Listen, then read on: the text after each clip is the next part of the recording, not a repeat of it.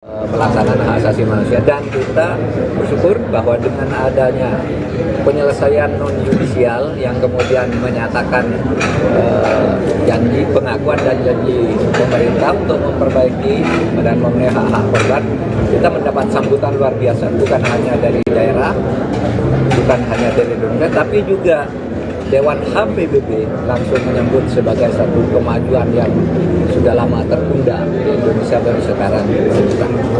Kasus 349 triliun, Pak. Aturan untuk tidak memproses hukum para caleg, capres maupun cawapres itu, Pak, untuk tanggapan?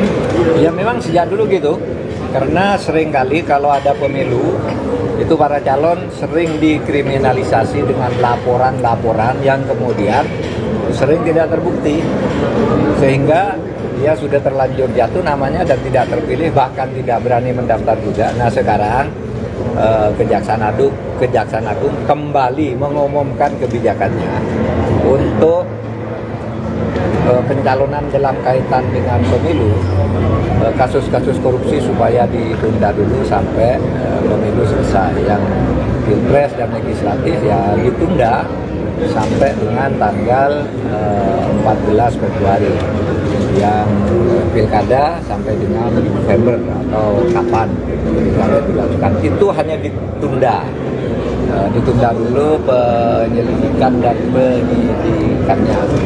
Tentu kalau yang sedang berjalan nanti biar dicari jalan keluar di Kejaksaan Agung. Tentu saja kalau sudah berjalan kami tidak bisa berkaitan dengan itu. Tapi semuanya tentu akan dibijaki agar hukum itu tidak dipolitisir lah. Pak Menko, untuk kasus 349 triliun, Pak, seperti apa, Pak? Ya, Update-nya, selalu Pak? ada yang bertanya 349 triliun itu kok dilempar lalu hilang. Nggak hilang. Pertama, kasus itu sudah terbukti ada. DPR sudah mencocokkan betul itu ada kasus atau peristiwa dugaan pencucian uang 349 triliun, oke. Tapi waktu itu DPR tidak mau menyelesaikan secara politik dengan penyelidikan oleh Pansus, lalu diserahkan pemerintah. Pemerintah membentuk satgas, sekarang di jalan. Nah, orang yang tidak tahu itu kok didiemin? Enggak.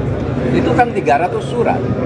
Artinya ada dua masalah. 300 surat itu kalau diselesaikan satu-satu kan harus, pertama perlu waktu, yang kedua tidak bisa dipublikasikan semua, dan saudara bisa baca publikasinya sendiri, sudah ditindaklanjuti di berbagai tempat, di KPK, di Polri, di Kejaksaan, semua mengungkap kasus itu dari 349. Tetapi dulu yang menjadi perhatian khusus adalah jumlah yang paling besar, yaitu 189 triliun tentang importasi emas. Nah itu juga sekarang jalan ya, langkah-langkahnya jalan, sudah ditemukan beberapa hal yang diselidiki, bukan hanya kepabeanan, ternyata juga menyangkut perpajakan dari kasus itu. Ini semua sedang berjalan, tidak ada yang hilang dan tidak boleh hilang. Pada saatnya harus clear kepada masyarakat. Ini posisi kasusnya. Nah untuk hal-hal yang lebih teknis, soal 189 triliun itu, ini ada Pak Sugeng, mana Pak Sugeng? Pak Sugeng, nanti Pak Sugeng nih, tolong Pak Sugeng dijelaskan sampai apa tuh kasus 349 triliun. Bentar, ada 189 triliun dugaan pencucian uang. Beliau ketua timnya, satgasnya, operasional. Jadi khusus untuk 189 ini sudah banyak yang sudah dilakukan. Misalnya untuk Direktorat Jenderal Bea Cukai itu sudah mengunjungi 3 tempat, memeriksa 56 pihak. Kemudian dari situ memang ada data tentang ketidakseimbangan antara barang yang masuk dan barang yang keluar. Barang yang masuk ternyata lebih sedikit daripada barang yang keluar. Artinya kan kalau barang masuk sedikit, keluar banyak, berarti ada barang lain yang ikut. Nah ini yang sedang diteliti. Nah di samping itu, tim juga mengembangkan bukan hanya dari sisi kepabeanan, tapi dengan perpajakan. Dan diindikasikan memang ada di wilayah tertentu, itu ada indikasi adanya barang-barang yang ilegal yang ikut di situ. Nah ini sedang dilakukan penelitian. Dan di samping itu juga ada satu kasus yang sedang didorong juga untuk dilakukan tindakan yang lebih agresif untuk tahapan penyelesaiannya. Ini bisa mengindikasikan bahwa Satgas terus bekerja, di antaranya misalnya surat keputusan Pak Menko itu selaku komite itu di awal Mei, itu di pertengahan Mei Bea Cukai sudah bergerak. Jadi perkembangannya sementara seperti itu. Pak, sudah ada indikasi tersangkanya Pak Menko yang belum, masih jalan. Cuma supaya dipahami, kasus 349 adalah menyangkut 300 surat ya itu terpecah. Nah, apa sudah ditindak? Si Rafael Alun itu kan dari situ, ada di situ Rafael Alun.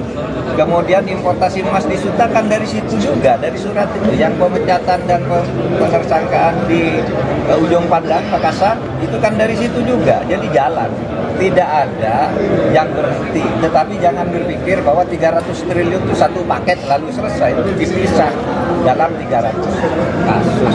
Itu aja cukup. Pak, Soal gugatan batas usia.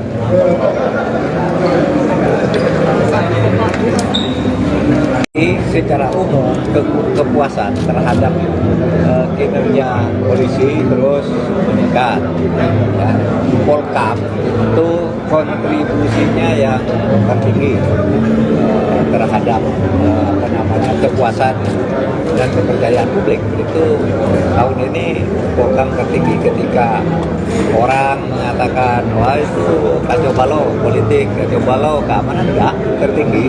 Itu yang kacau balau itu kan hanya kata medsos saja. Dan ini semua survei mengatakan itu. Jadi angka 79 ya. 74,3 untuk nasional. Lalu kontribusi kita dari Polkam itu jauh lebih tinggi dari itu, 79. Di bidang hukum sekarang 61, dulu 49 gitu. Nah, saya kira ini pandangan masyarakat di seluruh Indonesia, bukan hanya pandangan masyarakat di Jakarta yang main medsos. Jadi kita bersyukur, mari kita jaga bahwa Polkam kita terbaik untuk tahun ini. Bukan untuk tahun ini, bahkan sepanjang pemerintahan Pak Jokowi periode kedua inilah yang baik. Pak Menko tadi, apalagi dalam sambutan Pak Menko menyebut akan melakukan kunjungan ke sejumlah negara, apakah itu termasuk menyebut eksil-eksil yang rencananya akan dilakukan Pak Menko. Kemudian untuk revisi peradilan militer katanya naskah akan digodok oleh pemerintah. Iya, jadi saya besok akan ke Turki untuk kerjasama keamanan. Sesudah itu ke Amsterdam dan ke Praha, ke Ceko. Itu bukan untuk menjemput, untuk menemui dan memberitahu tentang hak-hak korban pelanggaran HAM berat. Itu hak konstitusional. Sudah itu saya akan ke Korea. Jadi ya dalam rangka keamanan dan dalam rangka informasi tentang pelaksanaan hak asasi manusia. Dan kita bersyukur bahwa dengan adanya penyelesaian non-judisial yang kemudian menyatakan janji pengakuan dan janji pemerintah untuk memperbaiki dan memenuhi hak-hak korban, kita mendapat sambutan luar biasa, bukan hanya dari daerah, bukan hanya dari Indonesia, tapi juga Dewan HAM PBB langsung menyambut sebagai satu kemajuan yang sudah lama tertunda di Indonesia baru sekarang. Kasus 349 triliun Pak. Aturan untuk tidak memproses hukum para caleg, capres maupun cawapres itu Pak, untuk tanggapan? Ya memang sejak dulu gitu, karena seringkali kalau ada pemilu itu para calon sering dikriminalisasi dengan laporan-laporan yang kemudian sering tidak terbukti, sehingga dia sudah terlanjur jatuh namanya dan tidak terpilih, bahkan tidak berani mendaftar juga. Nah sekarang Kejaksaan Agung kembali mengumumkan kebijakannya untuk pencalonan dalam kaitan dengan pemilu, kasus-kasus korupsi supaya ditunda dulu sampai pemilu selesai. Yang pilpres dan legislatif ya ditunda sampai dengan tanggal 14 Februari, yang pilkada sampai dengan November atau kapan pilkada dilakukan. Itu hanya ditunda dulu penyelidikan dan penyidikannya. Tentu kalau yang sedang berjalan nanti biar dicari jalan keluar di Kejaksaan Agung. Tentu saja kalau sudah berjalan kami tidak bisa berkaitkan dengan itu. Tapi semuanya tentu akan dibijaki agar hukum itu tidak dipolitisir lah. Pak Menko, untuk kasus 349 triliun Pak, seperti apa Pak Ya, update-nya Pak? selalu ada yang bertanya 349 triliun itu kok dilempar lalu hilang. Nggak hilang. Pertama, kasus itu sudah terbukti ada. DPR sudah mencocokkan betul itu ada kasus atau peristiwa dugaan pencucian uang 349 triliun, oke. Tapi waktu itu DPR tidak mau menyelesaikan secara politik dengan penyelidikan oleh Pansus, lalu diserahkan pemerintah. Pemerintah membentuk satgas, sekarang di jalan. Nah, orang yang tidak tahu itu kok didiemin? Enggak. Itu kan 300 surat.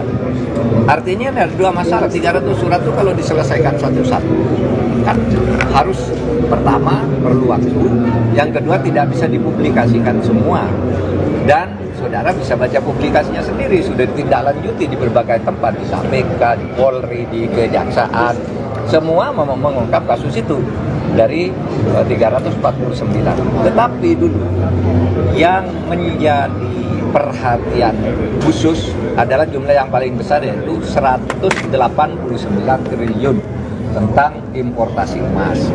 Nah, itu juga sekarang jalan ya, langkah-langkahnya jalan, sudah ditemukan beberapa hal yang diselidiki, bukan hanya kepabeanan, ternyata juga menyangkut perpajakan dari kasus itu. Ini semua sedang berjalan, tidak ada yang hilang dan tidak boleh hilang. Pada saatnya harus clear kepada masyarakat. Ini posisi kasusnya. Nah, untuk hal-hal yang lebih teknis, soal 189 triliun itu, ini ada Pak Sugeng, mana Pak Sugeng? Pak Sugeng, nanti Pak Sugeng nih, tolong Pak Sugeng dijelaskan sampai apa tuh kasus 349 triliun. Bentar, ada 189 triliun dugaan pencucian uang. Beliau ketua timnya, satgasnya, operasional.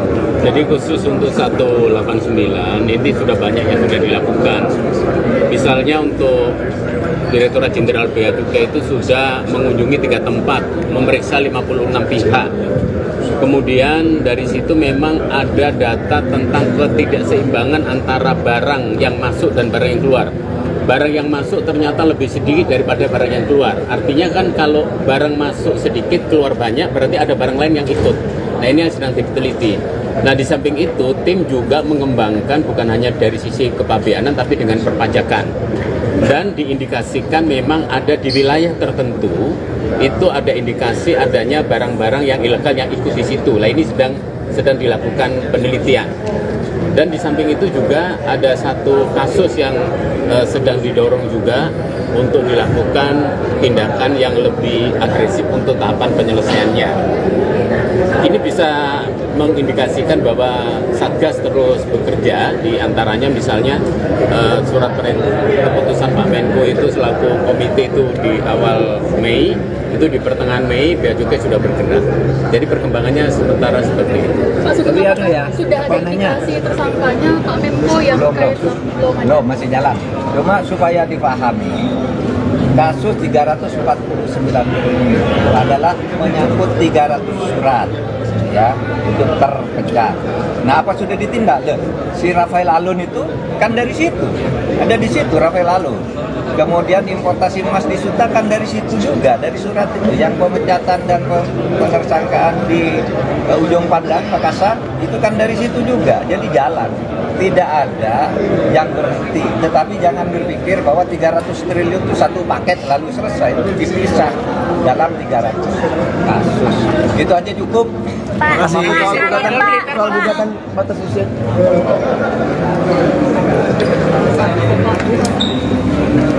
Secara umum kepuasan terhadap kinerja polisi terus meningkat.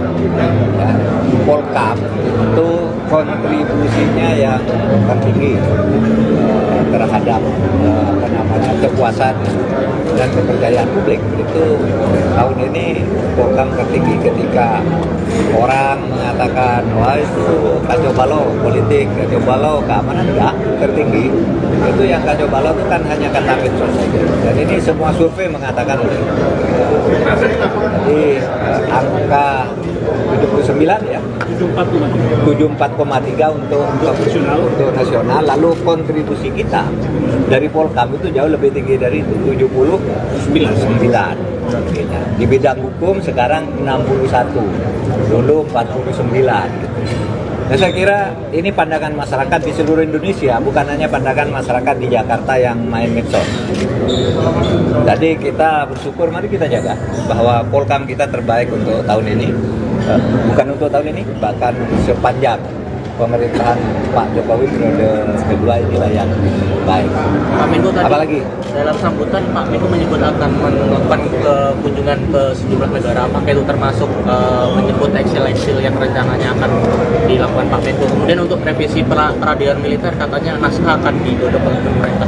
Iya, jadi saya besok akan ke Turki untuk kerjasama keamanan. Sesudah itu ke Amsterdam dan ke Praha, ke Ceko. Itu bukan untuk menjemput, untuk menemui dan memberitahu tentang hak-hak korban pelanggaran HAM berat. Itu hak konstitusional. Sudah itu saya akan ke Korea. Jadi ya dalam rangka keamanan dan dalam rangka informasi tentang pelaksanaan hak asasi manusia. Dan kita bersyukur bahwa dengan adanya penyelesaian non yudisial yang kemudian menyatakan janji pengakuan dan janji pemerintah untuk memperbaiki dan memenuhi hak-hak korban, kita mendapat sambutan luar biasa, bukan hanya dari daerah, bukan hanya dari Indonesia, tapi juga Dewan HAM PBB langsung menyambut sebagai satu kemajuan yang sudah lama tertunda di Indonesia baru sekarang. Kasus 349 triliun, Pak. Aturan untuk tidak memproses hukum para caleg, capres maupun cawapres gitu Pak, untuk tanggapan?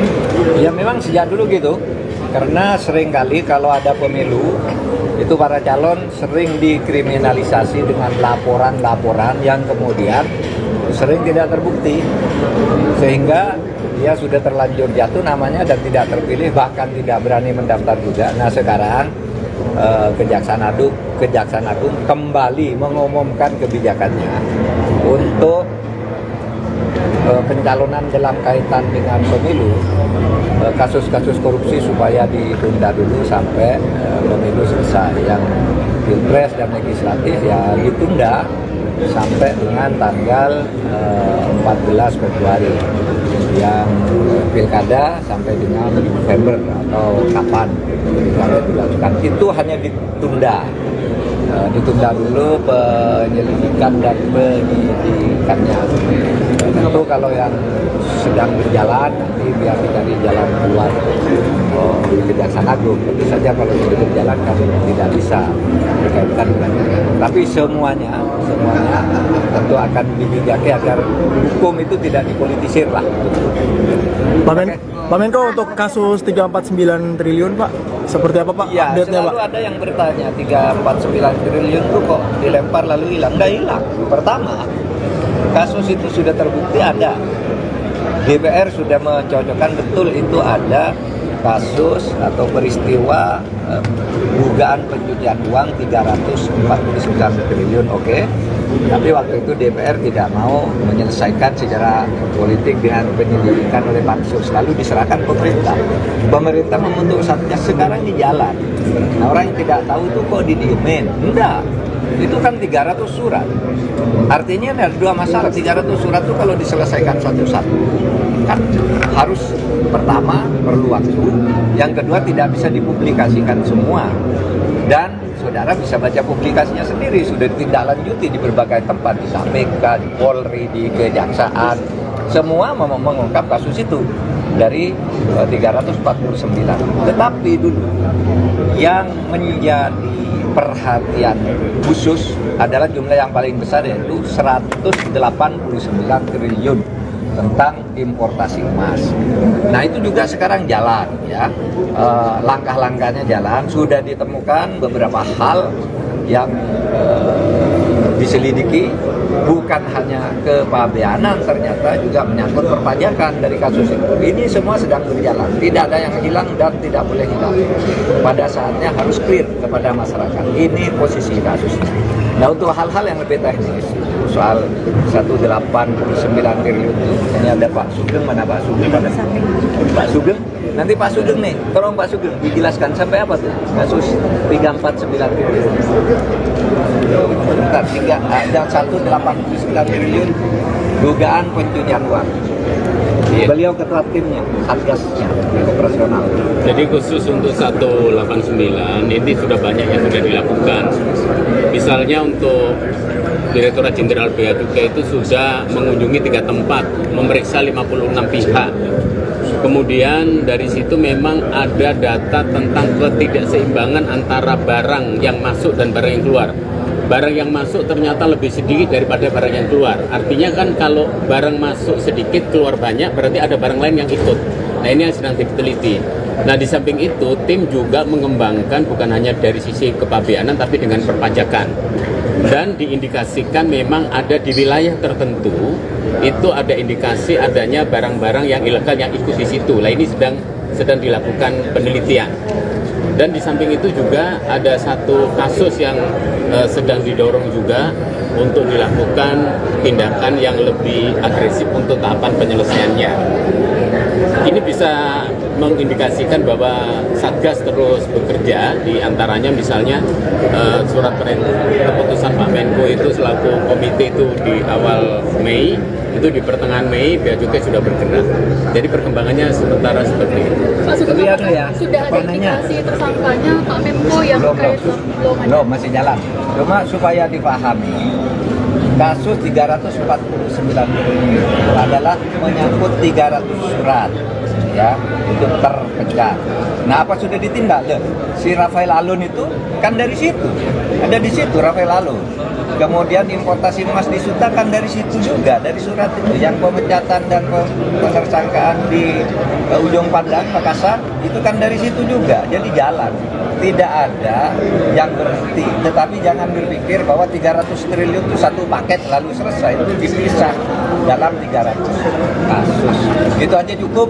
Terima kasih. Soal gugatan batas usia.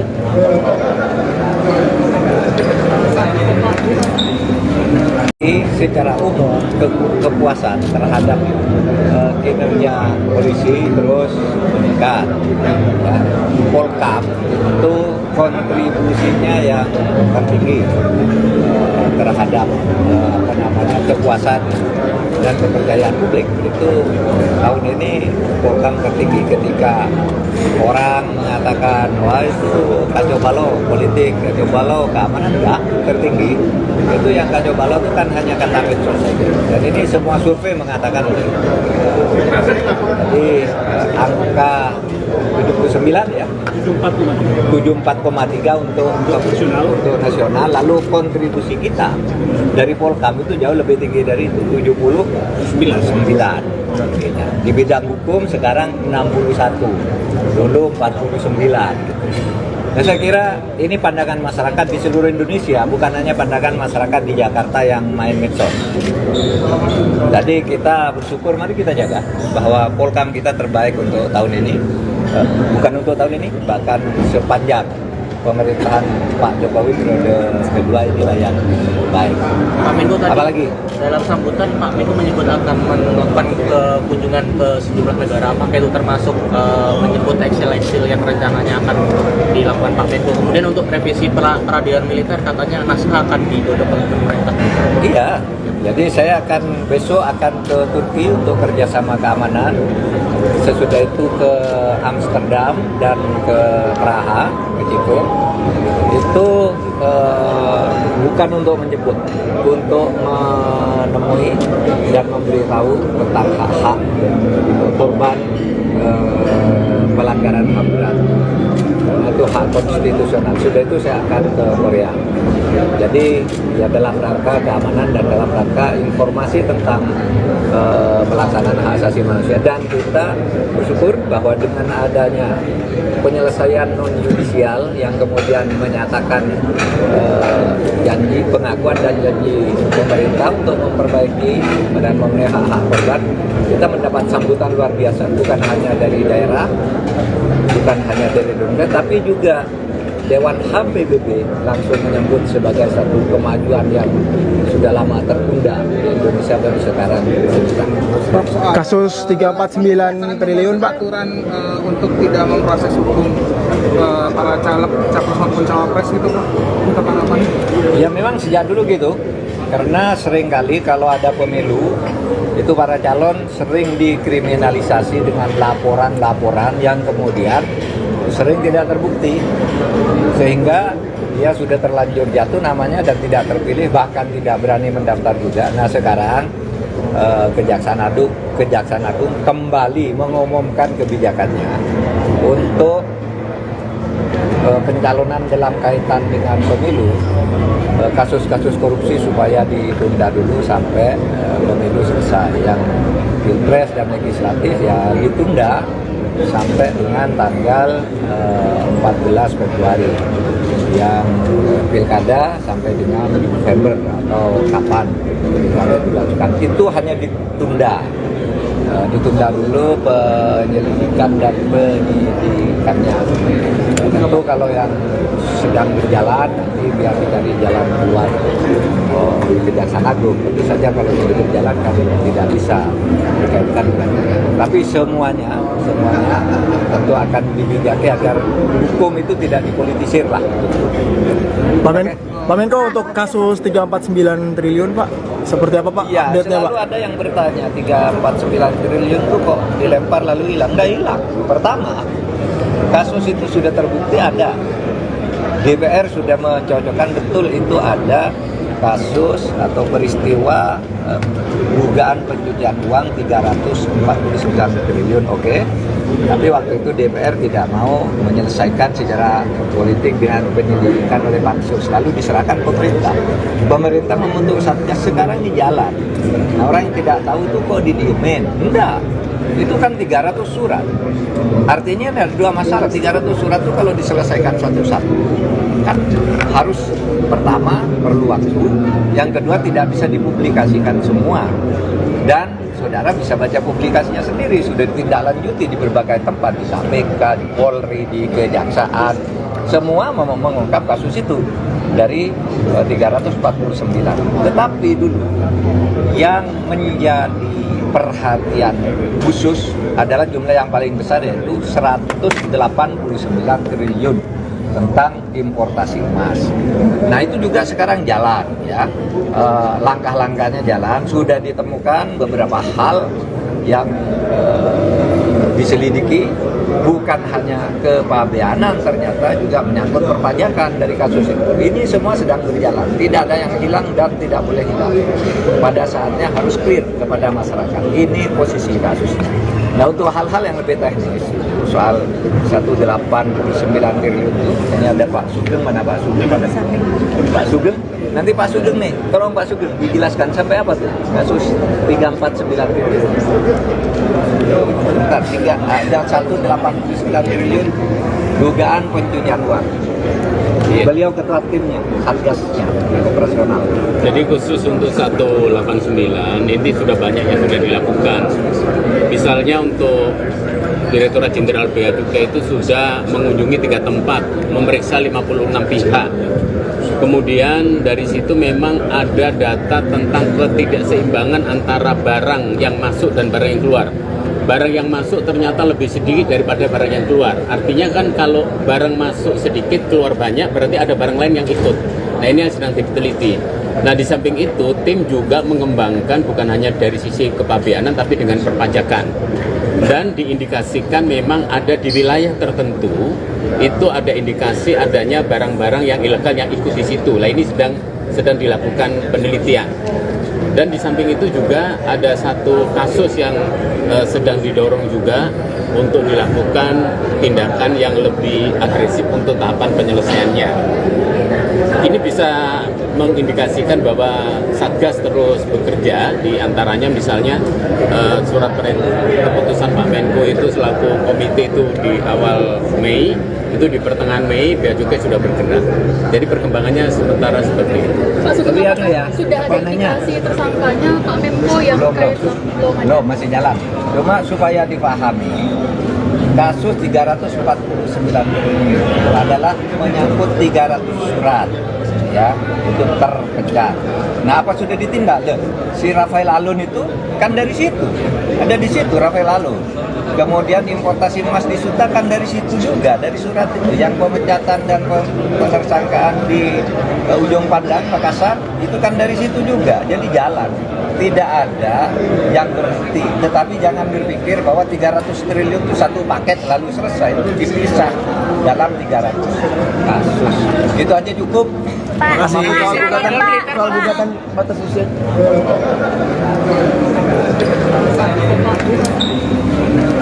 Secara umum kepuasan terhadap kinerja polisi terus meningkat.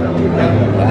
Polkam itu kontribusinya yang tertinggi terhadap kepuasan dan kepercayaan publik itu tahun ini Polkam tertinggi ketika orang mengatakan wah itu kacau balau politik, kacau balau keamanan, enggak, tertinggi itu yang kacau balau itu kan hanya kata medsos saja. Dan ini semua survei mengatakan itu.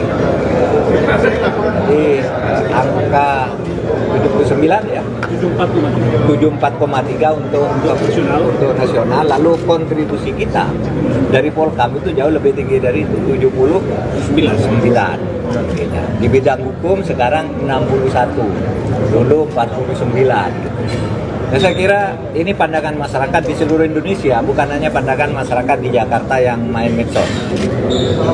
Jadi kita bersyukur, mari kita jaga bahwa Polkam kita terbaik untuk tahun ini. Bukan untuk tahun ini, bahkan sepanjang pemerintahan Pak Jokowi periode kedua inilah yang baik. Pak Menko tadi, apalagi dalam sambutan Pak Menko menyebut akan melakukan kunjungan ke sejumlah negara, apakah itu termasuk menyebut eksil-eksil yang rencananya akan dilakukan Pak Menko. Kemudian untuk revisi peradilan militer katanya naskah akan didorong oleh pemerintah. Iya, jadi saya besok akan ke Turki untuk kerjasama keamanan. Sesudah itu ke Amsterdam dan ke Praha, ke Ceko.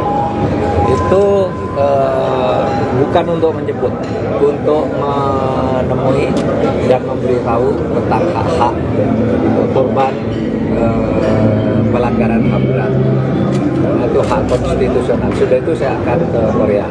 Jadi ya dalam rangka keamanan dan dalam rangka informasi tentang pelaksanaan hak asasi manusia. Dan kita bersyukur bahwa dengan adanya penyelesaian non-judisial yang kemudian menyatakan janji pengakuan dan janji pemerintah untuk memperbaiki dan memenuhi hak-hak korban, kita mendapat sambutan luar biasa, bukan hanya dari daerah, bukan hanya dari Indonesia, tapi juga Dewan HAM PBB langsung menyambut sebagai satu kemajuan yang sudah lama tertunda di Indonesia baru sekarang.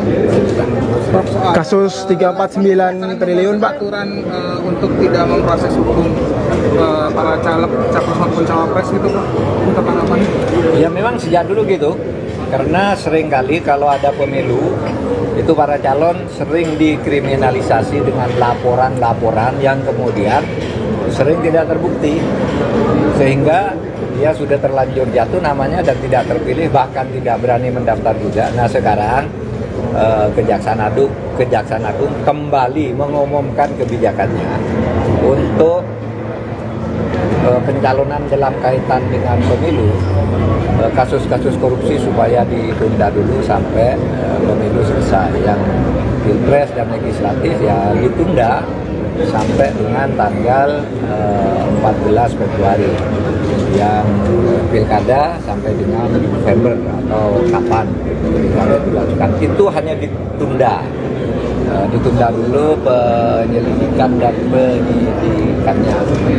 Tentu kalau yang sedang berjalan nanti biar dicari jalan keluar di Kejaksaan Agung. Tentu saja kalau sudah berjalan kami tidak bisa dikaitkan dengan itu. Tapi semuanya tentu akan dibijaki agar hukum itu tidak dipolitisir lah. Pak Menko, untuk kasus 349 triliun Pak, seperti apa Pak Ya, update-nya Pak? selalu ada yang bertanya 349 triliun itu kok dilempar lalu hilang. Nggak hilang. Pertama, kasus itu sudah terbukti ada. DPR sudah mencocokkan betul itu ada kasus atau peristiwa dugaan pencucian uang 349 triliun, oke. Tapi waktu itu DPR tidak mau menyelesaikan secara politik dengan penyelidikan oleh Pansus, lalu diserahkan pemerintah. Pemerintah membentuk satgas, sekarang di jalan. Nah, orang yang tidak tahu itu kok didiemin? Enggak. Itu kan 300 surat. Artinya ada dua masalah. 300 surat itu kalau diselesaikan satu-satu kan harus, pertama perlu waktu, yang kedua tidak bisa dipublikasikan semua. Dan saudara bisa baca publikasinya sendiri, sudah ditindaklanjuti di berbagai tempat, di KPK, di Polri, di Kejaksaan, semua mengungkap kasus itu dari 349. Tetapi dulu yang menjadi perhatian khusus adalah jumlah yang paling besar, yaitu 189 triliun tentang importasi emas. Nah, itu juga sekarang jalan, ya. Langkah-langkahnya jalan, sudah ditemukan beberapa hal yang diselidiki, bukan hanya kepabeanan, ternyata juga menyangkut perpajakan dari kasus itu. Ini semua sedang berjalan, tidak ada yang hilang dan tidak boleh hilang. Pada saatnya harus clear kepada masyarakat. Ini posisi kasusnya. Nah, untuk hal-hal yang lebih teknis, soal 189 triliun itu, ini ada Pak Sugeng, mana Pak Sugeng? Pak Sugeng, nanti Pak Sugeng nih, tolong Pak Sugeng dijelaskan sampai apa tuh kasus 349 triliun.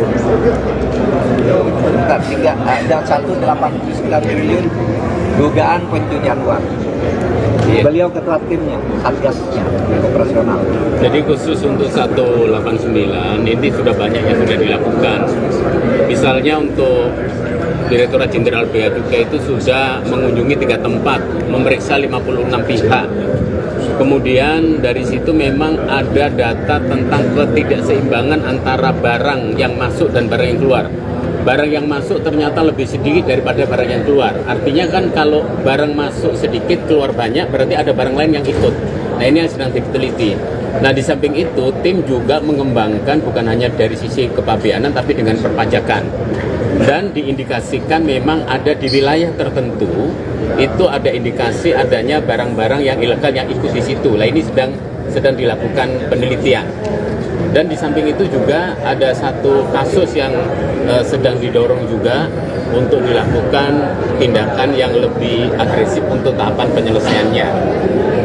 Ini bisa mengindikasikan bahwa Satgas terus bekerja, di antaranya misalnya surat keputusan Pak Menko itu selaku komite itu di awal Mei, itu di pertengahan Mei Bea Cukai sudah bergerak. Jadi perkembangannya sementara seperti itu. Pak Sugeng, Ya, sudah ada indikasi tersangkanya Pak Menko yang terkait belum, masih jalan. Cuma supaya dipahami, kasus 349 triliun adalah menyangkut 300 surat, ya, itu terpecah. Nah, apa sudah ditindak? Si Rafael Alun itu kan dari situ, ada di situ Rafael Alun. Kemudian importasi emas di Suta kan dari situ juga, dari surat itu. Yang pemecatan dan penersangkaan di Ujung Pandang, Makassar, itu kan dari situ juga. Jadi jalan, tidak ada yang berhenti. Tetapi jangan berpikir bahwa 300 triliun itu satu paket lalu selesai. Itu dipisah dalam 300 kasus. Itu aja cukup. Makasih. Soal gugatan batas usia.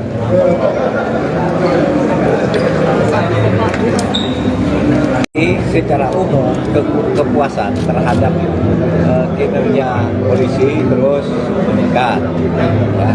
Polkam itu kontribusinya yang tertinggi terhadap kepuasan dan kepercayaan publik. Itu tahun ini Polkam tertinggi ketika orang mengatakan wah itu kacau balau politik, kacau balau keamanan, enggak, tertinggi. Itu yang kacau balau itu kan hanya kata medsos saja. Dan ini semua survei mengatakan itu. Jadi angka 79 ya, 74,3 untuk nasional. Lalu kontribusi kita dari Polkam itu jauh lebih tinggi dari itu, 79. Di bidang hukum sekarang 61, dulu 49. Nah, saya kira ini pandangan masyarakat di seluruh Indonesia, bukan hanya pandangan masyarakat di Jakarta yang main medsos. Jadi kita bersyukur, mari kita jaga bahwa Polkam kita terbaik untuk tahun ini. bukan untuk tahun ini, bahkan sepanjang pemerintahan Pak Jokowi periode kedua inilah yang baik. Pak Menko tadi Apalagi? dalam sambutan Pak Menko menyebut akan melakukan kunjungan ke sejumlah negara, apakah itu termasuk menyebut eksil-eksil yang rencananya akan dilakukan Pak Menko. Kemudian untuk revisi peradilan militer katanya naskah akan didorong oleh pemerintah. Iya, jadi saya besok akan ke Turki untuk kerjasama keamanan. Sesudah itu ke Amsterdam dan ke Praha, ke Ceko. Itu bukan untuk menjemput, untuk menemui dan memberitahu tentang hak-hak korban pelanggaran HAM berat. Itu hak konstitusional. Sudah itu saya akan ke Korea. Jadi ya dalam rangka keamanan dan dalam rangka informasi tentang pelaksanaan hak asasi manusia, dan kita bersyukur bahwa dengan adanya penyelesaian non yudisial yang kemudian menyatakan janji pengakuan dan janji pemerintah untuk memperbaiki dan memenuhi hak-hak korban, kita mendapat sambutan luar biasa, bukan hanya dari daerah, bukan hanya dari Indonesia, tapi juga Dewan HAM PBB langsung menyambut sebagai satu kemajuan yang sudah lama tertunda di Indonesia baru sekarang. Kasus 349 triliun Pak. Aturan untuk tidak memproses hukum para caleg, capres maupun cawapres gitu Pak, untuk apa?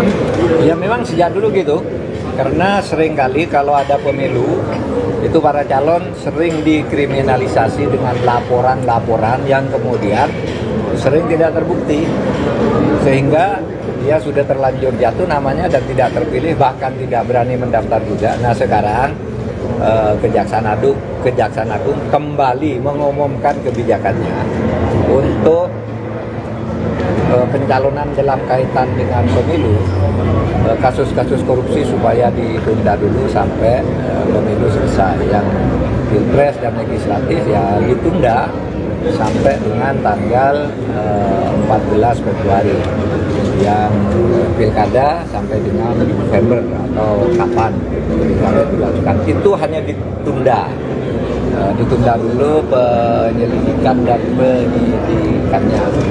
Tentu kalau yang sedang berjalan nanti biar dicari jalan keluar di Kejaksaan Agung. Tentu saja kalau sudah berjalan kami tidak bisa berkaitan dengan itu. Tapi semuanya tentu akan dibijaki agar hukum itu tidak dipolitisir lah.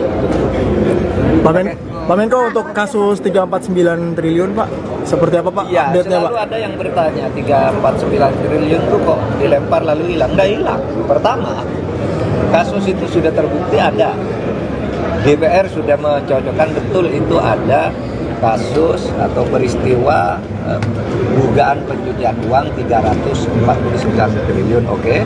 Tapi waktu itu DPR tidak mau menyelesaikan secara politik dengan penyelidikan oleh Pansus, lalu diserahkan pemerintah. Pemerintah membentuk satgas, sekarang di jalan. Nah, orang yang tidak tahu itu kok didiemin? Enggak. Itu kan 300 surat.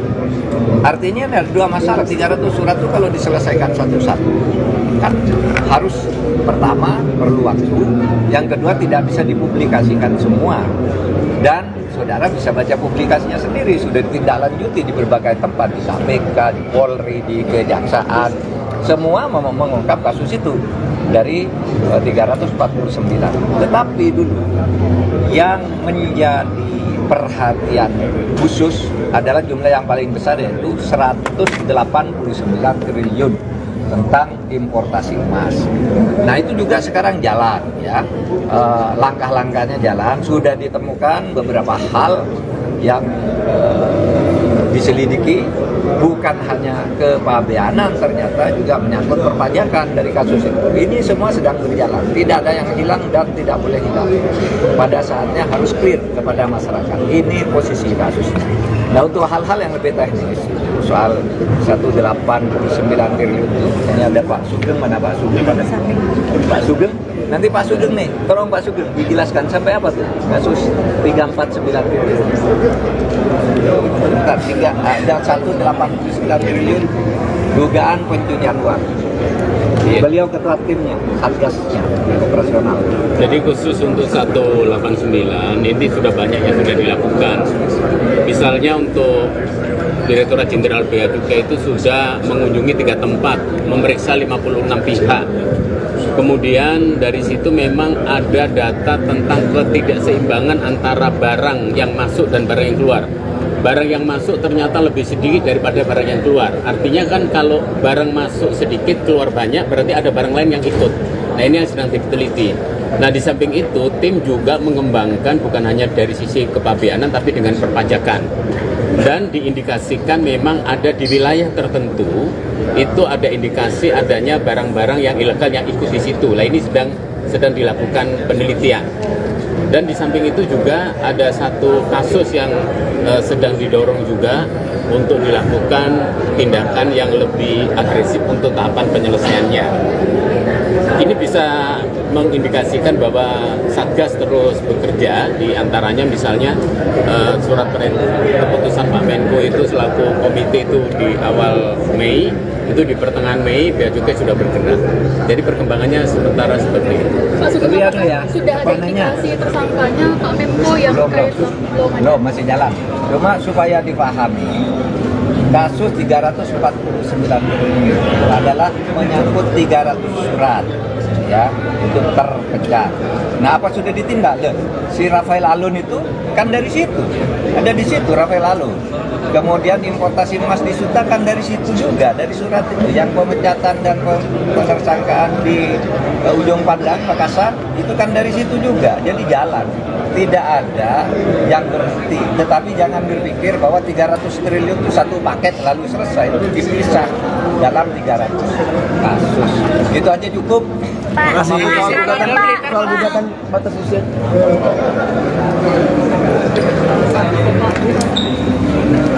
Secara umum kepuasan terhadap kinerja polisi terus meningkat. Ya. Polkam itu kontribusinya yang tertinggi terhadap kepuasan dan kepercayaan publik. Itu tahun ini Polkam tertinggi ketika orang mengatakan wah itu kacau balau politik, kacau balau keamanan, enggak, tertinggi. Itu yang kacau balau itu kan hanya kata medsos saja. Dan ini semua survei mengatakan jadi angka 79 ya, 74,3 untuk nasional. Lalu kontribusi kita dari Polkam itu jauh lebih tinggi dari itu, 79. Di bidang hukum sekarang 61, dulu 49. Nah, saya kira ini pandangan masyarakat di seluruh Indonesia, bukan hanya pandangan masyarakat di Jakarta yang main medsos. Jadi kita bersyukur, mari kita jaga bahwa Polkam kita terbaik untuk tahun ini. Bukan untuk tahun ini, bahkan sepanjang pemerintahan Pak Jokowi periode kedua inilah yang baik. Pak Menko tadi, apalagi dalam sambutan Pak Menko menyebut akan melakukan kunjungan ke sejumlah negara, apakah itu termasuk menyebut eksil-eksil yang rencananya akan dilakukan Pak Menko. Kemudian untuk revisi peradilan militer katanya naskah akan didorong oleh pemerintah. Iya, jadi saya besok akan ke Turki untuk kerjasama keamanan. Sesudah itu ke Amsterdam dan ke Praha, ke Ceko. Itu bukan untuk menjemput, untuk menemui dan memberitahu tentang hak-hak korban pelanggaran HAM berat. Itu hak konstitusional. Sudah itu saya akan ke Korea. Jadi ya dalam rangka keamanan dan dalam rangka informasi tentang pelaksanaan hak asasi manusia. Dan kita bersyukur bahwa dengan adanya penyelesaian non-judisial yang kemudian menyatakan janji pengakuan dan janji pemerintah untuk memperbaiki dan memenuhi hak-hak korban, kita mendapat sambutan luar biasa, bukan hanya dari daerah, bukan hanya dari Indonesia, tapi juga Dewan HAM PBB langsung menyambut sebagai satu kemajuan yang sudah lama tertunda di Indonesia baru sekarang. Kasus 349 triliun, Pak. Aturan untuk tidak memproses hukum para caleg, capres maupun cawapres gitu Pak, untuk apa? Ya memang sejak dulu gitu, karena seringkali kalau ada pemilu itu para calon sering dikriminalisasi dengan laporan-laporan yang kemudian sering tidak terbukti, sehingga dia sudah terlanjur jatuh namanya dan tidak terpilih, bahkan tidak berani mendaftar juga. Nah sekarang Kejaksaan Agung kembali mengumumkan kebijakannya untuk pencalonan dalam kaitan dengan pemilu, kasus-kasus korupsi supaya ditunda dulu sampai pemilu selesai. Yang pilpres dan legislatif ya ditunda sampai dengan tanggal 14 Februari. Yang pilkada sampai dengan November atau kapan sampai dilakukan. Itu hanya ditunda dulu penyelidikan dan penyidikannya. Tentu kalau yang sedang berjalan nanti biar dicari jalan keluar di Kejaksaan Agung. Tentu saja kalau sudah berjalan kami tidak bisa dikaitkan dengan. Tapi semuanya tentu akan dibijaki agar hukum itu tidak dipolitisir lah. Pak Menko, untuk kasus 349 triliun Pak, seperti apa Pak Ya, update-nya Pak? selalu ada yang bertanya 349 triliun itu kok dilempar lalu hilang. Nggak hilang. Pertama, kasus itu sudah terbukti ada. DPR sudah mencocokkan betul itu ada kasus atau peristiwa dugaan pencucian uang 349 triliun, oke. Tapi waktu itu DPR tidak mau menyelesaikan secara politik dengan penyelidikan oleh Pansus, lalu diserahkan pemerintah. Pemerintah membentuk satgas, sekarang di jalan. Nah, orang yang tidak tahu itu kok didiemin? Enggak. Itu kan 300 surat. Artinya ada dua masalah. 300 surat itu kalau diselesaikan satu-satu kan harus, pertama perlu waktu, yang kedua tidak bisa dipublikasikan semua, dan saudara bisa baca publikasinya sendiri, sudah ditindaklanjuti di berbagai tempat, di KPK, di Polri, di Kejaksaan, semua mengungkap kasus itu dari 349. Tetapi dulu yang menjadi perhatian khusus adalah jumlah yang paling besar, yaitu 189 triliun tentang importasi emas. Nah itu juga sekarang jalan ya, langkah-langkahnya jalan, sudah ditemukan beberapa hal yang diselidiki, bukan hanya kepabeanan, ternyata juga menyangkut perpajakan dari kasus itu. Ini semua sedang berjalan, tidak ada yang hilang dan tidak boleh hilang. Pada saatnya harus clear kepada masyarakat. Ini posisi kasusnya. Nah untuk hal-hal yang lebih teknis, soal 189 triliun itu, ini ada Pak Sugeng, mana Pak Sugeng? Pak Sugeng, nanti Pak Sugeng nih, tolong Pak Sugeng dijelaskan sampai apa tuh kasus 349 triliun. Bentar, ada 189 triliun dugaan pencucian uang. Beliau ketua timnya, satgasnya, operasional. Jadi khusus untuk 189 ini sudah banyak yang sudah dilakukan. Misalnya untuk Direktorat Jenderal Bea Cukai itu sudah mengunjungi 3 tempat, memeriksa 56 pihak. Kemudian dari situ memang ada data tentang ketidakseimbangan antara barang yang masuk dan barang yang keluar. Barang yang masuk ternyata lebih sedikit daripada barang yang keluar. Artinya kan kalau barang masuk sedikit, keluar banyak, berarti ada barang lain yang ikut. Nah ini yang sedang diteliti. Nah di samping itu, tim juga mengembangkan bukan hanya dari sisi kepabeanan, tapi dengan perpajakan. Dan diindikasikan memang ada di wilayah tertentu, itu ada indikasi adanya barang-barang yang ilegal yang ikut di situ. Nah ini sedang dilakukan penelitian. Dan di samping itu juga ada satu kasus yang sedang didorong juga untuk dilakukan tindakan yang lebih agresif untuk tahapan penyelesaiannya. Ini bisa mengindikasikan bahwa Satgas terus bekerja, di antaranya misalnya surat keputusan Pak Menko itu selaku komite itu di awal Mei, itu di pertengahan Mei Bea Cukai sudah bergerak. Jadi perkembangannya sementara seperti itu. Pak Sugeng, Tapi ada ya, sudah ada indikasi tersangkanya Pak Menko yang terkait belum ada? Belum, masih jalan. Cuma supaya dipahami, kasus 349 triliun adalah menyangkut 300 surat ya, itu terpecah. Nah apa sudah ditindak? Si Rafael Alun itu kan dari situ, ada di situ Rafael Alun. Kemudian importasi emas di Suta kan dari situ juga, dari surat itu. Yang pemecatan dan penersangkaan di Ujung Pandang, Makassar, itu kan dari situ juga. Jadi jalan, tidak ada yang berhenti. Tetapi jangan berpikir bahwa 300 triliun itu satu paket lalu selesai, itu dipisah. dalam 300 kasus. Gitu aja cukup. Makasih. Soal gugatan batas usia.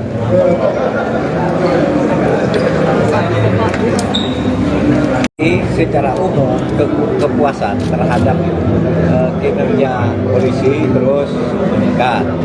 Ya. Polkam itu kontribusinya yang tertinggi terhadap kepuasan dan kepercayaan publik. Itu tahun ini Polkam tertinggi ketika orang mengatakan wah itu kacau balau politik, kacau balau keamanan, enggak, tertinggi. Itu yang kacau balau itu kan hanya kata medsos saja. Dan ini semua survei mengatakan itu. Jadi angka 79 ya. 74,3 untuk nasional. Lalu kontribusi kita dari Polkam itu jauh lebih tinggi dari itu, 79. Di bidang hukum sekarang 61, dulu 49. Nah, saya kira ini pandangan masyarakat di seluruh Indonesia, bukan hanya pandangan masyarakat di Jakarta yang main medsos. Jadi kita bersyukur, mari kita jaga bahwa Polkam kita terbaik untuk tahun ini. Bukan untuk tahun ini, bahkan sepanjang pemerintahan Pak Jokowi periode kedua inilah yang baik. Pak Menko tadi, apalagi dalam sambutan Pak Menko menyebut akan melakukan kunjungan ke sejumlah negara, apakah itu termasuk menyebut eksil-eksil yang rencananya akan dilakukan Pak Menko. Kemudian untuk revisi peradilan militer katanya naskah akan digodok oleh pemerintah. Iya, jadi saya besok akan ke Turki untuk kerjasama keamanan. Sesudah itu ke Amsterdam dan ke Praha, ke Ceko. Itu bukan untuk menjemput, untuk menemui dan memberitahu tentang hak-hak korban pelanggaran HAM berat. Itu hak konstitusional. Sudah itu saya akan ke Korea. Jadi ya dalam rangka keamanan dan dalam rangka informasi tentang pelaksanaan hak asasi manusia. Dan kita bersyukur bahwa dengan adanya penyelesaian non-judisial yang kemudian menyatakan janji pengakuan dan janji pemerintah untuk memperbaiki dan memenuhi hak-hak korban, kita mendapat sambutan luar biasa, bukan hanya dari daerah, bukan hanya dari Indonesia, tapi juga Dewan HAM PBB langsung menyebut sebagai satu kemajuan yang sudah lama tertunda di Indonesia baru sekarang. Kasus 349 triliun, Pak. Aturan untuk tidak memproses hukum para caleg, capres maupun cawapres gitu Pak, untuk harapan.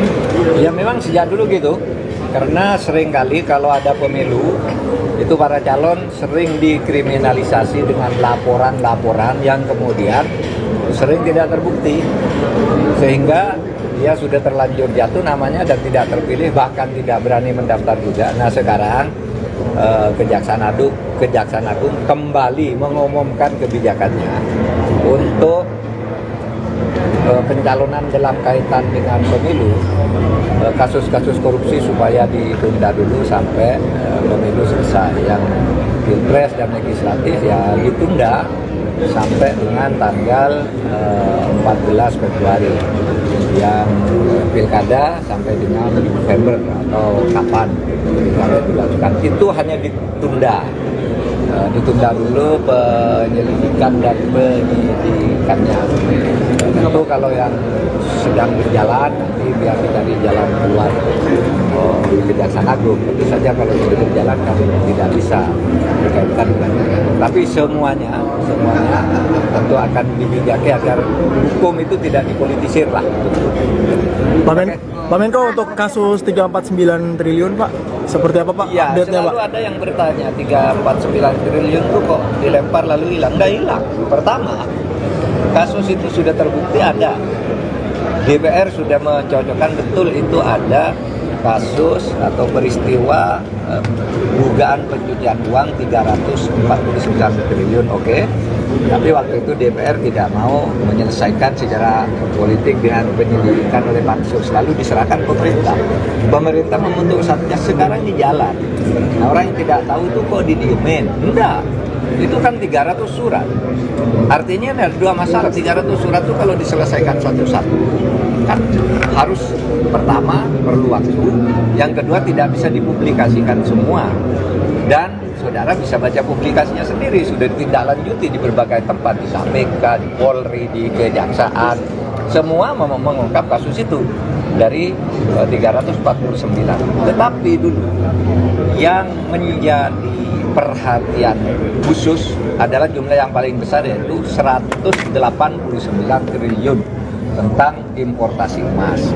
Nah itu juga sekarang jalan ya, langkah-langkahnya jalan, sudah ditemukan beberapa hal yang diselidiki, bukan hanya kepabeanan, ternyata juga menyangkut perpajakan dari kasus itu. Ini semua sedang berjalan, tidak ada yang hilang dan tidak boleh hilang. Pada saatnya harus clear kepada masyarakat. Ini posisi kasusnya. Nah untuk hal-hal yang lebih teknis, soal 189 triliun itu, ini ada Pak Sugeng, mana Pak Sugeng? Pak Sugeng, nanti Pak Sugeng nih, tolong Pak Sugeng dijelaskan sampai apa tuh kasus 349 triliun. Bentar, ada 189 triliun dugaan pencucian uang. Beliau ketua timnya, satgasnya, operasional. Jadi khusus untuk 189 ini sudah banyak yang sudah dilakukan. Misalnya untuk Direktorat Jenderal Bea Cukai itu sudah mengunjungi 3 tempat, memeriksa 56 pihak. Kemudian dari situ memang ada data tentang ketidakseimbangan antara barang yang masuk dan barang yang keluar. Barang yang masuk ternyata lebih sedikit daripada barang yang keluar. Artinya kan kalau barang masuk sedikit, keluar banyak, berarti ada barang lain yang ikut. Nah ini yang sedang diteliti. Nah di samping itu, tim juga mengembangkan bukan hanya dari sisi kepabeanan, tapi dengan perpajakan.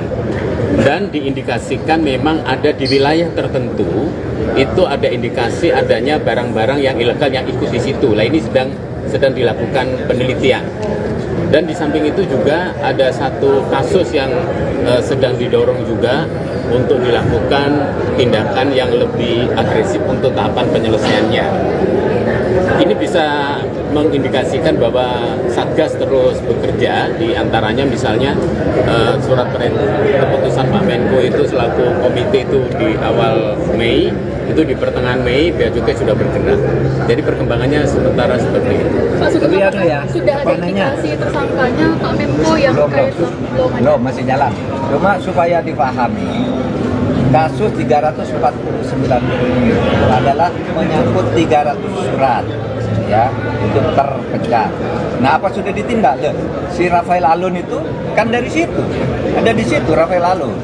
Kemudian importasi emas di Suta kan dari situ juga, dari surat itu. Yang pemecatan dan penersangkaan di Ujung Pandang, Makassar, itu kan dari situ juga. Jadi jalan, tidak ada yang berhenti. Tetapi jangan berpikir bahwa 300 triliun itu satu paket lalu selesai. Itu dipisah dalam 300 kasus.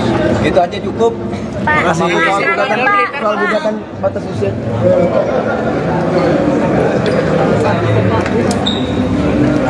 Secara umum kepuasan terhadap kinerja polisi terus meningkat. Ya.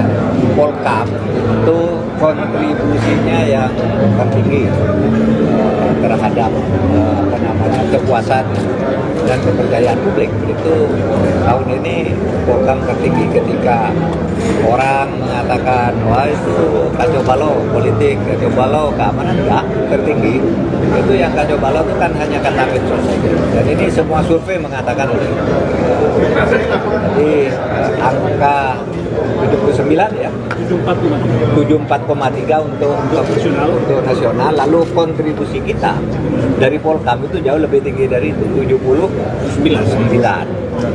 Di bidang hukum sekarang 61, dulu 49. Nah, saya kira ini pandangan masyarakat di seluruh Indonesia, bukan hanya pandangan masyarakat di Jakarta yang main medsos. Jadi kita bersyukur, mari kita jaga bahwa Polkam kita terbaik untuk tahun ini. Bukan untuk tahun ini, bahkan sepanjang pemerintahan Pak Jokowi periode kedua inilah yang baik. Pak Menko tadi, apalagi dalam sambutan Pak Menko menyebut akan melakukan kunjungan ke sejumlah negara, apakah itu termasuk menyebut eksil-eksil yang rencananya akan dilakukan Pak Menko. Kemudian untuk revisi peradilan militer katanya naskah akan digodok oleh pemerintah. Iya, jadi saya besok akan ke Turki untuk kerjasama keamanan. Sesudah itu ke Amsterdam dan ke Praha, ke Ceko. Itu bukan untuk menjemput, untuk menemui dan memberitahu tentang hak-hak korban pelanggaran HAM berat. Karena itu hak konstitusional. Sudah itu saya akan ke Korea. Jadi ya dalam rangka keamanan dan dalam rangka informasi tentang pelaksanaan hak asasi manusia, dan kita bersyukur bahwa dengan adanya penyelesaian non judisial yang kemudian menyatakan janji pengakuan dan janji pemerintah untuk memperbaiki dan memenuhi hak-hak korban, kita mendapat sambutan luar biasa, bukan hanya dari daerah, bukan hanya dari Indonesia, tapi juga Dewan HAM PBB langsung menyambut sebagai satu kemajuan yang sudah lama tertunda di Indonesia baru sekarang. Kasus 349 triliun, Pak. Aturan untuk tidak memproses hukum para caleg, capres maupun cawapres gitu Pak, untuk tanggapannya? Ya memang sejak dulu gitu, karena seringkali kalau ada pemilu itu para calon sering dikriminalisasi dengan laporan-laporan yang kemudian sering tidak terbukti, sehingga dia sudah terlanjur jatuh namanya dan tidak terpilih, bahkan tidak berani mendaftar juga. Nah sekarang Kejaksaan Agung kembali mengumumkan kebijakannya untuk pencalonan dalam kaitan dengan pemilu, kasus-kasus korupsi supaya ditunda dulu sampai pemilu selesai. Yang pilpres dan legislatif ya ditunda sampai dengan tanggal 14 Februari, yang pilkada sampai dengan November atau kapan pilkada dilakukan. Itu hanya ditunda dulu penyelidikan dan penyidikannya. Tentu kalau yang sedang berjalan nanti biar dicari jalan keluar di Kejaksaan Agung. Tentu saja kalau sudah berjalan kami tidak bisa berkaitan dengan itu. Tapi semuanya tentu akan dibijaki agar hukum itu tidak dipolitisir lah. Pak Menko, untuk kasus 349 triliun Pak, seperti apa Pak Ya, update-nya Pak? selalu ada yang bertanya 349 triliun itu kok dilempar lalu hilang. Nggak hilang. Pertama, kasus itu sudah terbukti ada. DPR sudah mencocokkan betul itu ada kasus atau peristiwa dugaan pencucian uang 349 triliun, oke. Tapi waktu itu DPR tidak mau menyelesaikan secara politik dengan penyelidikan oleh pansus, lalu diserahkan pemerintah. Pemerintah membentuk satgas, sekarang di jalan. Nah, orang yang tidak tahu itu kok didiemin? Enggak. Itu kan 300 surat. Artinya ada dua masalah. 300 surat itu kalau diselesaikan satu-satu kan harus, pertama perlu waktu, yang kedua tidak bisa dipublikasikan semua, dan saudara bisa baca publikasinya sendiri, sudah ditindaklanjuti di berbagai tempat, di KPK, di Polri, di Kejaksaan, semua mengungkap kasus itu dari 349. Tetapi dulu yang menjadi perhatian khusus adalah jumlah yang paling besar, yaitu 189 triliun tentang importasi emas. Nah itu juga sekarang jalan ya, langkah-langkahnya jalan, sudah ditemukan beberapa hal yang diselidiki, bukan hanya kepabeanan, ternyata juga menyangkut perpajakan dari kasus itu. Ini semua sedang berjalan, tidak ada yang hilang dan tidak boleh hilang. Pada saatnya harus clear kepada masyarakat. Ini posisi kasusnya. Nah untuk hal-hal yang lebih teknis, soal 189 triliun itu, ini ada Pak Sugeng, mana Pak Sugeng? Pak Sugeng, nanti Pak Sugeng nih, tolong Pak Sugeng dijelaskan sampai apa tuh kasus 349 triliun. Bentar, 189 triliun dugaan pencucian uang. Beliau ketua timnya, satgasnya, operasional. Jadi khusus untuk 189 ini sudah banyak yang sudah dilakukan. Misalnya untuk Direktorat Jenderal Bea Cukai itu sudah mengunjungi 3 tempat, memeriksa 56 pihak. Kemudian dari situ memang ada data tentang ketidakseimbangan antara barang yang masuk dan barang yang keluar. Barang yang masuk ternyata lebih sedikit daripada barang yang keluar. Artinya kan kalau barang masuk sedikit, keluar banyak, berarti ada barang lain yang ikut. Nah ini yang sedang diteliti. Nah di samping itu, tim juga mengembangkan bukan hanya dari sisi kepabeanan, tapi dengan perpajakan. dan diindikasikan memang ada di wilayah tertentu itu ada indikasi adanya barang-barang yang ilegal yang ikut di situ. Nah, ini sedang dilakukan penelitian. Dan di samping itu juga ada satu kasus yang sedang didorong juga untuk dilakukan tindakan yang lebih agresif untuk tahapan penyelesaiannya. Ini bisa mengindikasikan bahwa Satgas terus bekerja, di antaranya misalnya surat keputusan Pak Menko itu selaku komite itu di awal Mei, itu di pertengahan Mei Bea Cukai sudah bergerak. Jadi perkembangannya sementara seperti itu. Pak, Tapi ada ya, sudah ada indikasi tersangkanya Pak Menko yang terkait belum masih jalan. Cuma supaya dipahami, kasus 349 triliun adalah menyangkut 300 surat ya untuk terpecah. Nah, apa sudah ditindak? Si Rafael Alun itu kan dari situ, ada di situ Rafael Alun. Kemudian importasi emas di Suta kan dari situ juga, dari surat itu. Yang pemecatan dan penersangkaan di Ujung Pandang, Makassar, itu kan dari situ juga. Jadi jalan, tidak ada yang berhenti. Tetapi jangan berpikir bahwa 300 triliun itu satu paket lalu selesai. Itu dipisah dalam 300 kasus. Itu aja cukup. Terima kasih. Soal gugatan batas usia.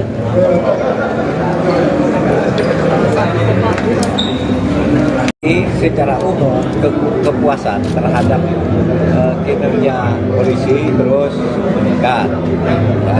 Polkam itu kontribusinya yang tertinggi terhadap kepuasan dan kepercayaan publik. Itu tahun ini Polkam tertinggi ketika orang mengatakan wah itu kacau balau politik, kacau balau keamanan, enggak, tertinggi.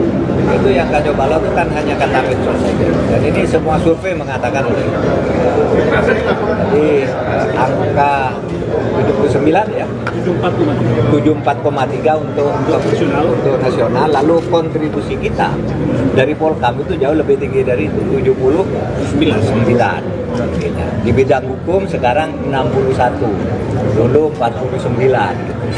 Nah, saya kira ini pandangan masyarakat di seluruh Indonesia, bukan hanya pandangan masyarakat di Jakarta yang main medsos.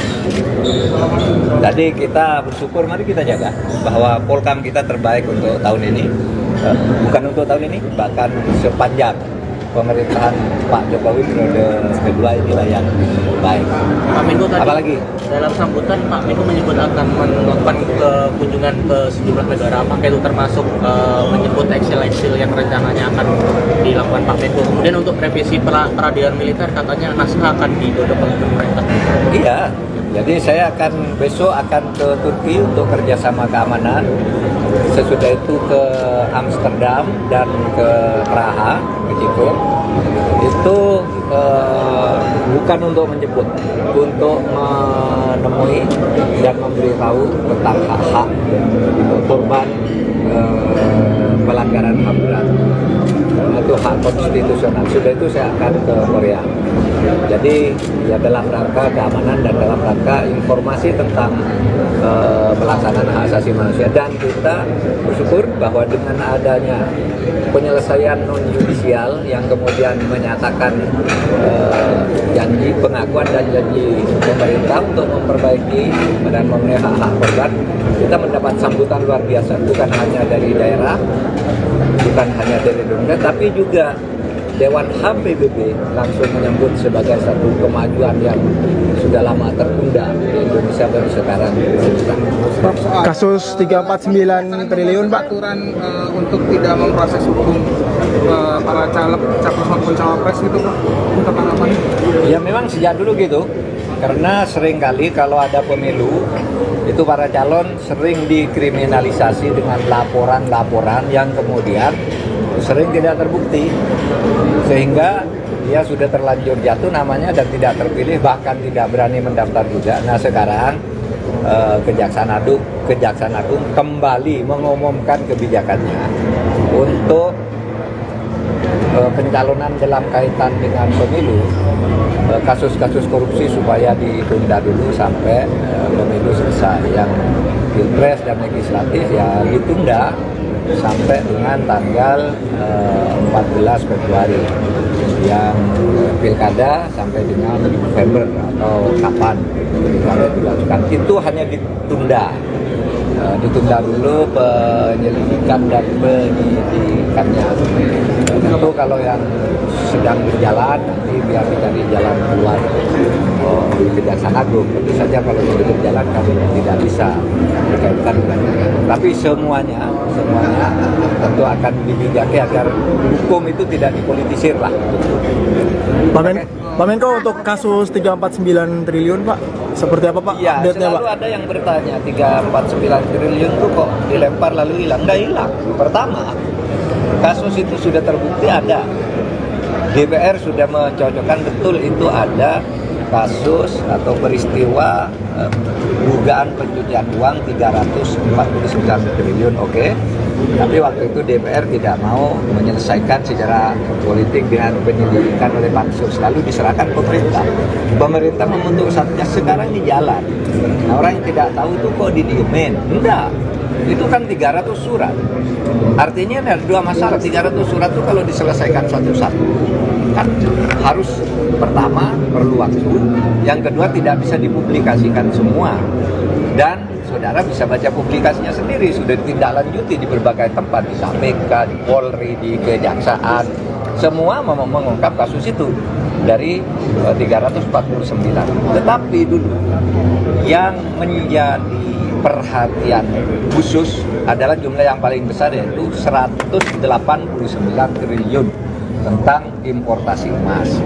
Nah, itu juga sekarang jalan ya, langkah-langkahnya jalan, sudah ditemukan beberapa hal yang diselidiki, bukan hanya kepabeanan, ternyata juga menyangkut perpajakan dari kasus itu. Ini semua sedang berjalan, tidak ada yang hilang dan tidak boleh hilang. Pada saatnya harus clear kepada masyarakat. Ini posisi kasusnya. Nah, untuk hal-hal yang lebih teknis, soal 189 triliun itu, ini ada Pak Sugeng, mana Pak Sugeng? Pak Sugeng, nanti Pak Sugeng nih, tolong Pak Sugeng dijelaskan sampai apa tuh kasus 349 triliun. Bentar, ada 189 triliun dugaan pencucian uang. Beliau ketua timnya, satgasnya, operasional. Jadi khusus untuk 189 ini sudah banyak yang sudah dilakukan. Misalnya untuk Direktorat Jenderal Bea Cukai itu sudah mengunjungi 3 tempat, memeriksa 56 pihak. Kemudian dari situ memang ada data tentang ketidakseimbangan antara barang yang masuk dan barang yang keluar. Barang yang masuk ternyata lebih sedikit daripada barang yang keluar. Artinya kan kalau barang masuk sedikit, keluar banyak, berarti ada barang lain yang ikut. Nah, ini yang sedang diteliti. Nah, di samping itu, tim juga mengembangkan bukan hanya dari sisi kepabeanan, tapi dengan perpajakan. Dan diindikasikan memang ada di wilayah tertentu, itu ada indikasi adanya barang-barang yang ilegal yang ikut di situ. Nah, ini sedang dilakukan penelitian. Dan di samping itu juga ada satu kasus yang sedang didorong juga untuk dilakukan tindakan yang lebih agresif untuk tahapan penyelesaiannya. Ini bisa mengindikasikan bahwa Satgas terus bekerja, di antaranya misalnya surat keputusan Pak Menko itu selaku komite itu di awal Mei, itu di pertengahan Mei Bea Cukai sudah bergerak. Jadi perkembangannya sementara seperti itu. Pak Sugeng, Ya, sudah ada indikasi tersangkanya Pak Menko yang terkait belum, masih jalan. Cuma supaya dipahami, kasus 349 triliun adalah menyangkut 300 surat ya, itu terpecah. Nah, apa sudah ditindak? Si Rafael Alun itu kan dari situ, ada di situ Rafael Alun. Kemudian importasi emas di Suta kan dari situ juga, dari surat itu. Yang pemecatan dan penersangkaan di Ujung Pandang, Makassar, itu kan dari situ juga. Jadi jalan, tidak ada yang berhenti. Tetapi jangan berpikir bahwa 300 triliun itu satu paket lalu selesai. Itu dipisah dalam 300 kasus. Itu aja cukup. Terima kasih. Soal gugatan batas usia.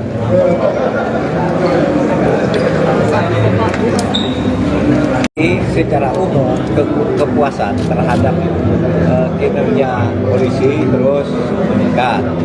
Ya.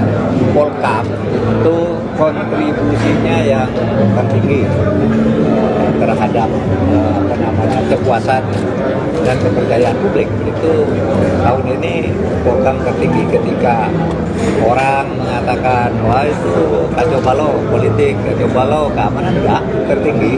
Itu yang kacau balau itu kan hanya kata medsos saja. Dan ini semua survei mengatakan itu. Jadi angka 79 ya, 74,3 untuk nasional. Lalu kontribusi kita dari Polkam itu jauh lebih tinggi dari itu, 79. Di bidang hukum sekarang 61, dulu 49. Nah, saya kira ini pandangan masyarakat di seluruh Indonesia, bukan hanya pandangan masyarakat di Jakarta yang main medsos. Jadi kita bersyukur, mari kita jaga bahwa Polkam kita terbaik untuk tahun ini. Bukan untuk tahun ini, bahkan sepanjang pemerintahan Pak Jokowi periode kedua inilah yang baik. Pak Menko tadi, apalagi dalam sambutan Pak Menko menyebut akan melakukan kunjungan ke sejumlah negara, apakah itu termasuk menyebut eksil-eksil yang rencananya akan dilakukan Pak Menko. Kemudian untuk revisi peradilan militer katanya naskah akan didodok oleh pemerintah. Iya, jadi saya besok akan ke Turki untuk kerjasama keamanan. Sesudah itu ke Amsterdam dan ke Praha, ke Ceko. Itu bukan untuk menjemput, untuk menemui dan memberitahu tentang hak-hak korban pelanggaran HAM berat. Itu hak konstitusional. Sudah itu saya akan ke Korea.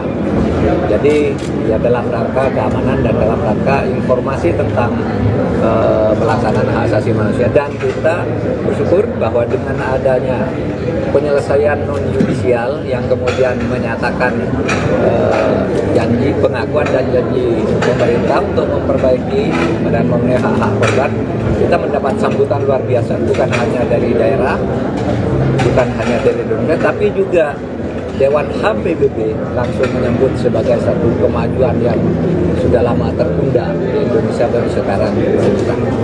Kasus 349 triliun Pak. Aturan untuk tidak memproses hukum para caleg, capres maupun cawapres itu Pak, untuk apa?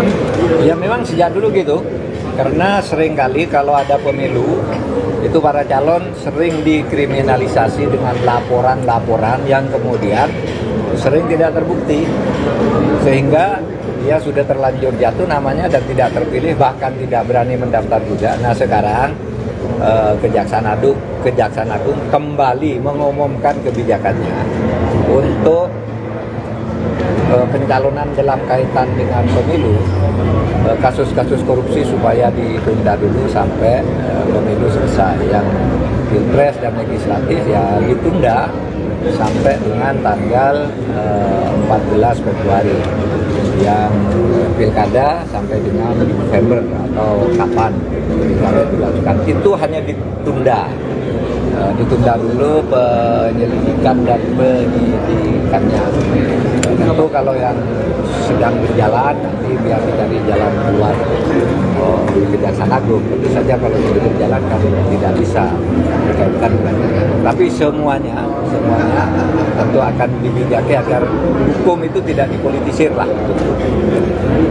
Pak Menko, untuk kasus 349 triliun Pak, seperti apa Pak Ya, update-nya Pak? selalu ada yang bertanya 349 triliun itu kok dilempar lalu hilang. Nggak hilang. Pertama, kasus itu sudah terbukti ada. DPR sudah mencocokkan betul itu ada kasus atau peristiwa dugaan pencucian uang 349 triliun, oke. Tapi waktu itu DPR tidak mau menyelesaikan secara politik dengan penyelidikan oleh Pansus, lalu diserahkan pemerintah.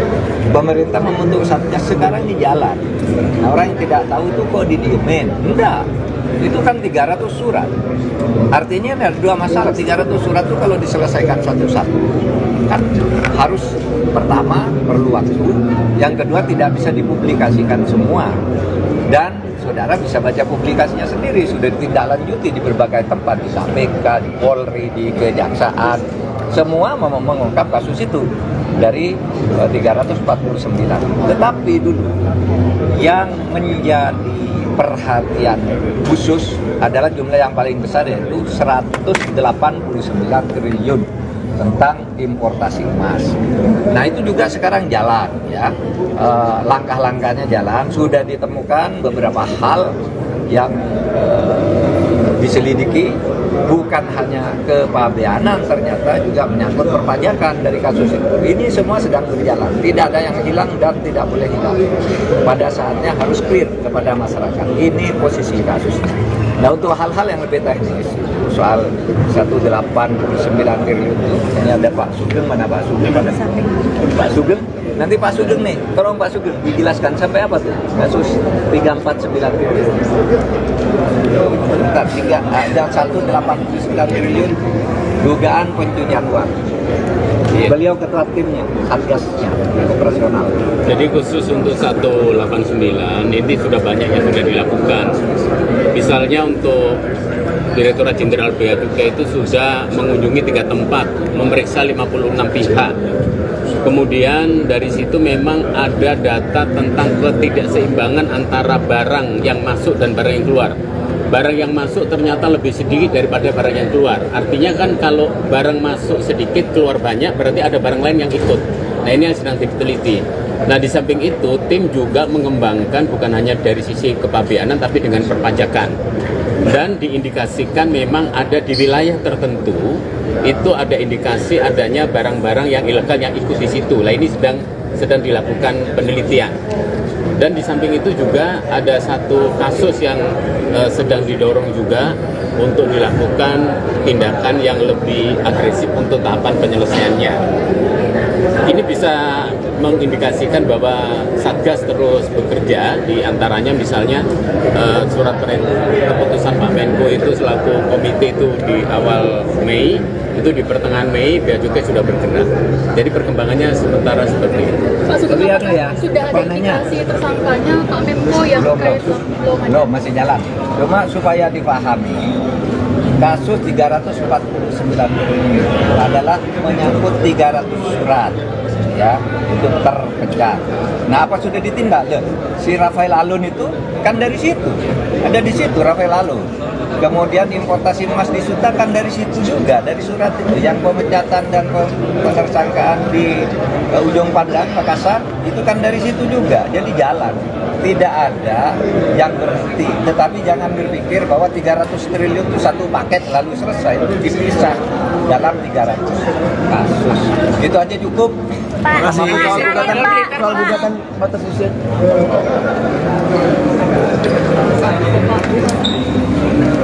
Secara umum kepuasan terhadap kinerja polisi terus meningkat. Ya. Polkam itu kontribusinya yang tertinggi terhadap kepuasan dan kepercayaan publik. Itu tahun ini Polkam tertinggi ketika orang mengatakan wah itu kacau balau politik, kacau balau keamanan, enggak, tertinggi. Itu yang kacau balau itu kan hanya kata medsos saja. Dan ini semua survei mengatakan itu.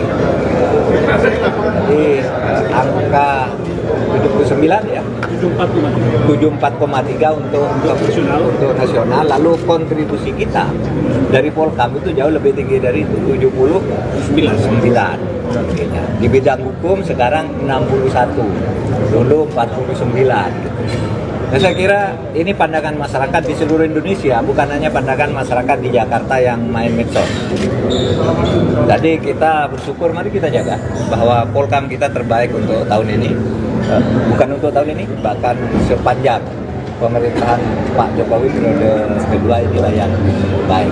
Pak Menko tadi, apalagi dalam sambutan Pak Menko menyebut akan melakukan kunjungan ke sejumlah negara, apakah itu termasuk menyebut eksil-eksil yang rencananya akan dilakukan Pak Menko. Kemudian untuk revisi peradilan militer katanya naskah akan didorong oleh pemerintah. Iya, jadi saya besok akan ke Turki untuk kerjasama keamanan.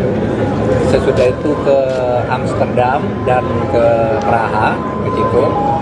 Itu bukan untuk menjemput, untuk menemui dan memberitahu tentang hak-hak korban pelanggaran HAM berat. Itu hak konstitusional. Sudah itu saya akan ke Korea. Jadi ya dalam rangka keamanan dan dalam rangka informasi tentang pelaksanaan hak asasi manusia. Dan kita bersyukur bahwa dengan adanya penyelesaian non yudisial yang kemudian menyatakan janji pengakuan dan janji pemerintah untuk memperbaiki dan memenuhi hak-hak korban, kita mendapat sambutan luar biasa, bukan hanya dari daerah, bukan hanya dari Indonesia, tapi juga Dewan HAM PBB langsung menyambut sebagai satu kemajuan yang sudah lama tertunda di Indonesia baru sekarang. Kasus 349 triliun Pak. Aturan untuk tidak memproses hukum para caleg, capres maupun cawapres itu Pak, untuk apa? Ya memang sejak dulu gitu, karena seringkali kalau ada pemilu itu para calon sering dikriminalisasi dengan laporan-laporan yang kemudian sering tidak terbukti, sehingga dia sudah terlanjur jatuh namanya dan tidak terpilih, bahkan tidak berani mendaftar juga. Nah sekarang Kejaksaan Agung kembali mengumumkan kebijakannya untuk pencalonan dalam kaitan dengan pemilu, kasus-kasus korupsi supaya ditunda dulu sampai pemilu selesai. Yang pilpres dan legislatif ya ditunda sampai dengan tanggal 14 Februari, yang pilkada sampai dengan November atau kapan pilkada dilakukan. Itu hanya ditunda dulu penyelidikan dan penyidikannya. Tentu kalau yang sedang berjalan nanti biar dicari jalan keluar di Kejaksaan Agung. Tentu saja kalau sudah berjalan kami tidak bisa berkaitan dengan itu. Tapi semuanya tentu akan dibijaki agar hukum itu tidak dipolitisir lah. Pak Menko, untuk kasus 349 triliun Pak, seperti apa Pak Ya, update-nya Pak? selalu ada yang bertanya 349 triliun itu kok dilempar lalu hilang. Nggak hilang. Pertama, kasus itu sudah terbukti ada.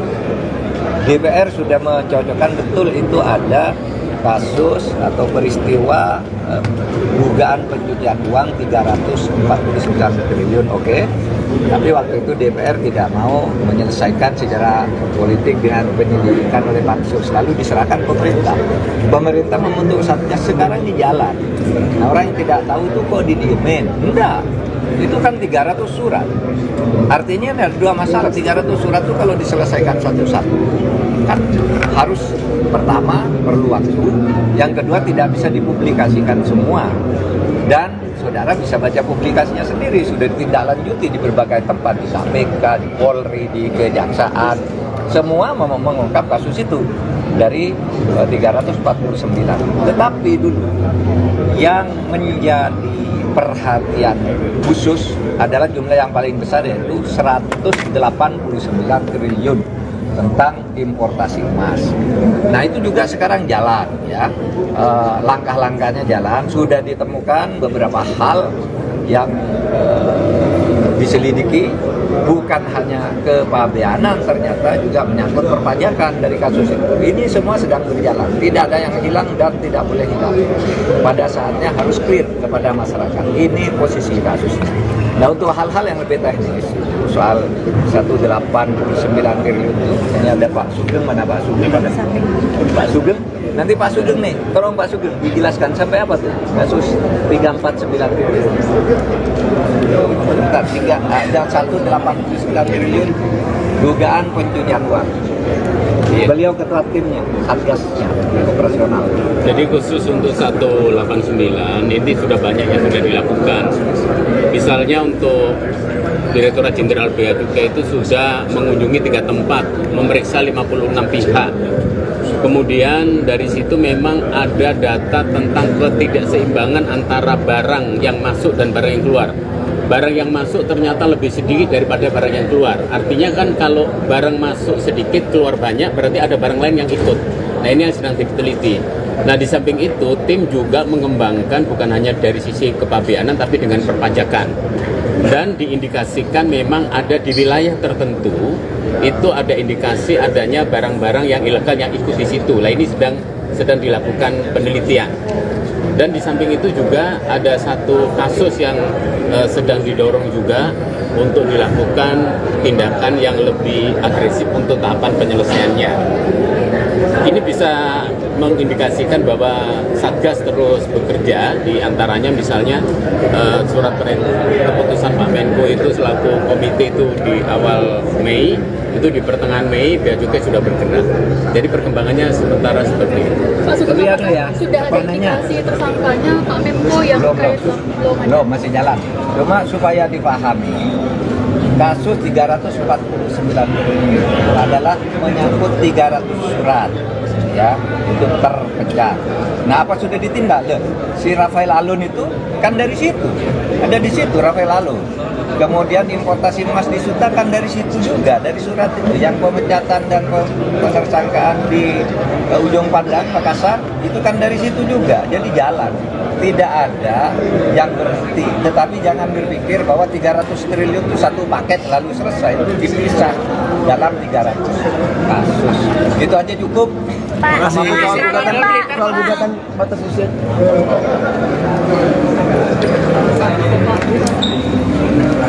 Secara umum kepuasan terhadap kinerja polisi terus meningkat. Ya. Polkam itu kontribusinya yang tertinggi terhadap kepuasan dan kepercayaan publik. Itu tahun ini Polkam tertinggi ketika orang mengatakan wah itu kacau balau politik, kacau balau keamanan, enggak, tertinggi. Itu yang kacau balau itu kan hanya kata medsos saja. Dan ini semua survei mengatakan itu. Jadi angka 79 ya. 74,3 untuk nasional. Lalu kontribusi kita dari Polkam itu jauh lebih tinggi dari itu, 79. Di bidang hukum sekarang 61, dulu 49. Nah, saya kira ini pandangan masyarakat di seluruh Indonesia, bukan hanya pandangan masyarakat di Jakarta yang main medsos. Jadi kita bersyukur, mari kita jaga bahwa Polkam kita terbaik untuk tahun ini. Bukan untuk tahun ini, bahkan sepanjang pemerintahan Pak Jokowi periode kedua inilah yang baik. Pak Menko tadi, apalagi dalam sambutan Pak Menko menyebut akan melakukan kunjungan ke sejumlah negara, apakah itu termasuk menyebut eksil-eksil yang rencananya akan dilakukan Pak Menko. Kemudian untuk revisi peradilan militer katanya naskah akan digodok oleh pemerintah. Iya, jadi saya besok akan ke Turki untuk kerjasama keamanan. Sesudah itu ke Amsterdam dan ke Praha, ke Ceko. Itu bukan untuk menjemput, untuk menemui dan memberitahu tentang hak-hak korban pelanggaran HAM berat. Itu hak konstitusional. Sudah itu saya akan ke Korea.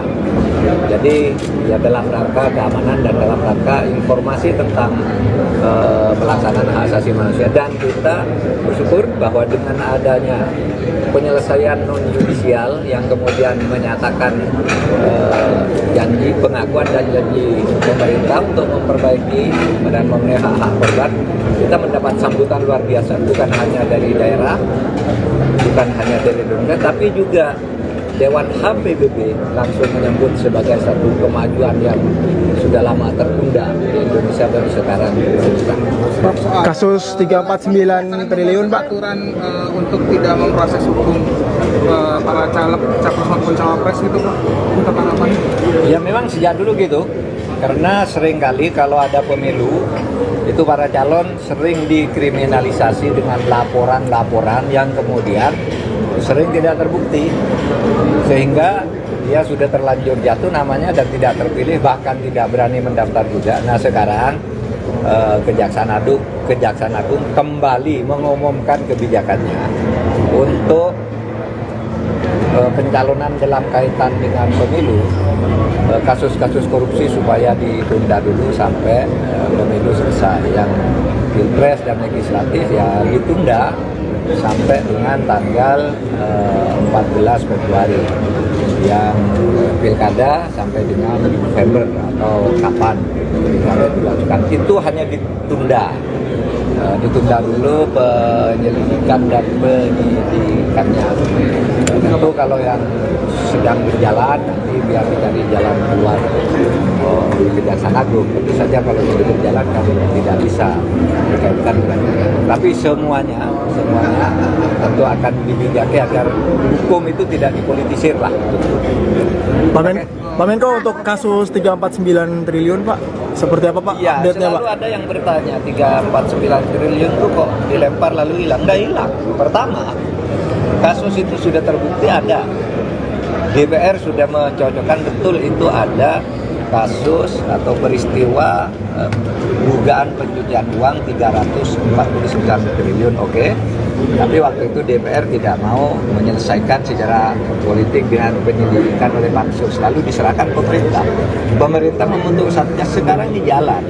Nah, orang yang tidak tahu itu kok didiemin? Enggak. Itu kan 300 surat. Artinya ada dua masalah. 300 surat itu kalau diselesaikan satu-satu kan harus, pertama perlu waktu, yang kedua tidak bisa dipublikasikan semua, dan saudara bisa baca publikasinya sendiri, sudah ditindaklanjuti di berbagai tempat, di KPK, di Polri, di Kejaksaan, semua mengungkap kasus itu dari 349. Tetapi dulu yang menjadi perhatian khusus adalah jumlah yang paling besar, yaitu 189 triliun tentang importasi emas. Nah, itu juga sekarang jalan ya, langkah-langkahnya jalan, sudah ditemukan beberapa hal yang diselidiki, bukan hanya kepabeanan, ternyata juga menyangkut perpajakan dari kasus itu. Ini semua sedang berjalan, tidak ada yang hilang dan tidak boleh hilang. Pada saatnya harus clear kepada masyarakat. Ini posisi kasusnya. Nah, untuk hal-hal yang lebih teknis, soal 189 triliun itu, ini ada Pak Sugeng, mana Pak Sugeng? Pak Sugeng, nanti Pak Sugeng nih, tolong Pak Sugeng dijelaskan sampai apa tuh kasus 349 triliun. Bentar, ada 189 triliun dugaan pencucian uang. Beliau ketua timnya, satgasnya, operasional. Jadi khusus untuk 189 ini sudah banyak yang sudah dilakukan. Misalnya untuk Direktorat Jenderal Bea Cukai itu sudah mengunjungi 3 tempat, memeriksa 56 pihak. Kemudian dari situ memang ada data tentang ketidakseimbangan antara barang yang masuk dan barang yang keluar. Barang yang masuk ternyata lebih sedikit daripada barang yang keluar. Artinya kan kalau barang masuk sedikit, keluar banyak, berarti ada barang lain yang ikut. Nah, ini yang sedang diteliti. Nah, di samping itu, tim juga mengembangkan bukan hanya dari sisi kepabeanan, tapi dengan perpajakan. Dan diindikasikan memang ada di wilayah tertentu, itu ada indikasi adanya barang-barang yang ilegal yang ikut di situ. Nah, ini sedang dilakukan penelitian. Dan di samping itu juga ada satu kasus yang sedang didorong juga untuk dilakukan tindakan yang lebih agresif untuk tahapan penyelesaiannya. Ini bisa mengindikasikan bahwa Satgas terus bekerja, di antaranya misalnya surat keputusan Pak Menko itu selaku komite itu di awal Mei, itu di pertengahan Mei Bea Cukai sudah bergerak. Jadi perkembangannya sementara seperti itu. Pak Sugeng, sudah ada indikasi tersangkanya Pak Menko yang terkait belum, masih jalan. Cuma supaya dipahami, kasus 349 triliun adalah menyangkut 300 surat ya, itu terpecah. Nah, apa sudah ditindak? Si Rafael Alun itu kan dari situ, ada di situ Rafael Alun. Kemudian importasi emas di Suta kan dari situ juga, dari surat itu. Yang pemecatan dan penersangkaan di Ujung Pandang, Makassar, itu kan dari situ juga. Jadi jalan, tidak ada yang berhenti. Tetapi jangan berpikir bahwa 300 triliun itu satu paket lalu selesai. Itu dipisah dalam 300 kasus. Itu aja cukup. Terima kasih. Soal gugatan batas usia.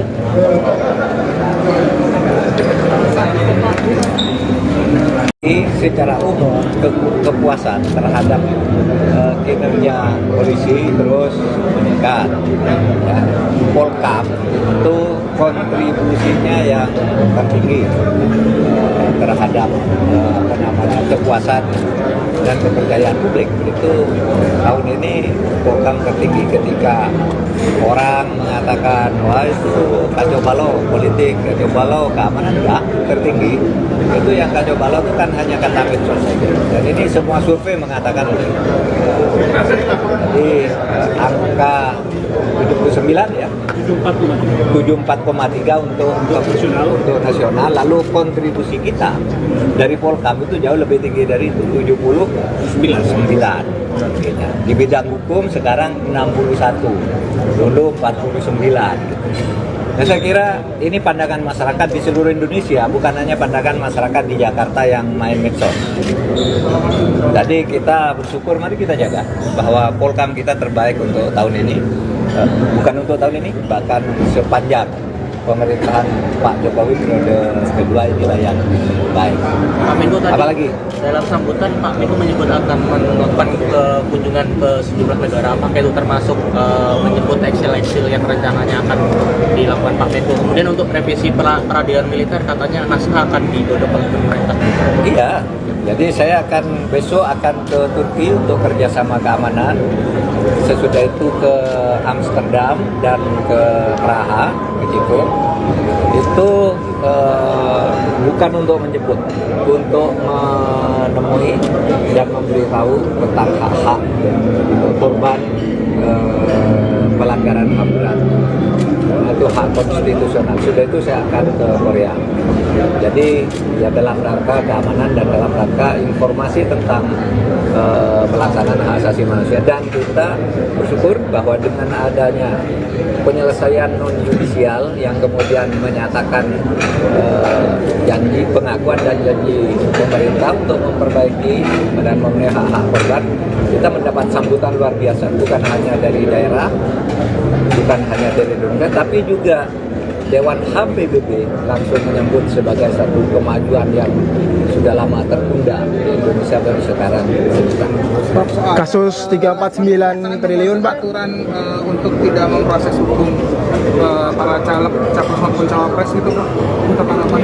Ya memang sejak dulu gitu, karena seringkali kalau ada pemilu itu para calon sering dikriminalisasi dengan laporan-laporan yang kemudian sering tidak terbukti, sehingga dia sudah terlanjur jatuh namanya dan tidak terpilih, bahkan tidak berani mendaftar juga. Nah sekarang Kejaksaan Agung kembali mengumumkan kebijakannya untuk pencalonan dalam kaitan dengan pemilu, kasus-kasus korupsi supaya ditunda dulu sampai pemilu selesai. Yang pilpres dan legislatif ya ditunda sampai dengan tanggal 14 Februari, yang pilkada sampai dengan November atau kapan sampai dilakukan. Itu hanya ditunda dulu penyelidikan dan penyidikannya.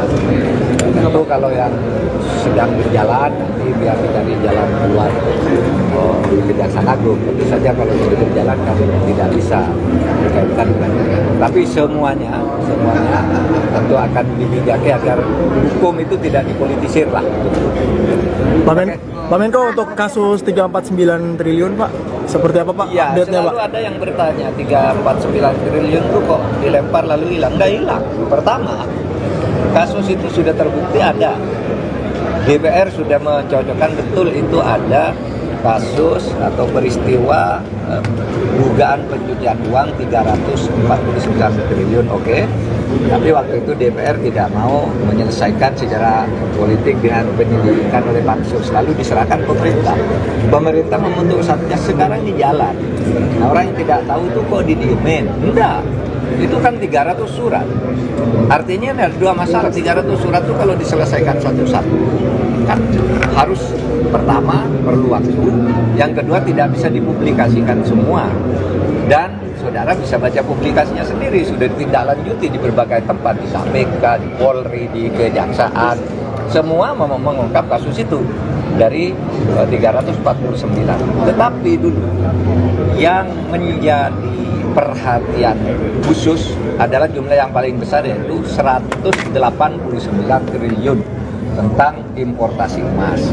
Nah itu juga sekarang jalan ya, langkah-langkahnya jalan, sudah ditemukan beberapa hal yang diselidiki bukan hanya kepabeanan, ternyata juga menyangkut perpajakan dari kasus itu. Ini semua sedang berjalan, tidak ada yang hilang dan tidak boleh hilang. Pada saatnya harus clear kepada masyarakat. Ini posisi kasusnya. Nah, untuk hal-hal yang lebih teknis, soal 189 triliun itu, ini ada Pak Sugeng, mana Pak Sugeng?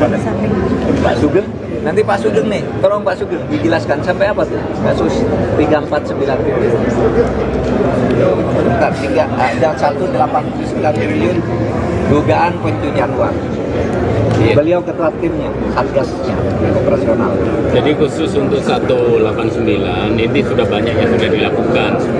Misalnya untuk Direktorat Jenderal Bea Cukai itu sudah mengunjungi 3 tempat, memeriksa 56 pihak. Kemudian dari situ memang ada data tentang ketidakseimbangan antara barang yang masuk dan barang yang keluar. Barang yang masuk ternyata lebih sedikit daripada barang yang keluar. Artinya kan kalau barang masuk sedikit, keluar banyak, berarti ada barang lain yang ikut. Nah, ini yang sedang diteliti. Nah, di samping itu, tim juga mengembangkan bukan hanya dari sisi kepabeanan, tapi dengan perpajakan. Dan diindikasikan memang ada di wilayah tertentu, itu ada indikasi adanya barang-barang yang ilegal yang ikut di situ. Nah, ini sedang dilakukan penelitian. Dan di samping itu juga ada satu kasus yang sedang didorong juga untuk dilakukan tindakan yang lebih agresif untuk tahapan penyelesaiannya. Ini bisa mengindikasikan bahwa Satgas terus bekerja, di antaranya misalnya surat keputusan Pak Menko itu selaku komite itu di awal Mei, itu di pertengahan Mei Bea Cukai sudah bergerak. Jadi perkembangannya sementara seperti itu. Pak Sugeng, Ya, sudah ada indikasi tersangkanya Pak Menko yang terkait belum, masih jalan. Cuma supaya dipahami, kasus 349 triliun adalah menyangkut 300 surat, ya, itu terpecah. Nah, apa sudah ditindak? Si Rafael Alun itu kan dari situ, ada di situ Rafael Alun. Kemudian importasi emas di Suta kan dari situ juga, dari surat itu. Yang pemecatan dan penersangkaan di Ujung Pandang, Makassar, itu kan dari situ juga. Jadi jalan. Tidak ada yang berhenti. Tetapi jangan berpikir bahwa 300 triliun itu satu paket lalu selesai. Itu dipisah dalam 300 kasus. Itu aja cukup. Soal gugatan batas usia.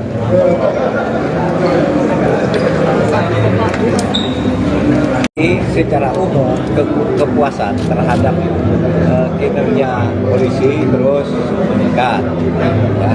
Polkam itu kontribusinya yang tertinggi terhadap kepuasan dan kepercayaan publik. Itu tahun ini Polkam tertinggi ketika orang mengatakan wah itu kacau balau politik, kacau balau keamanan, enggak, tertinggi. Itu yang kacau balau itu kan hanya kata medsos saja. Dan ini semua survei mengatakan itu. Jadi angka 79 ya, 74,3 untuk nasional. Lalu kontribusi kita dari Polkam itu jauh lebih tinggi dari itu, 79. Di bidang hukum sekarang 61, dulu 49. Nah, saya kira ini pandangan masyarakat di seluruh Indonesia, bukan hanya pandangan masyarakat di Jakarta yang main medsos. Jadi kita bersyukur, mari kita jaga bahwa Polkam kita terbaik untuk tahun ini.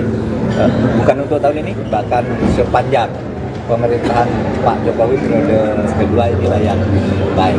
Pak Menko tadi, apalagi dalam sambutan Pak Menko menyebut akan melakukan kunjungan ke sejumlah negara, apakah itu termasuk menyebut eksil-eksil yang rencananya akan dilakukan Pak Menko. Kemudian untuk revisi peradilan militer katanya naskah akan didodok oleh pemerintah. Iya, jadi saya besok akan ke Turki untuk kerjasama keamanan. Sesudah itu ke Amsterdam dan ke Praha, ke Ceko.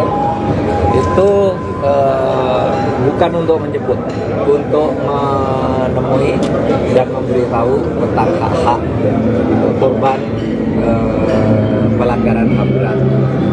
Nah, itu hak konstitusional. Sudah itu saya akan ke Korea. Jadi ya dalam rangka keamanan dan dalam rangka informasi tentang pelaksanaan hak asasi manusia. Dan kita bersyukur bahwa dengan adanya penyelesaian non yudisial yang kemudian menyatakan janji pengakuan dan janji pemerintah untuk memperbaiki dan memenuhi hak-hak korban, kita mendapat sambutan luar biasa, bukan hanya dari daerah, bukan hanya dari Indonesia, tapi juga Dewan HAM PBB langsung menyambut sebagai satu kemajuan yang sudah lama tertunda di Indonesia baru sekarang. Kasus 349 triliun Pak. Aturan untuk tidak memproses hukum para caleg, capres maupun cawapres itu Pak, untuk apa? Ya memang sejak dulu gitu, karena seringkali kalau ada pemilu itu para calon sering dikriminalisasi dengan laporan-laporan yang kemudian sering tidak terbukti, sehingga dia sudah terlanjur jatuh namanya dan tidak terpilih, bahkan tidak berani mendaftar juga. Nah sekarang Kejaksaan Agung kembali mengumumkan kebijakannya untuk pencalonan dalam kaitan dengan pemilu, kasus-kasus korupsi supaya ditunda dulu sampai pemilu selesai. Yang pilpres dan legislatif ya ditunda sampai dengan tanggal 14 Februari, yang pilkada sampai dengan November atau kapan pilkada dilakukan. Itu hanya ditunda dulu penyelidikan dan penyidikannya. Tentu kalau yang sedang berjalan nanti biar dicari jalan keluar di Kejaksaan Agung. Tentu saja kalau sudah berjalan kami tidak bisa berkaitan dengan itu. Tapi semuanya tentu akan dibijaki agar hukum itu tidak dipolitisir lah. Pak Menko, untuk kasus 349 triliun Pak, seperti apa Pak Ya, update-nya Pak? selalu ada yang bertanya 349 triliun itu kok dilempar lalu hilang. Nggak hilang. Pertama, kasus itu sudah terbukti ada. DPR sudah mencocokkan betul itu ada kasus atau peristiwa dugaan pencucian uang 349 triliun, oke. Tapi waktu itu DPR tidak mau menyelesaikan secara politik dengan penyelidikan oleh pansus, lalu diserahkan pemerintah. Pemerintah membentuk satgas, sekarang di jalan. Nah, orang yang tidak tahu itu kok didiemin? Enggak. Itu kan 300 surat. Artinya ada dua masalah. 300 surat itu kalau diselesaikan satu-satu kan harus, pertama perlu waktu, yang kedua tidak bisa dipublikasikan semua, dan saudara bisa baca publikasinya sendiri, sudah ditindaklanjuti di berbagai tempat, di KPK, di Polri, di Kejaksaan, semua mengungkap kasus itu dari 349. Tetapi dulu yang menjadi perhatian khusus adalah jumlah yang paling besar, yaitu 189 triliun tentang importasi emas. Nah itu juga sekarang jalan ya, langkah-langkahnya jalan, sudah ditemukan beberapa hal yang diselidiki, bukan hanya kepabeanan, ternyata juga menyangkut perpajakan dari kasus itu. Ini semua sedang berjalan, tidak ada yang hilang dan tidak boleh hilang. Pada saatnya harus clear kepada masyarakat. Ini posisi kasusnya. Nah untuk hal-hal yang lebih teknis, soal 189 triliun itu, ini ada Pak Sugeng, mana Pak Sugeng? Pak Sugeng, nanti Pak Sugeng nih, tolong Pak Sugeng dijelaskan sampai apa tuh kasus 349 triliun. Bentar, ada 189 triliun dugaan pencucian uang. Beliau ketua timnya, satgasnya, operasional. Jadi khusus untuk 189 ini sudah banyak yang sudah dilakukan. Misalnya untuk Direktorat Jenderal Bea Cukai itu sudah mengunjungi 3 tempat, memeriksa 56 pihak. Kemudian dari situ memang ada data tentang ketidakseimbangan antara barang yang masuk dan barang yang keluar. Barang yang masuk ternyata lebih sedikit daripada barang yang keluar. Artinya kan kalau barang masuk sedikit, keluar banyak, berarti ada barang lain yang ikut. Nah ini yang sedang diteliti. Nah di samping itu, tim juga mengembangkan bukan hanya dari sisi kepabeanan, tapi dengan perpajakan. Dan diindikasikan memang ada di wilayah tertentu, itu ada indikasi adanya barang-barang yang ilegal yang ikut di situ. Nah ini sedang dilakukan penelitian. Dan di samping itu juga ada satu kasus yang sedang didorong juga, untuk dilakukan tindakan yang lebih agresif untuk tahapan penyelesaiannya. Ini bisa mengindikasikan bahwa Satgas terus bekerja, di antaranya misalnya surat keputusan Pak Menko itu selaku komite itu di awal Mei, itu di pertengahan Mei Bea Cukai sudah bergerak. Jadi perkembangannya sementara seperti itu. Pak, Tapi anu ya, sudah ada panahnya. indikasi tersangkanya Pak Menko yang terkait belum ada. Belum, masih jalan. Cuma supaya dipahami, kasus 349 triliun adalah menyangkut 300 surat, ya, itu terpecah. Nah, apa sudah ditindak? Si Rafael Alun itu kan dari situ, ada di situ Rafael Alun. Kemudian importasi emas di Suta kan dari situ juga, dari surat itu. Yang pemecatan dan penersangkaan di Ujung Pandang, Makassar, itu kan dari situ juga. Jadi jalan. Tidak ada yang berhenti. Tetapi jangan berpikir bahwa 300 triliun itu satu paket lalu selesai. Itu dipisah dalam 300 kasus. Itu aja cukup. Pak, soal gugatan batas usia.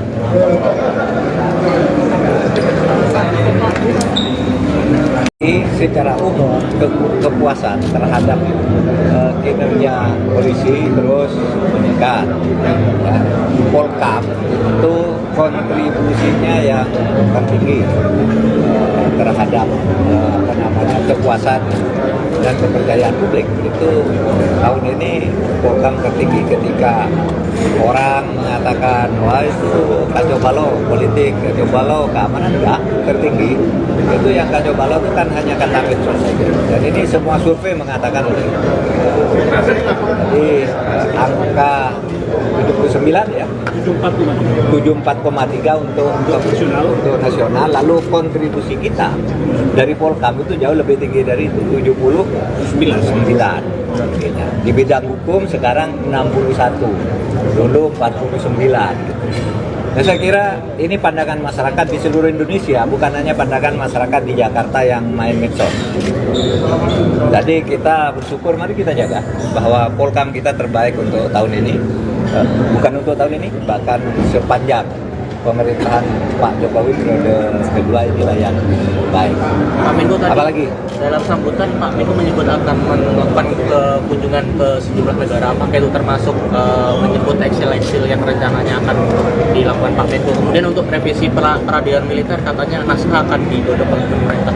Iya, jadi saya besok akan ke Turki untuk kerjasama keamanan.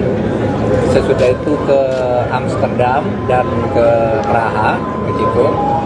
Itu bukan untuk menjemput, untuk menemui dan memberitahu tentang hak-hak korban pelanggaran HAM berat. Itu hak konstitusional. Sudah itu saya akan ke Korea. Jadi ya dalam rangka keamanan dan dalam rangka informasi tentang pelaksanaan hak asasi manusia. Dan kita bersyukur bahwa dengan adanya penyelesaian non-judisial yang kemudian menyatakan janji pengakuan dan janji pemerintah untuk memperbaiki dan memenuhi hak-hak korban, kita mendapat sambutan luar biasa, bukan hanya dari daerah, bukan hanya dari Indonesia, tapi juga Dewan HAM PBB langsung menyambut sebagai satu kemajuan yang sudah lama tertunda di Indonesia baru sekarang. Kasus 349 triliun, Pak. Aturan untuk tidak memproses hukum para caleg, capres maupun cawapres gitu, Pak. Untuk harapan. Ya memang sejak dulu gitu, karena seringkali kalau ada pemilu itu para calon sering dikriminalisasi dengan laporan-laporan yang kemudian sering tidak terbukti, sehingga dia sudah terlanjur jatuh namanya dan tidak terpilih, bahkan tidak berani mendaftar juga. Nah sekarang Kejaksaan Agung kembali mengumumkan kebijakannya untuk pencalonan dalam kaitan dengan pemilu, kasus-kasus korupsi supaya ditunda dulu sampai pemilu selesai. Yang pilpres dan legislatif ya ditunda sampai dengan tanggal 14 Februari, yang pilkada sampai dengan November atau kapan pilkada dilakukan. Itu hanya ditunda ditunda dulu penyelidikan dan penyidikannya. Tentu kalau yang sedang berjalan nanti biar dicari jalan keluar di Kejaksaan Agung. Tentu saja kalau sudah berjalan kami tidak bisa berkaitan dengan itu. Tapi semuanya tentu akan dibijaki agar hukum itu tidak dipolitisir lah. Pak Menko, untuk kasus 349 triliun Pak, seperti apa Pak Ya, update-nya Pak? selalu ada yang bertanya 349 triliun itu kok dilempar lalu hilang. Nggak hilang. Pertama, kasus itu sudah terbukti ada. DPR sudah mencocokkan betul itu ada kasus atau peristiwa dugaan pencucian uang 349 triliun, oke. Tapi waktu itu DPR tidak mau menyelesaikan secara politik dengan penyelidikan oleh Pansus, lalu diserahkan pemerintah. Pemerintah membentuk Satgas, sekarang di jalan. Nah, orang yang tidak tahu itu kok didiemin? Enggak. Itu kan 300 surat. Artinya ada dua masalah. 300 surat itu kalau diselesaikan satu-satu kan harus, pertama perlu waktu, yang kedua tidak bisa dipublikasikan semua, dan saudara bisa baca publikasinya sendiri, sudah ditindaklanjuti di berbagai tempat, di KPK, di Polri, di Kejaksaan, semua mengungkap kasus itu dari 349. Tetapi dulu yang menjadi perhatian khusus adalah jumlah yang paling besar, yaitu 189 triliun tentang importasi emas. Nah, itu juga sekarang jalan ya, langkah-langkahnya jalan, sudah ditemukan beberapa hal yang diselidiki, bukan hanya kepabeanan, ternyata juga menyangkut perpajakan dari kasus itu. Ini semua sedang berjalan, tidak ada yang hilang dan tidak boleh hilang. Pada saatnya harus clear kepada masyarakat. Ini posisi kasusnya. Nah, untuk hal-hal yang lebih teknis, soal 189 triliun itu, ini ada Pak Sugeng, mana Pak Sugeng? Pak Sugeng, nanti Pak Sugeng nih, tolong Pak Sugeng dijelaskan sampai apa tuh kasus 349 triliun. Bentar, ada 189 triliun dugaan pencucian uang. Beliau ketua timnya, satgasnya, operasional. Jadi khusus untuk 189 ini sudah banyak yang sudah dilakukan. Misalnya untuk Direktorat Jenderal Bea Cukai itu sudah mengunjungi 3 tempat, memeriksa 56 pihak. Kemudian dari situ memang ada data tentang ketidakseimbangan antara barang yang masuk dan barang yang keluar. Barang yang masuk ternyata lebih sedikit daripada barang yang keluar. Artinya kan kalau barang masuk sedikit, keluar banyak, berarti ada barang lain yang ikut. Nah, ini yang sedang diteliti. Nah, di samping itu, tim juga mengembangkan bukan hanya dari sisi kepabeanan, tapi dengan perpajakan. Dan diindikasikan memang ada di wilayah tertentu, itu ada indikasi adanya barang-barang yang ilegal yang ikut di situ. Nah, ini sedang dilakukan penelitian. Dan di samping itu juga ada satu kasus yang sedang didorong juga untuk dilakukan tindakan yang lebih agresif untuk tahapan penyelesaiannya. Ini bisa mengindikasikan bahwa Satgas terus bekerja, di antaranya misalnya surat keputusan Pak Menko itu selaku komite itu di awal Mei, itu di pertengahan Mei Bea Cukai sudah bergerak. Jadi perkembangannya sementara seperti itu. Pak Sugeng, sudah ada indikasi tersangkanya Pak Menko yang terkait belum, masih jalan. Cuma supaya dipahami, kasus 349 triliun adalah menyangkut 300 surat ya, itu terpecah. Nah, apa sudah ditindak? Si Rafael Alun itu kan dari situ, ada di situ Rafael Alun. Kemudian importasi emas di Suta kan dari situ juga, dari surat itu. Yang pemecatan dan penersangkaan di Ujung Pandang, Makassar, itu kan dari situ juga. Jadi jalan, tidak ada yang berhenti. Tetapi jangan berpikir bahwa 300 triliun itu satu paket lalu selesai. Itu dipisah dalam 300 kasus. Itu aja cukup. Terima kasih. Soal gugatan batas usia.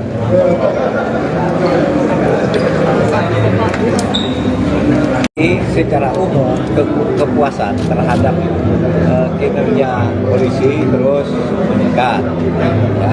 Polkam itu kontribusinya yang tertinggi terhadap kepuasan dan kepercayaan publik itu tahun ini program tertinggi ketika orang mengatakan wah itu kacau balau politik, kacau balau keamanan, enggak, tertinggi itu yang kacau balau itu kan hanya kata medsos saja, dan ini semua survei mengatakan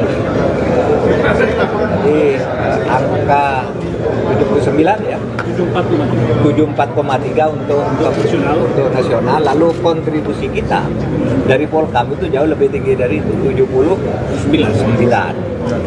Di bidang hukum sekarang 61, dulu 49. Nah, saya kira ini pandangan masyarakat di seluruh Indonesia, bukan hanya pandangan masyarakat di Jakarta yang main medsos. Jadi kita bersyukur, mari kita jaga bahwa Polkam kita terbaik untuk tahun ini. Bukan untuk tahun ini, bahkan sepanjang pemerintahan Pak Jokowi periode kedua inilah yang baik. Pak Menko tadi apalagi dalam sambutan Pak Menko menyebut akan melakukan kunjungan ke sejumlah negara, apakah itu termasuk menyebut eksil-eksil yang rencananya akan dilakukan Pak Menko. Kemudian untuk revisi peradilan militer katanya naskah akan digodok oleh pemerintah. Iya, jadi saya besok akan ke Turki untuk kerjasama keamanan. Sesudah itu ke Amsterdam dan ke Praha, ke Ceko. Itu bukan untuk menjemput, untuk menemui dan memberitahu tentang hak-hak korban pelanggaran HAM berat. Itu hak konstitusional. Sudah itu saya akan ke Korea. Jadi ya dalam rangka keamanan dan dalam rangka informasi tentang pelaksanaan hak asasi manusia, dan kita bersyukur bahwa dengan adanya penyelesaian non yudisial yang kemudian menyatakan janji pengakuan dan janji pemerintah untuk memperbaiki dan memenuhi hak-hak korban, kita mendapat sambutan luar biasa, bukan hanya dari daerah, bukan hanya dari Indonesia, tapi juga Dewan HAM PBB langsung menyambut sebagai satu kemajuan yang sudah lama tertunda di Indonesia, baru sekarang. Kasus 349 triliun Pak. Aturan untuk tidak memproses hukum para caleg, capres maupun cawapres itu Pak, untuk tanggapan? Ya memang sejak dulu gitu, karena seringkali kalau ada pemilu itu para calon sering dikriminalisasi dengan laporan-laporan yang kemudian sering tidak terbukti, sehingga dia sudah terlanjur jatuh namanya dan tidak terpilih, bahkan tidak berani mendaftar juga. Nah sekarang Kejaksaan Agung kembali mengumumkan kebijakannya untuk pencalonan dalam kaitan dengan pemilu, kasus-kasus korupsi supaya ditunda dulu sampai pemilu selesai. Yang pilpres dan legislatif ya ditunda sampai dengan tanggal 14 Februari, yang pilkada sampai dengan November atau kapan dilakukan. Itu hanya ditunda dulu penyelidikan dan penyidikannya. Tentu kalau yang sedang berjalan nanti biar dicari jalan keluar di Kejaksaan Agung. Tentu saja kalau sudah berjalan kami tidak bisa dikaitkan dengan itu. Tapi semuanya tentu akan dibijaki agar hukum itu tidak dipolitisir lah. Pak Menko, untuk kasus 349 triliun Pak, seperti apa Pak Ya, update-nya Pak? selalu ada yang bertanya 349 triliun itu kok dilempar lalu hilang. Nggak hilang. Pertama, kasus itu sudah terbukti ada. DPR sudah mencocokkan betul itu ada kasus atau peristiwa dugaan pencucian uang 349 triliun, oke. Tapi waktu itu DPR tidak mau menyelesaikan secara politik dengan penyelidikan oleh Pansus, lalu diserahkan pemerintah. Pemerintah membentuk satgas, sekarang di jalan. Nah, orang yang tidak tahu itu kok didiemin? Enggak. Itu kan 300 surat. Artinya ada dua masalah. 300 surat itu kalau diselesaikan satu-satu kan harus, pertama perlu waktu, yang kedua tidak bisa dipublikasikan semua, dan saudara bisa baca publikasinya sendiri, sudah ditindaklanjuti di berbagai tempat, di KPK, di Polri, di Kejaksaan, semua mengungkap kasus itu dari 349. Tetapi dulu yang menjadi perhatian khusus adalah jumlah yang paling besar, yaitu 189 triliun tentang importasi emas. Nah itu juga sekarang jalan ya, langkah-langkahnya jalan, sudah ditemukan beberapa hal yang diselidiki, bukan hanya kepabeanan, ternyata juga menyangkut perpajakan dari kasus itu. Ini semua sedang berjalan, tidak ada yang hilang dan tidak boleh hilang. Pada saatnya harus clear kepada masyarakat. Ini posisi kasusnya. Nah untuk hal-hal yang lebih teknis, soal 189 triliun itu, ini ada Pak Sugeng, mana Pak Sugeng? Pak Sugeng, nanti Pak Sugeng nih, tolong Pak Sugeng dijelaskan sampai apa tuh kasus 349 triliun. Bentar, ada 189 triliun dugaan pencucian uang. Beliau ketua timnya, satgasnya, operasional. Jadi khusus untuk 189 ini sudah banyak yang sudah dilakukan. Misalnya untuk Direktorat Jenderal Bea Cukai itu sudah mengunjungi 3 tempat, memeriksa 56 pihak. Kemudian dari situ memang ada data tentang ketidakseimbangan antara barang yang masuk dan barang yang keluar. Barang yang masuk ternyata lebih sedikit daripada barang yang keluar. Artinya kan kalau barang masuk sedikit, keluar banyak, berarti ada barang lain yang ikut. Nah ini yang sedang diteliti. Nah di samping itu, tim juga mengembangkan bukan hanya dari sisi kepabeanan, tapi dengan perpajakan. Dan diindikasikan memang ada di wilayah tertentu, itu ada indikasi adanya barang-barang yang ilegal yang ikut di situ. Nah ini sedang dilakukan penelitian. Dan di samping itu juga ada satu kasus yang sedang didorong juga untuk dilakukan tindakan yang lebih agresif untuk tahapan penyelesaiannya. Ini bisa mengindikasikan bahwa Satgas terus bekerja, di antaranya misalnya surat keputusan Pak Menko itu selaku komite itu di awal Mei, itu di pertengahan Mei Bea Cukai sudah bergerak. Jadi perkembangannya sementara seperti itu. Pak Sugeng, sudah ada indikasi tersangkanya Pak Menko yang terkait belum, masih jalan. Cuma supaya dipahami, kasus 349 triliun adalah menyangkut 300 surat ya, itu terpecah. Nah apa sudah ditindak? Si Rafael Alun itu kan dari situ, ada di situ Rafael Alun. Kemudian importasi emas di Suta kan dari situ juga, dari surat itu. Yang pemecatan dan penersangkaan di Ujung Pandang, Makassar, itu kan dari situ juga. Jadi jalan, tidak ada yang berhenti. Tetapi jangan berpikir bahwa 300 triliun itu satu paket lalu selesai. Itu dipisah dalam 300 kasus. Itu aja cukup. Pak, soal gugatan batas usia.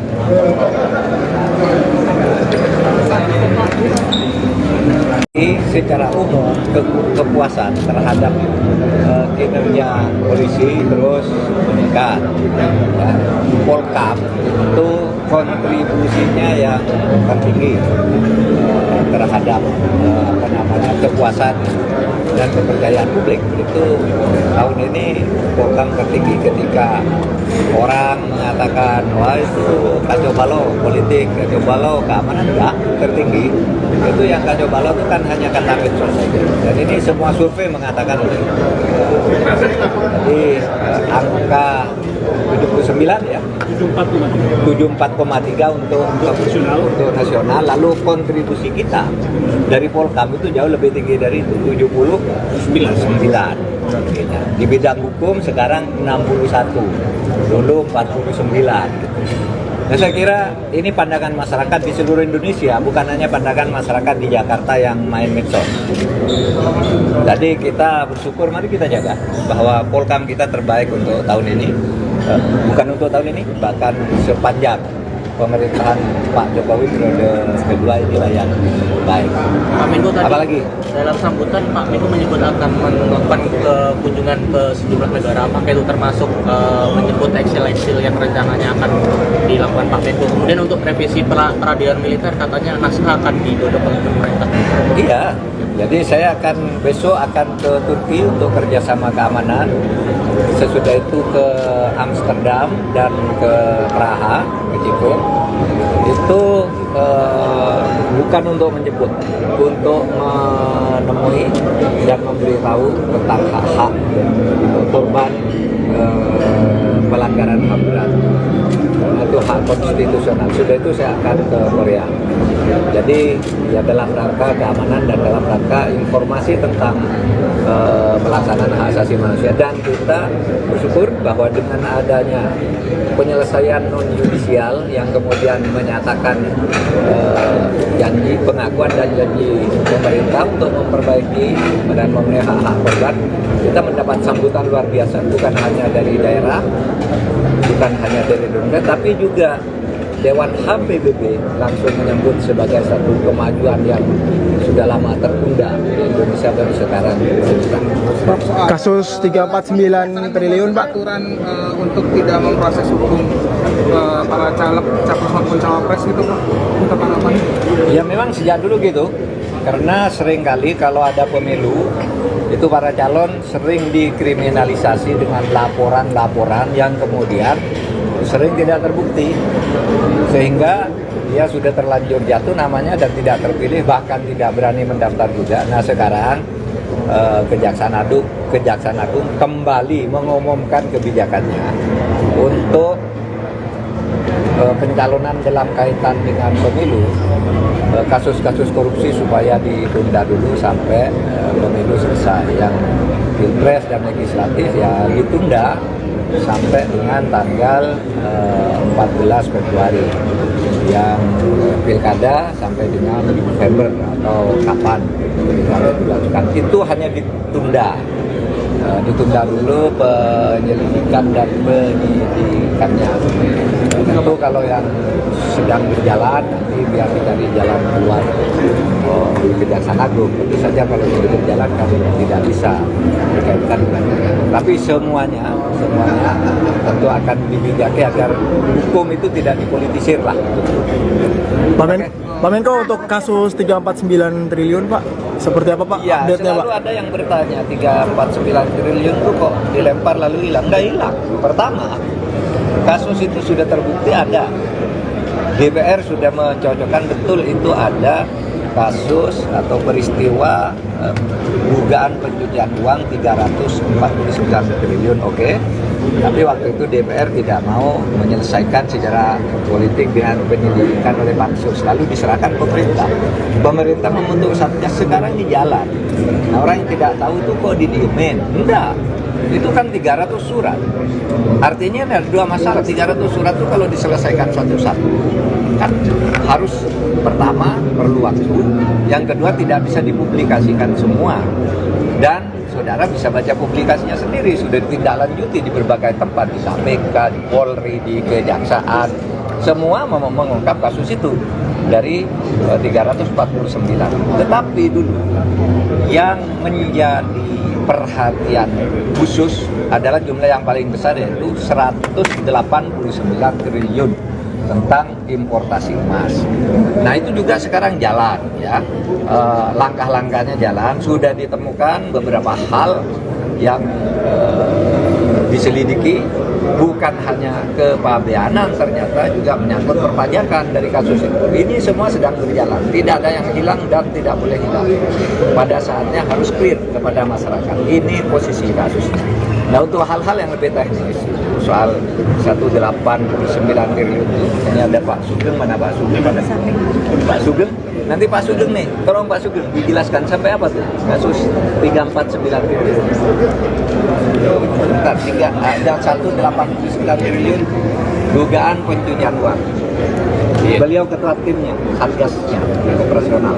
Jadi khusus untuk 189 ini sudah banyak yang sudah dilakukan. Misalnya untuk Direktorat Jenderal Bea Cukai itu sudah mengunjungi 3 tempat, memeriksa 56 pihak. Kemudian dari situ memang ada data tentang ketidakseimbangan antara barang yang masuk dan barang yang keluar. Barang yang masuk ternyata lebih sedikit daripada barang yang keluar. Artinya kan kalau barang masuk sedikit, keluar banyak, berarti ada barang lain yang ikut. Nah ini yang sedang diteliti. Nah di samping itu, tim juga mengembangkan bukan hanya dari sisi kepabeanan, tapi dengan perpajakan.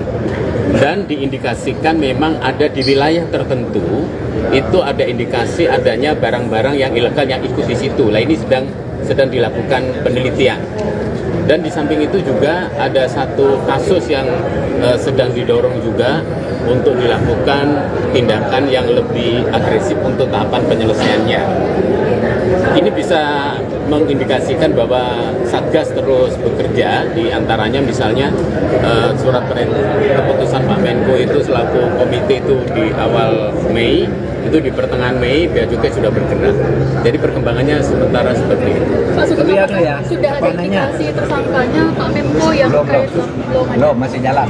Cuma supaya dipahami, kasus 349 triliun adalah menyangkut 300 surat ya, itu terpecah. Nah, apa sudah ditindak? Loh, si Rafael Alun itu kan dari situ. Ada di situ Rafael Alun. Kemudian importasi emas di Suta kan dari situ juga, dari surat itu. Yang pemecatan dan penersangkaan di Ujung Pandang, Makassar, itu kan dari situ juga. Jadi jalan. Tidak ada yang berhenti. Tetapi jangan berpikir bahwa 300 triliun itu satu paket lalu selesai. Itu dipisah dalam 300 kasus. Itu aja cukup. Soal gugatan batas usia.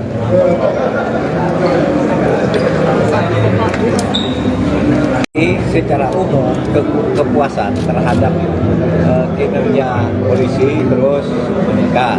Ya.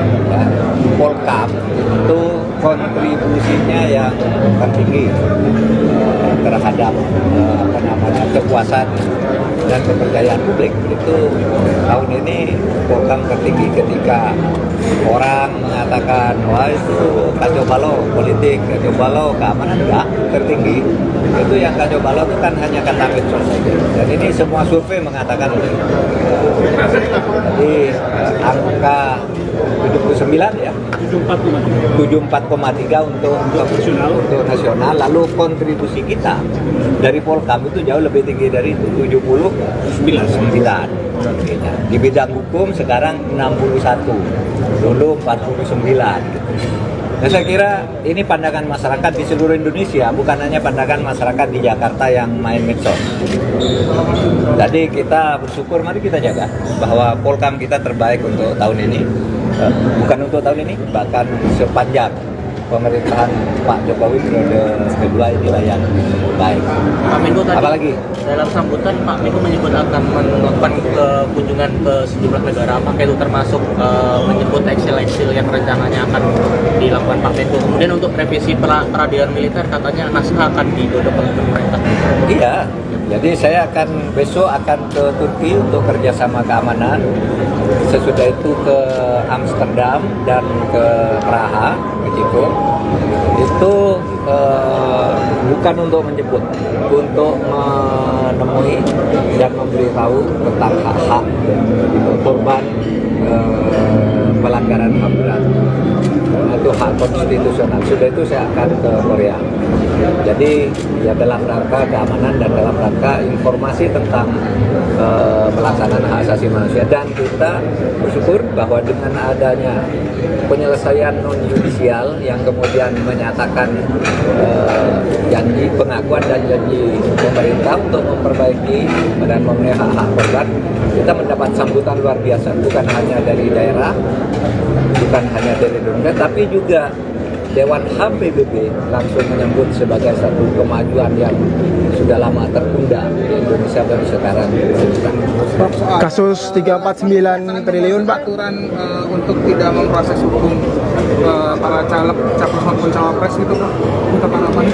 Ya memang sejak dulu gitu, karena seringkali kalau ada pemilu itu para calon sering dikriminalisasi dengan laporan-laporan yang kemudian sering tidak terbukti, sehingga dia sudah terlanjur jatuh namanya dan tidak terpilih, bahkan tidak berani mendaftar juga. Nah sekarang Kejaksaan Agung kembali mengumumkan kebijakannya untuk pencalonan dalam kaitan dengan pemilu, kasus-kasus korupsi supaya ditunda dulu sampai pemilu selesai. Yang pilpres dan legislatif ya ditunda sampai dengan tanggal 14 Februari.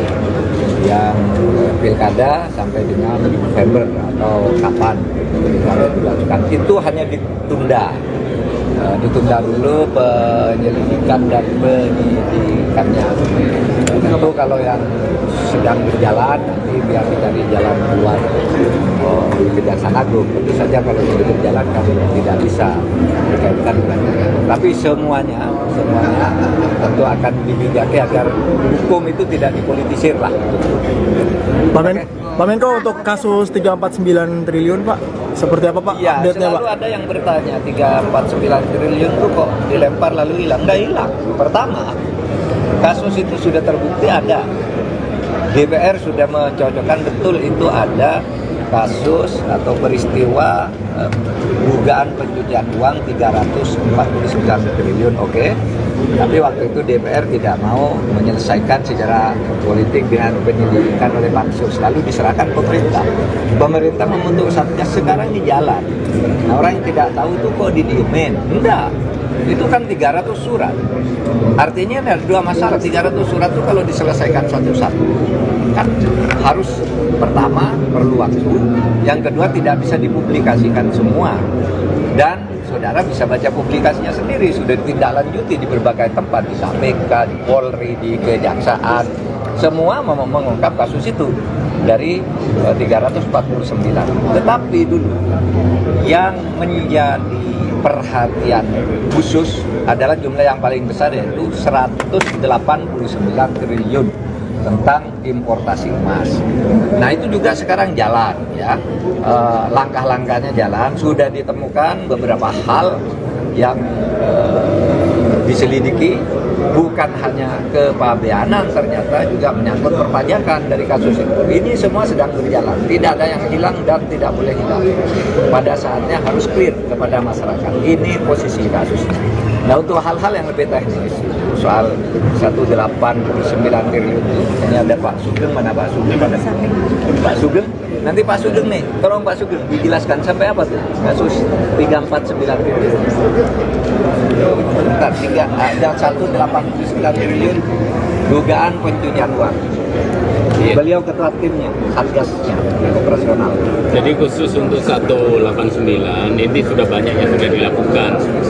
Misalnya untuk Direktorat Jenderal Bea Cukai itu sudah mengunjungi 3 tempat, memeriksa 56 pihak. Kemudian dari situ memang ada data tentang ketidakseimbangan antara barang yang masuk dan barang yang keluar. Barang yang masuk ternyata lebih sedikit daripada barang yang keluar. Artinya kan kalau barang masuk sedikit, keluar banyak, berarti ada barang lain yang ikut. Nah, ini yang sedang diteliti. Nah, di samping itu, tim juga mengembangkan bukan hanya dari sisi kepabeanan, tapi dengan perpajakan. Dan diindikasikan memang ada di wilayah tertentu, itu ada indikasi adanya barang-barang yang ilegal yang ikut di situ. Nah, ini sedang dilakukan penelitian. Dan di samping itu juga ada satu kasus yang sedang didorong juga untuk dilakukan tindakan yang lebih agresif untuk tahapan penyelesaiannya.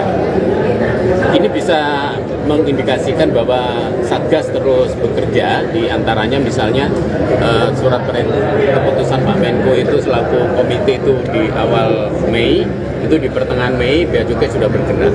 Jadi perkembangannya sementara seperti itu. Pak Sugeng, Tapi ada ya, sudah ada indikasi tersangkanya Pak Menko yang terkait belum masih jalan. Cuma supaya dipahami, kasus 349 triliun adalah menyangkut 300 surat ya, itu terpecah. Nah, apa sudah ditindak? Si Rafael Alun itu kan dari situ, ada di situ Rafael Alun. Kemudian importasi emas di Suta kan dari situ juga, dari surat itu. Yang pemecatan dan penersangkaan di Ujung Pandang, Makassar, itu kan dari situ juga. Jadi jalan, tidak ada yang berhenti. Tetapi jangan berpikir bahwa 300 triliun itu satu paket lalu selesai. Itu dipisah dalam 300 kasus. Itu aja cukup. Terima kasih. Soal gugatan batas usia.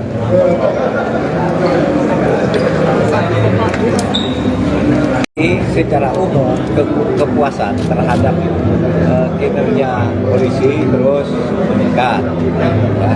Polkam itu kontribusinya yang tertinggi terhadap kepuasan dan kepercayaan publik itu tahun ini Polkam tertinggi ketika orang mengatakan wah itu kacau balau politik, kacau balau keamanan, enggak, tertinggi itu yang kacau balau itu kan hanya kata medsos saja, dan ini semua survei mengatakan itu.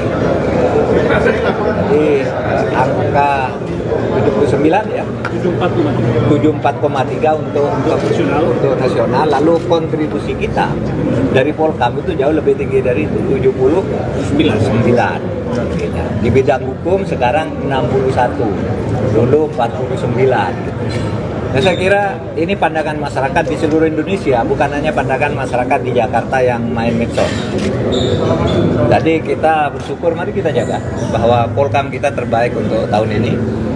Bukan untuk tahun ini, bahkan sepanjang pemerintahan Pak Jokowi periode kedua inilah yang baik. Pak Menko tadi, apalagi dalam sambutan Pak Menko menyebut akan melakukan kunjungan ke sejumlah negara, apakah itu termasuk menyebut eksil-eksil yang rencananya akan dilakukan Pak Menko. Kemudian untuk revisi peradilan militer katanya naskah akan didorong oleh pemerintah. Iya, jadi saya besok akan ke Turki untuk kerjasama keamanan. Sesudah itu ke Amsterdam dan ke Praha, ke Ceko. Itu bukan untuk menjemput, untuk menemui dan memberitahu tentang hak-hak korban pelanggaran HAM berat. Itu hak konstitusional. Sudah itu saya akan ke Korea. Jadi ya dalam rangka keamanan dan dalam rangka informasi tentang pelaksanaan hak asasi manusia, dan kita bersyukur bahwa dengan adanya penyelesaian non yudisial yang kemudian menyatakan janji pengakuan dan janji pemerintah untuk memperbaiki dan memenuhi hak-hak korban, kita mendapat sambutan luar biasa, bukan hanya dari daerah, bukan hanya dari Indonesia, tapi juga Dewan HAM PBB langsung menyambut sebagai satu kemajuan yang sudah lama tertunda di Indonesia baru sekarang. Kasus 349 triliun Pak. Aturan untuk tidak memproses hukum para caleg, capres maupun cawapres gitu Pak, untuk apa? Ya memang sejak dulu gitu, karena seringkali kalau ada pemilu itu para calon sering dikriminalisasi dengan laporan-laporan yang kemudian sering tidak terbukti, sehingga dia sudah terlanjur jatuh namanya dan tidak terpilih, bahkan tidak berani mendaftar juga. Nah sekarang Kejaksaan Agung kembali mengumumkan kebijakannya untuk pencalonan dalam kaitan dengan pemilu, kasus-kasus korupsi supaya ditunda dulu sampai pemilu selesai. Yang pilpres dan legislatif ya ditunda sampai dengan tanggal 14 Februari, yang pilkada sampai dengan November atau kapan pilkada dilakukan. Itu hanya ditunda dulu penyelidikan dan penyidikannya. Tentu kalau yang sedang berjalan nanti biar dicari jalan keluar di Kejaksaan Agung. Tentu saja kalau sudah berjalan kami tidak bisa berkaitan dengan itu. Tapi semuanya tentu akan dibijaki agar hukum itu tidak dipolitisir lah. Pak Menko, untuk kasus 349 triliun Pak, seperti apa Pak Ya, update-nya Pak? selalu ada yang bertanya 349 triliun itu kok dilempar lalu hilang. Nggak hilang. Pertama, kasus itu sudah terbukti ada. DPR sudah mencocokkan betul itu ada kasus atau peristiwa dugaan pencucian uang 349 triliun, oke.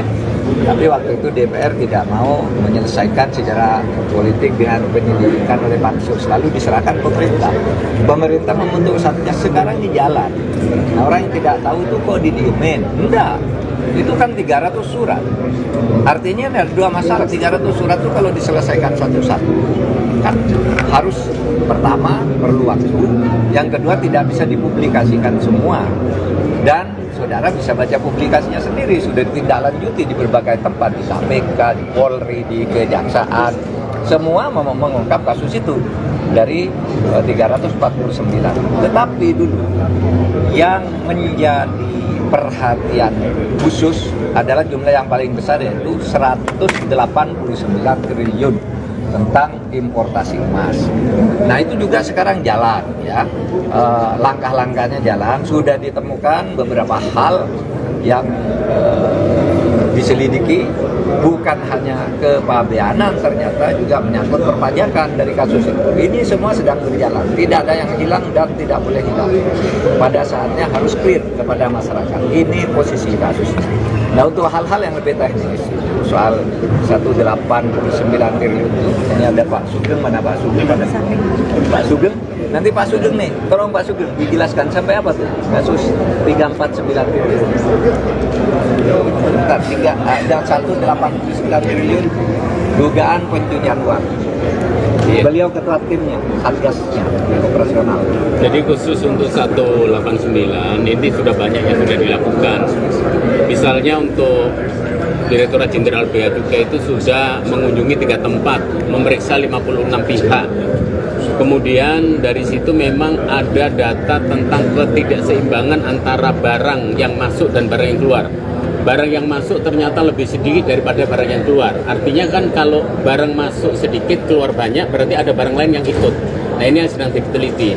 Nah di samping itu, tim juga mengembangkan bukan hanya dari sisi kepabeanan, tapi dengan perpajakan.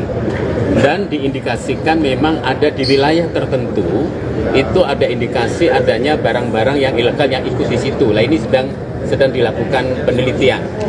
Dan di samping itu juga ada satu kasus yang sedang didorong juga untuk dilakukan tindakan yang lebih agresif untuk tahapan penyelesaiannya. Ini bisa mengindikasikan bahwa Satgas terus bekerja, di antaranya misalnya surat keputusan Pak Menko itu selaku komite itu di awal Mei, itu di pertengahan Mei Bea Cukai sudah bergerak. Jadi perkembangannya sementara seperti itu. Pak Sugeng, ya, sudah ada indikasi tersangkanya Pak Menko yang terkait belum, masih jalan. Cuma supaya dipahami, kasus 349 triliun adalah menyangkut 300 surat ya, itu terpecah. Nah apa sudah ditindak? Si Rafael Alun itu kan dari situ, ada di situ Rafael Alun. Kemudian importasi emas di Suta kan dari situ juga, dari surat itu. Yang pemecatan dan penersangkaan di Ujung Pandang, Makassar, itu kan dari situ juga. Jadi jalan, tidak ada yang berhenti. Tetapi jangan berpikir bahwa 300 triliun itu satu paket lalu selesai. Itu dipisah dalam 300 kasus. Itu aja cukup. Pak, soal gugatan batas usia.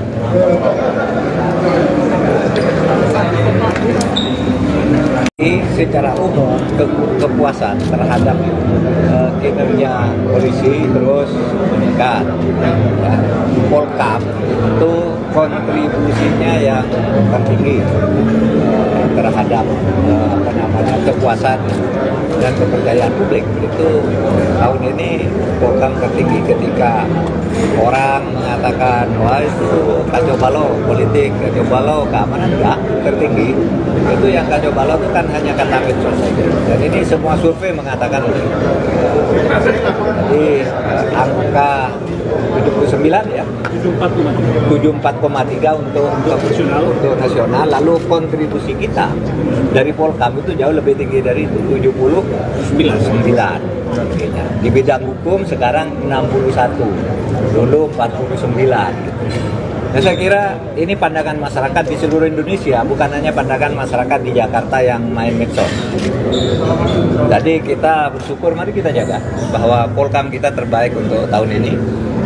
Bukan untuk tahun ini, bahkan sepanjang pemerintahan Pak Jokowi periode kedua inilah yang baik. Pak Menko tadi, apalagi dalam sambutan Pak Menko menyebut akan melakukan kunjungan ke sejumlah negara, apakah itu termasuk menyebut eksil-eksil yang rencananya akan dilakukan Pak Menko. Kemudian untuk revisi peradilan militer katanya naskah akan digodok oleh pemerintah. Iya, jadi saya besok akan ke Turki untuk kerjasama keamanan. Sesudah itu ke Amsterdam dan ke Praha, ke Ceko. Itu bukan untuk menjemput, untuk menemui dan memberitahu tentang hak-hak korban pelanggaran HAM berat. karena itu hak konstitusional. Sudah itu saya akan ke Korea. Jadi ya dalam rangka keamanan dan dalam rangka informasi tentang pelaksanaan hak asasi manusia, dan kita bersyukur bahwa dengan adanya penyelesaian non yudisial yang kemudian menyatakan janji pengakuan dan janji pemerintah untuk memperbaiki dan memenuhi hak-hak korban, kita mendapat sambutan luar biasa, bukan hanya dari daerah, bukan hanya dari Indonesia, tapi juga Dewan HAM PBB langsung menyambut sebagai satu kemajuan yang sudah lama tertunda di Indonesia baru sekarang. Kasus 349 triliun, Pak. Aturan untuk tidak memproses hukum para caleg, capres maupun cawapres gitu Pak, untuk harapannya? Ya memang sejak dulu gitu, karena seringkali kalau ada pemilu itu para calon sering dikriminalisasi dengan laporan-laporan yang kemudian sering tidak terbukti, sehingga dia sudah terlanjur jatuh namanya dan tidak terpilih, bahkan tidak berani mendaftar juga. Nah sekarang Kejaksaan Agung kembali mengumumkan kebijakannya untuk pencalonan dalam kaitan dengan pemilu, kasus-kasus korupsi supaya ditunda dulu sampai pemilu selesai. Yang pilpres dan legislatif ya ditunda sampai dengan tanggal 14 Februari, yang pilkada sampai dengan November atau kapan sampai dilakukan. Itu hanya ditunda dulu penyelidikan dan penyidikannya. Tentu kalau yang sedang berjalan nanti biar dicari jalan keluar di Kejaksaan Agung. Tentu saja kalau sudah berjalan kami tidak bisa dikaitkan dengan itu. Tapi semuanya tentu akan dibijaki agar hukum itu tidak dipolitisir lah. Pak Menko, untuk kasus 349 triliun Pak, seperti apa Pak Ya, update-nya selalu Pak? ada yang bertanya 349 triliun itu kok dilempar lalu hilang. Nggak hilang. Pertama, kasus itu sudah terbukti ada. DPR sudah mencocokkan betul itu ada kasus atau peristiwa dugaan pencucian uang 349 triliun, oke. Tapi waktu itu DPR tidak mau menyelesaikan secara politik dengan penyelidikan oleh pansus, lalu diserahkan pemerintah. Pemerintah membentuk satgas, sekarang di jalan. Nah, orang yang tidak tahu itu kok didiemin? Enggak. Itu kan 300 surat. Artinya ada dua masalah. 300 surat itu kalau diselesaikan satu-satu kan harus, pertama perlu waktu, yang kedua tidak bisa dipublikasikan semua, dan saudara bisa baca publikasinya sendiri, sudah ditindaklanjuti di berbagai tempat, di KPK, di Polri, di Kejaksaan, semua mengungkap kasus itu dari 349. Tetapi dulu yang menjadi perhatian khusus adalah jumlah yang paling besar, yaitu 189 triliun tentang importasi emas. Nah itu juga sekarang jalan ya, langkah-langkahnya jalan, sudah ditemukan beberapa hal yang diselidiki, bukan hanya kepabeanan, ternyata juga menyangkut perpajakan dari kasus itu. Ini semua sedang berjalan, tidak ada yang hilang dan tidak boleh hilang. Pada saatnya harus clear kepada masyarakat. Ini posisi kasusnya. Nah untuk hal-hal yang lebih teknis, soal 189 triliun itu, ini ada Pak Sugeng, mana Pak Sugeng? Pak Sugeng, nanti Pak Sugeng nih, tolong Pak Sugeng dijelaskan sampai apa tuh kasus 349 triliun. Bentar, ada 189 triliun dugaan pencucian uang. Beliau ketua timnya, satgasnya, operasional. Jadi khusus untuk 189 ini sudah banyak yang sudah dilakukan.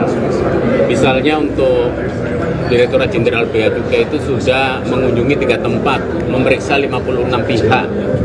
Kemudian dari situ memang ada data tentang ketidakseimbangan antara barang yang masuk dan barang yang keluar. Barang yang masuk ternyata lebih sedikit daripada barang yang keluar. Artinya kan kalau barang masuk sedikit, keluar banyak, berarti ada barang lain yang ikut.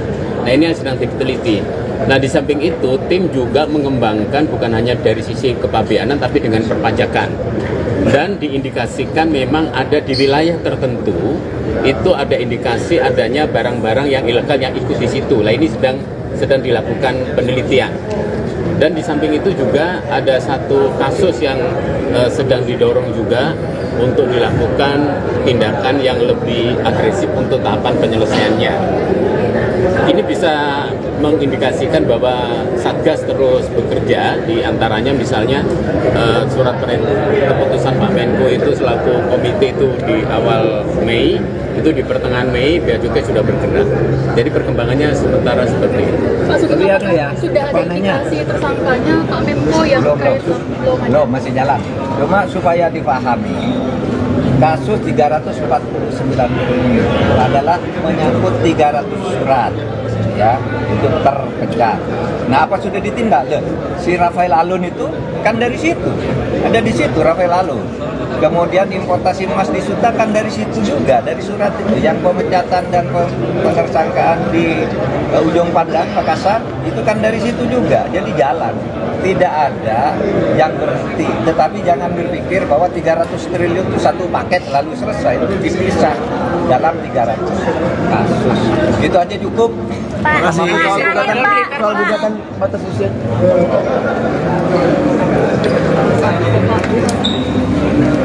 Secara umum kepuasan terhadap kinerja polisi terus meningkat. Ya. Polkam itu kontribusinya yang tertinggi terhadap kepuasan dan kepercayaan publik. Itu tahun ini Polkam tertinggi ketika orang mengatakan wah itu kacau balau politik, kacau balau keamanan, enggak, tertinggi. Itu yang kacau balau itu kan hanya kata medsos saja. Dan ini semua survei mengatakan itu. Jadi angka 79 ya. 74,3 untuk nasional. Lalu kontribusi kita dari Polkam itu jauh lebih tinggi dari itu, 79. Di bidang hukum sekarang 61, dulu 49. Nah, saya kira ini pandangan masyarakat di seluruh Indonesia, bukan hanya pandangan masyarakat di Jakarta yang main medsos. Jadi kita bersyukur, mari kita jaga bahwa Polkam kita terbaik untuk tahun ini. Bukan untuk tahun ini, bahkan sepanjang pemerintahan Pak Jokowi periode kedua inilah yang baik. Pak Menko tadi, apalagi dalam sambutan Pak Menko menyebut akan melakukan kunjungan ke sejumlah negara, apakah itu termasuk menyebut eksil-eksil yang rencananya akan dilakukan Pak Menko. Kemudian untuk revisi peradilan militer katanya naskah akan digodok oleh pemerintah. Iya, jadi saya besok akan ke Turki untuk kerjasama keamanan. Sesudah itu ke Amsterdam dan ke Praha, ke Ceko. Itu bukan untuk menjemput, untuk menemui dan memberitahu tentang hak-hak korban pelanggaran HAM berat. Itu hak konstitusional. Sudah itu saya akan ke Korea. Jadi ya dalam rangka keamanan dan dalam rangka informasi tentang pelaksanaan hak asasi manusia. Dan kita bersyukur bahwa dengan adanya penyelesaian non judisial yang kemudian menyatakan janji pengakuan dan janji pemerintah untuk memperbaiki dan memenuhi hak-hak korban, kita mendapat sambutan luar biasa, bukan hanya dari daerah, bukan hanya dari Indonesia, tapi juga Dewan HAM PBB langsung menyambut sebagai satu kemajuan yang sudah lama tertunda di Indonesia baru sekarang. Kasus 349 triliun, Pak. Aturan untuk tidak memproses hukum para caleg, capres maupun cawapres gitu, Pak. Untuk tanggapannya? Ya memang sejak dulu gitu, karena seringkali kalau ada pemilu itu para calon sering dikriminalisasi dengan laporan-laporan yang kemudian sering tidak terbukti, sehingga dia sudah terlanjur jatuh namanya dan tidak terpilih, bahkan tidak berani mendaftar juga. Nah sekarang Kejaksaan Agung kembali mengumumkan kebijakannya untuk pencalonan dalam kaitan dengan pemilu, kasus-kasus korupsi supaya ditunda dulu sampai pemilu selesai. Yang pilpres dan legislatif ya ditunda sampai dengan tanggal 14 Februari. Yang pilkada sampai dengan November atau kapan pilkada dilakukan. Itu hanya ditunda ditunda dulu penyelidikan dan penyidikannya. Tentu kalau yang sedang berjalan nanti biar dicari jalan keluar Kejaksaan Agung. Tentu saja kalau sudah berjalan kami tidak bisa berkaitan dengan itu. Tapi semuanya tentu akan dibijaki agar hukum itu tidak dipolitisir lah. Pak Menko, untuk kasus 349 triliun Pak, seperti apa Pak Ya, update-nya Pak? selalu ada yang bertanya 349 triliun itu kok dilempar lalu hilang. Nggak hilang. Pertama, kasus itu sudah terbukti ada. DPR sudah mencocokkan betul itu ada kasus atau peristiwa dugaan pencucian uang 349 triliun, oke. Tapi waktu itu DPR tidak mau menyelesaikan secara politik dengan penyelidikan oleh pansus, lalu diserahkan pemerintah. Pemerintah membentuk satgas, sekarang di jalan. Nah, orang yang tidak tahu itu kok didiemin? Enggak. Itu kan 300 surat. Artinya ada dua masalah. 300 surat itu kalau diselesaikan satu-satu kan harus, pertama perlu waktu, yang kedua tidak bisa dipublikasikan semua, dan saudara bisa baca publikasinya sendiri, sudah ditindaklanjuti di berbagai tempat, di KPK, di Polri, di Kejaksaan, semua mengungkap kasus itu dari 349. Tetapi dulu yang menjadi perhatian khusus adalah jumlah yang paling besar, yaitu 189 triliun tentang importasi emas. Nah, itu juga sekarang jalan ya, langkah-langkahnya jalan, sudah ditemukan beberapa hal yang diselidiki, bukan hanya kepabeanan, ternyata juga menyangkut perpajakan dari kasus itu. Ini semua sedang berjalan, tidak ada yang hilang dan tidak boleh hilang. Pada saatnya harus clear kepada masyarakat. Ini posisi kasusnya. Nah, untuk hal-hal yang lebih teknis, soal 189 triliun itu, ini ada Pak Sugeng, mana Pak Sugeng?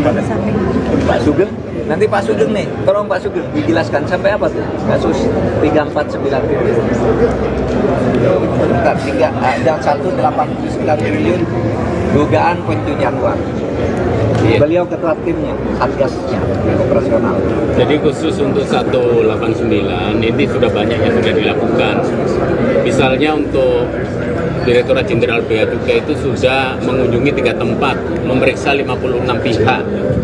Kemudian dari situ memang ada data tentang ketidakseimbangan antara barang yang masuk dan barang yang keluar. Barang yang masuk ternyata lebih sedikit daripada barang yang keluar. Artinya kan kalau barang masuk sedikit, keluar banyak, berarti ada barang lain yang ikut. Nah, ini yang sedang diteliti. Nah, di samping itu, tim juga mengembangkan bukan hanya dari sisi kepabeanan, tapi dengan perpajakan. Dan diindikasikan memang ada di wilayah tertentu, itu ada indikasi adanya barang-barang yang ilegal yang ikut di situ. Nah, ini sedang dilakukan penelitian. Dan di samping itu juga ada satu kasus yang sedang didorong juga untuk dilakukan tindakan yang lebih agresif untuk tahapan penyelesaiannya. Ini bisa mengindikasikan bahwa Satgas terus bekerja, di antaranya misalnya surat keputusan Pak Menko itu selaku komite itu di awal Mei, itu di pertengahan Mei Bea Cukai sudah bergerak. Jadi perkembangannya sementara seperti itu. Pak Sugeng, Tapi apakah sudah ada indikasi tersangkanya Pak Menko yang terkait belum, masih jalan. Cuma supaya dipahami, kasus 349 triliun adalah menyangkut 300 surat ya, itu terpecah. Nah, apa sudah ditindak? Si Rafael Alun itu kan dari situ, ada di situ Rafael Alun. Kemudian importasi emas di Suta kan dari situ juga, dari surat itu. Yang pemecatan dan penersangkaan di Ujung Pandang, Makassar, itu kan dari situ juga. Jadi jalan, tidak ada yang berhenti. Tetapi jangan berpikir bahwa 300 triliun itu satu paket lalu selesai. Itu dipisah dalam 300 kasus. Itu aja cukup. Terima kasih. Soal gugatan batas usia.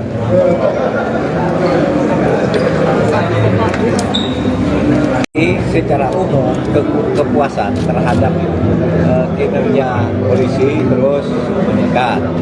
Ya.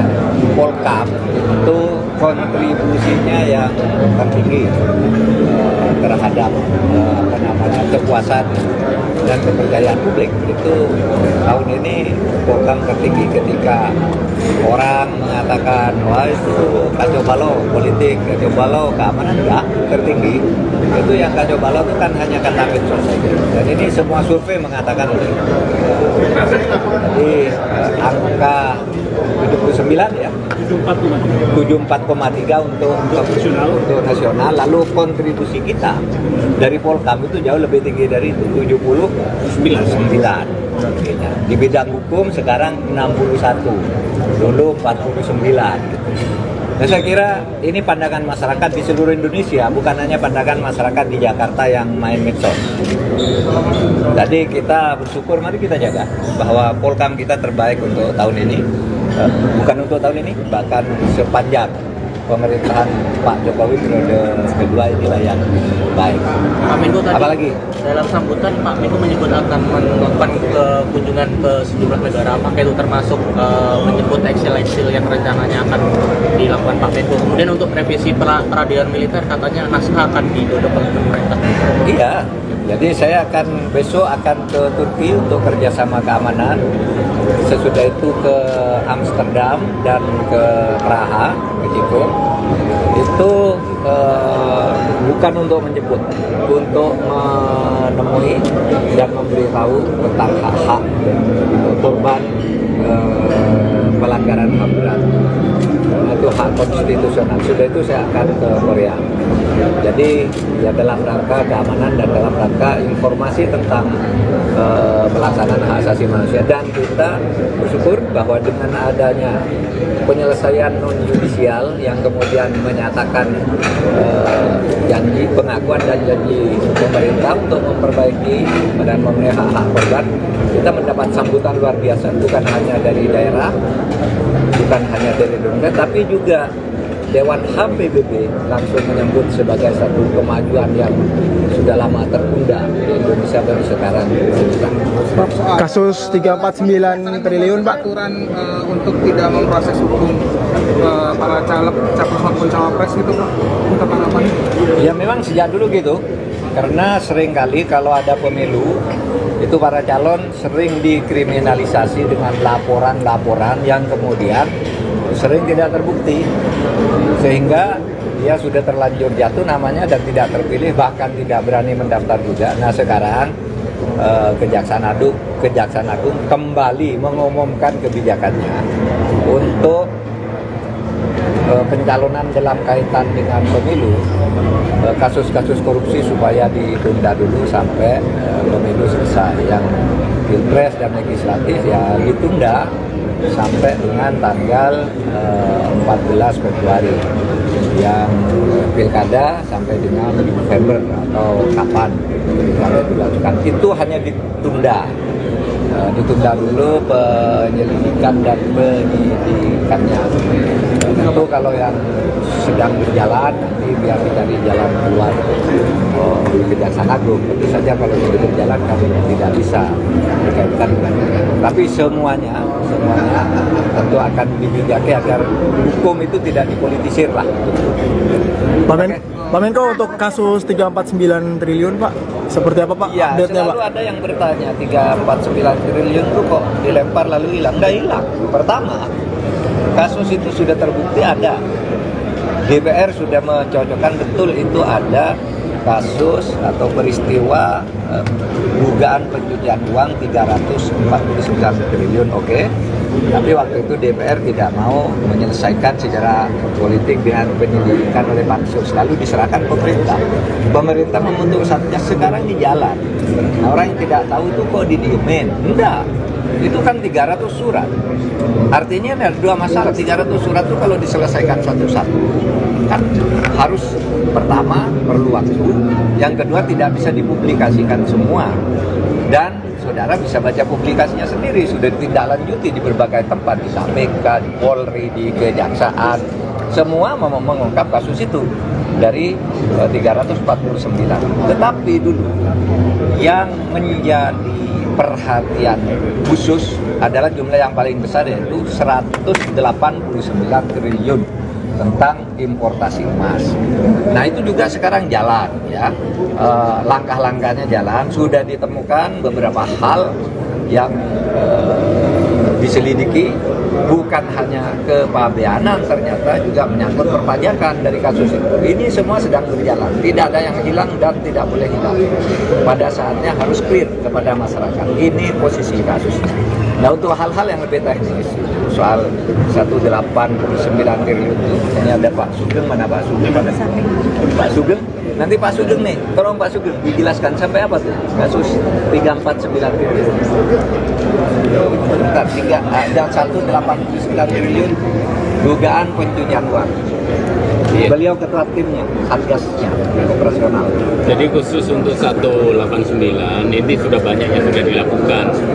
Misalnya untuk Direktorat Jenderal Bea Cukai itu sudah mengunjungi 3 tempat, memeriksa 56 pihak. Kemudian dari situ memang ada data tentang ketidakseimbangan antara barang yang masuk dan barang yang keluar. Barang yang masuk ternyata lebih sedikit daripada barang yang keluar. Artinya kan kalau barang masuk sedikit, keluar banyak, berarti ada barang lain yang ikut. Nah, ini yang sedang diteliti. Nah, di samping itu, tim juga mengembangkan bukan hanya dari sisi kepabeanan, tapi dengan perpajakan. Dan diindikasikan memang ada di wilayah tertentu, itu ada indikasi adanya barang-barang yang ilegal yang ikut di situ. Nah, ini sedang dilakukan penelitian. Dan di samping itu juga ada satu kasus yang sedang didorong juga untuk dilakukan tindakan yang lebih agresif untuk tahapan penyelesaiannya. Ini bisa mengindikasikan bahwa Satgas terus bekerja, di antaranya misalnya surat keputusan Pak Menko itu selaku komite itu di awal Mei, itu di pertengahan Mei Bea Cukai sudah bergerak. Jadi perkembangannya sementara seperti itu. Pak Sugeng, Tapi apakah sudah ada indikasi tersangkanya Pak Menko yang belum masih jalan. Cuma supaya dipahami, kasus 349 triliun adalah menyangkut 300 surat, ya, itu terpecah. Nah, apa sudah ditindak? Si Rafael Alun itu kan dari situ, ada di situ Rafael Alun. Kemudian importasi emas di Suta kan dari situ juga, dari surat itu. Yang pemecatan dan penersangkaan di Ujung Pandang, Makassar, itu kan dari situ juga. Jadi jalan, tidak ada yang berhenti. Tetapi jangan berpikir bahwa 300 triliun itu satu paket lalu selesai. Itu dipisah dalam 300 kasus. Itu aja cukup. Terima kasih. Soal gugatan batas usia.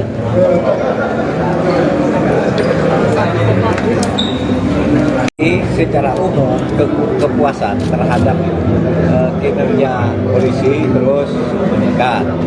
Ya. Polkam itu kontribusinya yang tertinggi terhadap kepuasan dan kepercayaan publik. Itu tahun ini Polkam tertinggi ketika orang mengatakan wah itu kacau balau politik, kacau balau keamanan, enggak, tertinggi. Itu yang kacau balau itu kan hanya kata medsos saja. Dan ini semua survei mengatakan itu. Jadi angka 79 ya. 74,3 untuk nasional. Lalu kontribusi kita dari Polkam itu jauh lebih tinggi dari itu, 79. Di bidang hukum sekarang 61, dulu 49. Nah, saya kira ini pandangan masyarakat di seluruh Indonesia, bukan hanya pandangan masyarakat di Jakarta yang main medsos. Jadi kita bersyukur, mari kita jaga bahwa Polkam kita terbaik untuk tahun ini. Bukan untuk tahun ini, bahkan sepanjang pemerintahan Pak Jokowi periode kedua inilah yang baik. Pak Menko tadi, apalagi dalam sambutan Pak Menko menyebut akan melakukan kunjungan ke sejumlah negara, apakah itu termasuk menyebut eksil-eksil yang rencananya akan dilakukan Pak Menko. Kemudian untuk revisi peradilan militer katanya naskah akan digodok oleh pemerintah. Iya, jadi saya besok akan ke Turki untuk kerjasama keamanan. Sesudah itu ke Amsterdam dan ke Praha, ke Ceko. Itu bukan untuk menjemput, untuk menemui dan memberitahu tentang hak-hak korban pelanggaran HAM berat. karena itu hak konstitusional. Sudah itu saya akan ke Korea. Jadi ya dalam rangka keamanan dan dalam rangka informasi tentang pelaksanaan hak asasi manusia, dan kita bersyukur bahwa dengan adanya penyelesaian non judisial yang kemudian menyatakan janji pengakuan dan janji pemerintah untuk memperbaiki dan memenuhi hak-hak korban, kita mendapat sambutan luar biasa, bukan hanya dari daerah, bukan hanya dari Indonesia, tapi juga Dewan HAM PBB langsung menyebut sebagai satu kemajuan yang sudah lama tertunda di Indonesia baru sekarang. Kasus 349 triliun Pak. Aturan untuk tidak memproses hukum para caleg, capres maupun cawapres gitu Pak, untuk tanggapannya? Ya memang sejak dulu gitu, karena seringkali kalau ada pemilu itu para calon sering dikriminalisasi dengan laporan-laporan yang kemudian sering tidak terbukti, sehingga dia sudah terlanjur jatuh namanya dan tidak terpilih, bahkan tidak berani mendaftar juga. Nah sekarang Kejaksaan Agung kembali mengumumkan kebijakannya untuk pencalonan dalam kaitan dengan pemilu, kasus-kasus korupsi supaya ditunda dulu sampai pemilu selesai. Yang pilpres dan legislatif ya ditunda sampai dengan tanggal 14 Februari, yang pilkada sampai dengan November atau kapan pilkada dilakukan. Itu hanya ditunda dulu penyelidikan dan penyidikannya. Tentu kalau yang sedang berjalan nanti biar dicari jalan keluar di Kejaksaan Agung. Tentu saja kalau sudah berjalan kami tidak bisa berkaitan dengan itu. Tapi semuanya tentu akan dibijaki agar hukum itu tidak dipolitisir lah. Pak Menko, untuk kasus 349 triliun Pak, seperti apa Pak Ya, update-nya Pak? selalu ada yang bertanya 349 triliun itu kok dilempar lalu hilang. Nggak hilang. Pertama, kasus itu sudah terbukti ada. DPR sudah mencocokkan betul itu ada kasus atau peristiwa dugaan pencucian uang 349 triliun, oke. Tapi waktu itu DPR tidak mau menyelesaikan secara politik dengan penyelidikan oleh Pansus, lalu diserahkan pemerintah. Pemerintah membentuk satgas, sekarang di jalan. Nah, orang yang tidak tahu itu kok didiemin? Enggak. Itu kan 300 surat. Artinya ada dua masalah. 300 surat itu kalau diselesaikan satu-satu kan harus, pertama perlu waktu, yang kedua tidak bisa dipublikasikan semua, dan saudara bisa baca publikasinya sendiri, sudah ditindaklanjuti di berbagai tempat, di KPK, di Polri, di Kejaksaan, semua mengungkap kasus itu dari 349. Tetapi dulu yang menjadi perhatian khusus adalah jumlah yang paling besar, yaitu 189 triliun tentang importasi emas. Nah itu juga sekarang jalan ya, langkah-langkahnya jalan, sudah ditemukan beberapa hal yang diselidiki, bukan hanya kepabeanan, ternyata juga menyangkut perpajakan dari kasus itu. Ini semua sedang berjalan, tidak ada yang hilang dan tidak boleh hilang. Pada saatnya harus clear kepada masyarakat. Ini posisi kasusnya. Nah untuk hal-hal yang lebih teknis, soal 189 triliun itu, ini ada Pak Sugeng, mana Pak Sugeng? Pak Sugeng, nanti Pak Sugeng nih, tolong Pak Sugeng dijelaskan sampai apa tuh kasus 349 triliun. Bentar, ada 189 triliun dugaan pencucian uang. Beliau ketua timnya, satgasnya, operasional. Jadi khusus untuk 189 ini sudah banyak yang sudah dilakukan. Misalnya untuk Direktorat Jenderal Bea Cukai itu sudah mengunjungi 3 tempat, memeriksa 56 pihak. Kemudian dari situ memang ada data tentang ketidakseimbangan antara barang yang masuk dan barang yang keluar. Barang yang masuk ternyata lebih sedikit daripada barang yang keluar. Artinya kan kalau barang masuk sedikit, keluar banyak, berarti ada barang lain yang ikut. Nah ini yang sedang diteliti. Nah di samping itu, tim juga mengembangkan bukan hanya dari sisi kepabeanan, tapi dengan perpajakan. Dan diindikasikan memang ada di wilayah tertentu, itu ada indikasi adanya barang-barang yang ilegal yang ikut di situ. Nah ini sedang dilakukan penelitian. Dan di samping itu juga ada satu kasus yang sedang didorong juga, untuk dilakukan tindakan yang lebih agresif untuk tahapan penyelesaiannya. Ini bisa mengindikasikan bahwa Satgas terus bekerja, di antaranya misalnya surat keputusan Pak Menko itu selaku komite itu di awal Mei, itu di pertengahan Mei Bea Cukai sudah bergerak. Jadi perkembangannya sementara seperti itu. Pak, Tapi ada ya, sudah ada panahnya. indikasi tersangkanya Pak Menko yang terkait belum ada. Belum, masih jalan.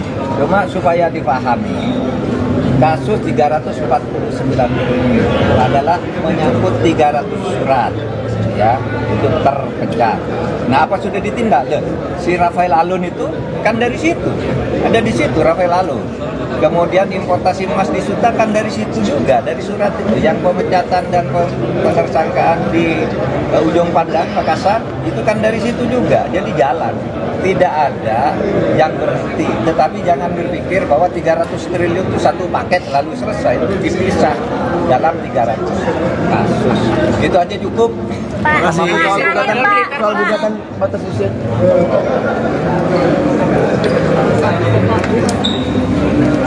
Secara umum kepuasan terhadap kinerja polisi terus meningkat.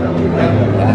Polkam itu kontribusinya yang tertinggi terhadap kepuasan dan kepercayaan publik. Itu tahun ini Polkam tertinggi ketika orang mengatakan wah itu kacau balau politik, kacau balau keamanan, enggak, tertinggi. Itu yang kacau balau itu kan hanya kata medsos saja. Dan ini semua survei mengatakan itu. Jadi angka 79 ya. 74,3 untuk nasional. Lalu kontribusi kita dari Polkam itu jauh lebih tinggi dari itu, 79. Di bidang hukum sekarang 61, dulu 49. Nah, saya kira ini pandangan masyarakat di seluruh Indonesia, bukan hanya pandangan masyarakat di Jakarta yang main medsos. Jadi kita bersyukur, mari kita jaga bahwa Polkam kita terbaik untuk tahun ini. Bukan untuk tahun ini, bahkan sepanjang pemerintahan Pak Jokowi periode kedua inilah yang baik. Pak Menko tadi, apalagi dalam sambutan Pak Menko menyebut akan melakukan kunjungan ke sejumlah negara, apakah itu termasuk menyebut eksil-eksil yang rencananya akan dilakukan Pak Menko. Kemudian untuk revisi peradilan militer katanya naskah akan digodok oleh pemerintah. Iya, jadi saya besok akan ke Turki untuk kerjasama keamanan. Sesudah itu ke Amsterdam dan ke Praha, ke Ceko. Itu bukan untuk menjemput, untuk menemui dan memberitahu tentang hak-hak korban pelanggaran HAM berat. Itu hak konstitusional. Sudah itu saya akan ke Korea. Jadi ya dalam rangka keamanan dan dalam rangka informasi tentang pelaksanaan hak asasi manusia. Dan kita bersyukur bahwa dengan adanya penyelesaian non-judisial yang kemudian menyatakan janji pengakuan dan janji pemerintah untuk memperbaiki dan memenuhi hak-hak korban, kita mendapat sambutan luar biasa, bukan hanya dari daerah, bukan hanya dari Indonesia, tapi juga Dewan HAM PBB langsung menyebut sebagai satu kemajuan yang sudah lama tertunda di Indonesia baru sekarang. Kasus 349 triliun, Pak. Aturan untuk tidak memproses hukum para caleg, capres maupun cawapres gitu Pak, untuk tanggapannya? Ya memang sejak dulu gitu, karena seringkali kalau ada pemilu itu para calon sering dikriminalisasi dengan laporan-laporan yang kemudian sering tidak terbukti, sehingga dia sudah terlanjur jatuh namanya dan tidak terpilih, bahkan tidak berani mendaftar juga. Nah sekarang Kejaksaan Agung kembali mengumumkan kebijakannya untuk pencalonan dalam kaitan dengan pemilu, kasus-kasus korupsi supaya ditunda dulu sampai pemilu selesai. Yang pilpres dan legislatif ya ditunda sampai dengan tanggal 14 Februari, yang pilkada sampai dengan November atau kapan pilkada dilakukan. Itu hanya ditunda ditunda dulu penyelidikan dan penyidikannya. Tentu kalau yang sedang berjalan nanti biar dicari jalan keluar Kejaksaan Agung. Tentu saja kalau sudah berjalan kami tidak bisa berkaitan dengan itu. Tapi semuanya tentu akan dibijaki agar hukum itu tidak dipolitisir lah. Pak Menko, untuk kasus 349 triliun Pak, seperti apa Pak Ya, update-nya Pak? selalu ada yang bertanya 349 triliun itu kok dilempar lalu hilang. Nggak hilang. Pertama, kasus itu sudah terbukti ada. DPR sudah mencocokkan betul itu ada kasus atau peristiwa dugaan pencucian uang 349 triliun, oke. Tapi waktu itu DPR tidak mau menyelesaikan secara politik dengan penyelidikan oleh Pansus, lalu diserahkan pemerintah. Pemerintah membentuk satgas, sekarang di jalan. Nah, orang yang tidak tahu itu kok didiemin? Enggak. Itu kan 300 surat. Artinya ada dua masalah. 300 surat itu kalau diselesaikan satu-satu kan harus, pertama perlu waktu, yang kedua tidak bisa dipublikasikan semua, dan saudara bisa baca publikasinya sendiri, sudah ditindaklanjuti di berbagai tempat, di KPK, di Polri, di Kejaksaan, semua mengungkap kasus itu dari 349. Tetapi dulu yang menjadi perhatian khusus adalah jumlah yang paling besar, yaitu 189 triliun tentang importasi emas. Nah, itu juga sekarang jalan ya, langkah-langkahnya jalan, sudah ditemukan beberapa hal yang diselidiki, bukan hanya kepabeanan, ternyata juga menyangkut perpajakan dari kasus itu. Ini semua sedang berjalan, tidak ada yang hilang dan tidak boleh hilang. Pada saatnya harus clear kepada masyarakat. Ini posisi kasusnya. Nah, untuk hal-hal yang lebih teknis, soal 189 triliun itu, ini ada Pak Sugeng, mana Pak Sugeng? Pak Sugeng, nanti Pak Sugeng nih, tolong Pak Sugeng dijelaskan sampai apa tuh kasus 349 triliun. Bentar, ada 189 triliun dugaan pencucian uang. Beliau ketua timnya, satgasnya, operasional.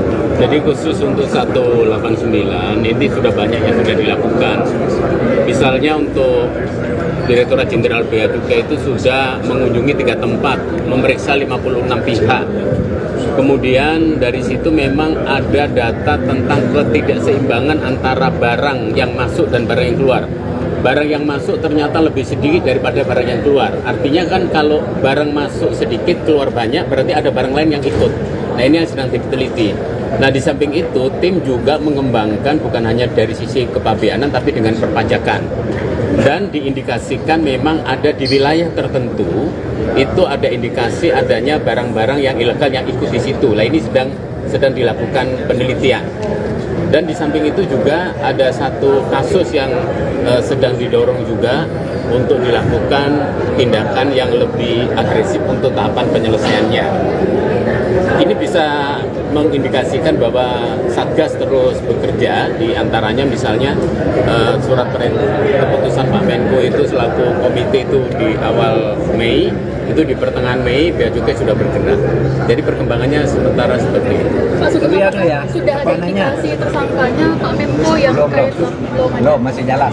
Cuma supaya dipahami, kasus 349 triliun adalah menyangkut 300 surat ya, itu terpecah. Nah, apa sudah ditindak? Si Rafael Alun itu kan dari situ, ada di situ Rafael Alun. Kemudian importasi emas di Suta kan dari situ juga, dari surat itu. Yang pemecatan dan penersangkaan di Ujung Pandang, Makassar, itu kan dari situ juga. Jadi jalan, tidak ada yang berhenti. Tetapi jangan berpikir bahwa 300 triliun itu satu paket lalu selesai. Itu dipisah dalam 300 kasus. Itu aja cukup. Terima kasih. Soal gugatan batas usia.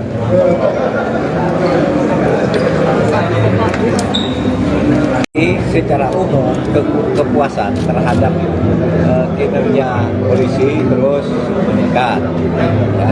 Polkam itu kontribusinya yang tertinggi terhadap kepuasan dan kepercayaan publik. Itu tahun ini Polkam tertinggi. Ketika orang mengatakan wah itu kacau balau politik, kacau balau keamanan, enggak, tertinggi. Itu yang kacau balau itu kan hanya kata medsos saja. Dan ini semua survei mengatakan itu. Jadi angka 79 ya. 74,3 untuk nasional. Lalu kontribusi kita dari Polkam itu jauh lebih tinggi dari itu, 79. Di bidang hukum sekarang 61, dulu 49. Nah, saya kira ini pandangan masyarakat di seluruh Indonesia, bukan hanya pandangan masyarakat di Jakarta yang main medsos. Jadi kita bersyukur, mari kita jaga bahwa Polkam kita terbaik untuk tahun ini. Bukan untuk tahun ini, bahkan sepanjang pemerintahan Pak Jokowi periode kedua inilah yang baik. Pak Menko tadi, apalagi dalam sambutan Pak Menko menyebut akan melakukan kunjungan ke sejumlah negara, apakah itu termasuk menyebut eksil-eksil yang rencananya akan dilakukan Pak Menko. Kemudian untuk revisi peradilan militer katanya naskah akan digodok oleh pemerintah. Iya, jadi saya besok akan ke Turki untuk kerjasama keamanan. Sesudah itu ke Amsterdam dan ke Praha, ke Ceko.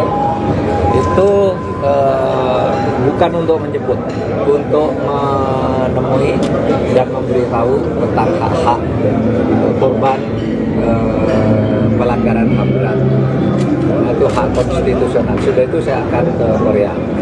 Jadi ya dalam rangka keamanan dan dalam rangka informasi tentang pelaksanaan hak asasi manusia. Dan kita bersyukur bahwa dengan adanya penyelesaian non judisial yang kemudian menyatakan janji pengakuan dan janji pemerintah untuk memperbaiki dan memenuhi hak-hak korban, kita mendapat sambutan luar biasa, bukan hanya dari daerah, bukan hanya dari Indonesia, tapi juga Dewan HAM PBB langsung menyambut sebagai satu kemajuan yang sudah lama tertunda di Indonesia baru sekarang. Kasus 349 triliun, Pak. Aturan untuk tidak memproses hukum para caleg, capres maupun cawapres gitu Pak, untuk tanggapannya?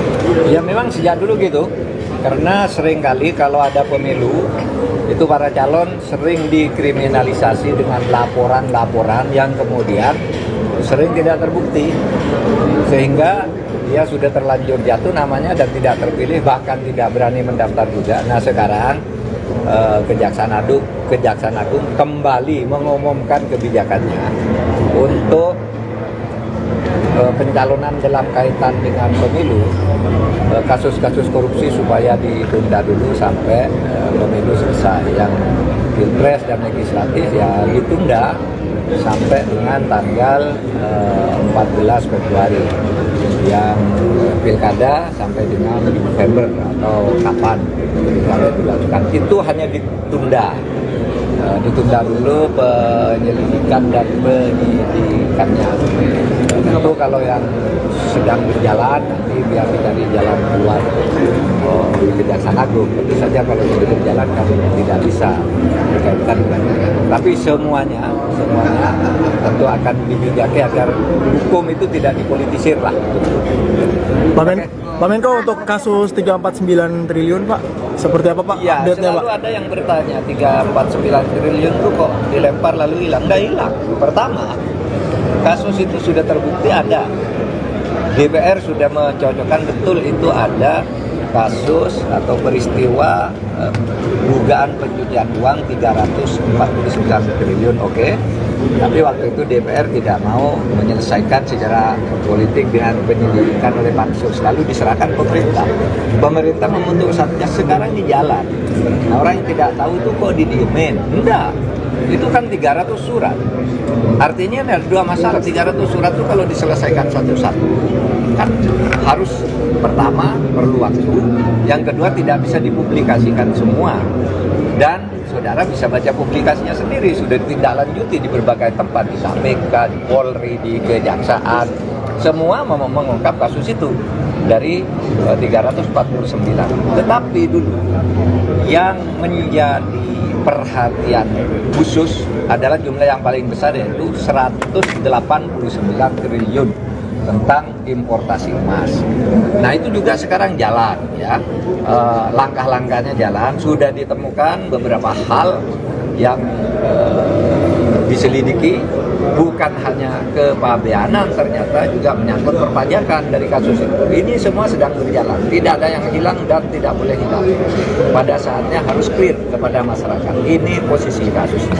Nah, untuk hal-hal yang lebih teknis, soal 189 triliun itu, ini ada Pak Sugeng, mana Pak Sugeng? Pak Sugeng, nanti Pak Sugeng nih, tolong Pak Sugeng dijelaskan sampai apa tuh kasus 349 triliun. Bentar, ada 189 triliun dugaan pencucian uang. Beliau ketua timnya, satgasnya, operasional. Jadi khusus untuk 189 ini sudah banyak yang sudah dilakukan. Misalnya untuk Direktorat Jenderal Bea Cukai itu sudah mengunjungi 3 tempat, memeriksa 56 pihak. Kemudian dari situ memang ada data tentang ketidakseimbangan antara barang yang masuk dan barang yang keluar. Barang yang masuk ternyata lebih sedikit daripada barang yang keluar. Artinya kan kalau barang masuk sedikit, keluar banyak, berarti ada barang lain yang ikut. Nah, ini yang sedang diteliti. Nah, di samping itu, tim juga mengembangkan bukan hanya dari sisi kepabeanan, tapi dengan perpajakan. Dan diindikasikan memang ada di wilayah tertentu, itu ada indikasi adanya barang-barang yang ilegal yang ikut di situ. Nah, ini sedang dilakukan penelitian. Dan di samping itu juga ada satu kasus yang sedang didorong juga untuk dilakukan tindakan yang lebih agresif untuk tahapan penyelesaiannya. Ini bisa mengindikasikan bahwa Satgas terus bekerja, di antaranya misalnya surat keputusan Pak Menko itu selaku komite itu di awal Mei, itu di pertengahan Mei Bea Cukai sudah bergerak. Jadi perkembangannya sementara seperti itu. Pak Sugeng, Tapi ada ya, sudah ada warnanya. indikasi tersangkanya Pak Menko yang terkait Belum, masih jalan. Cuma supaya dipahami, kasus 349 triliun adalah menyangkut 300 surat, ya, itu terpecah. Nah, apa sudah ditindak? Si Rafael Alun itu kan dari situ, ada di situ Rafael Alun. Kemudian importasi emas di Suta kan dari situ juga, dari surat itu. Yang pemecatan dan tersangkaan di Ujung Pandang, Makassar, itu kan dari situ juga. Jadi jalan, tidak ada yang berhenti. Tetapi jangan berpikir bahwa 300 triliun itu satu paket lalu selesai. Itu dipisah dalam 300 kasus. Itu aja cukup. Pak, Soal gugatan batas usia.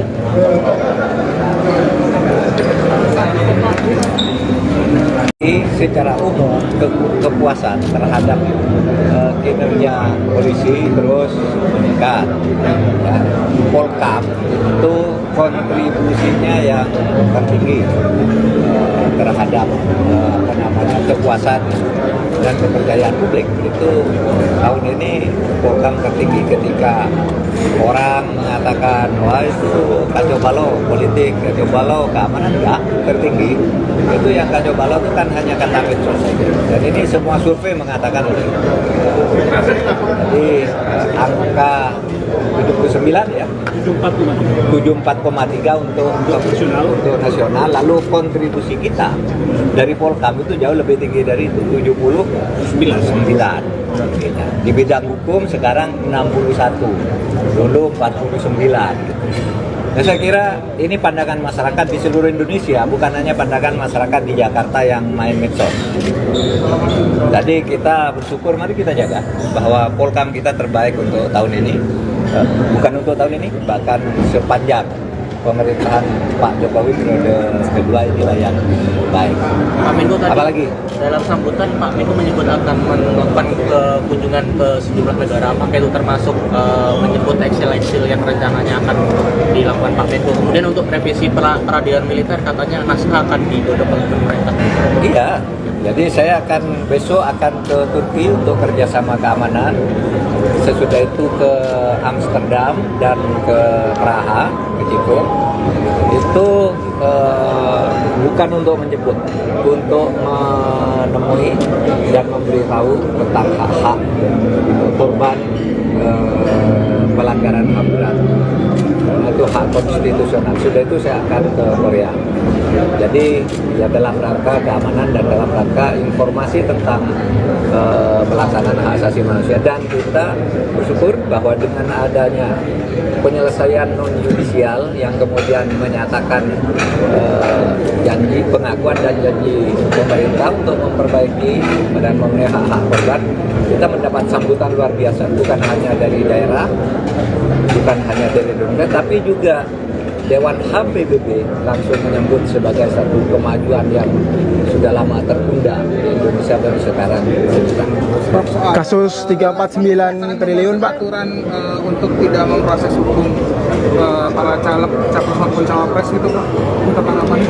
Ya memang sejak dulu gitu, karena seringkali kalau ada pemilu itu para calon sering dikriminalisasi dengan laporan-laporan yang kemudian sering tidak terbukti, sehingga dia sudah terlanjur jatuh namanya dan tidak terpilih, bahkan tidak berani mendaftar juga. Nah sekarang Kejaksaan Agung kembali mengumumkan kebijakannya untuk pencalonan dalam kaitan dengan pemilu, kasus-kasus korupsi supaya ditunda dulu sampai pemilu selesai. Yang pilpres dan legislatif ya ditunda sampai dengan tanggal 14 Februari, yang pilkada sampai dengan November atau kapan pilkada dilakukan. Itu hanya ditunda dulu penyelidikan dan penyidikannya.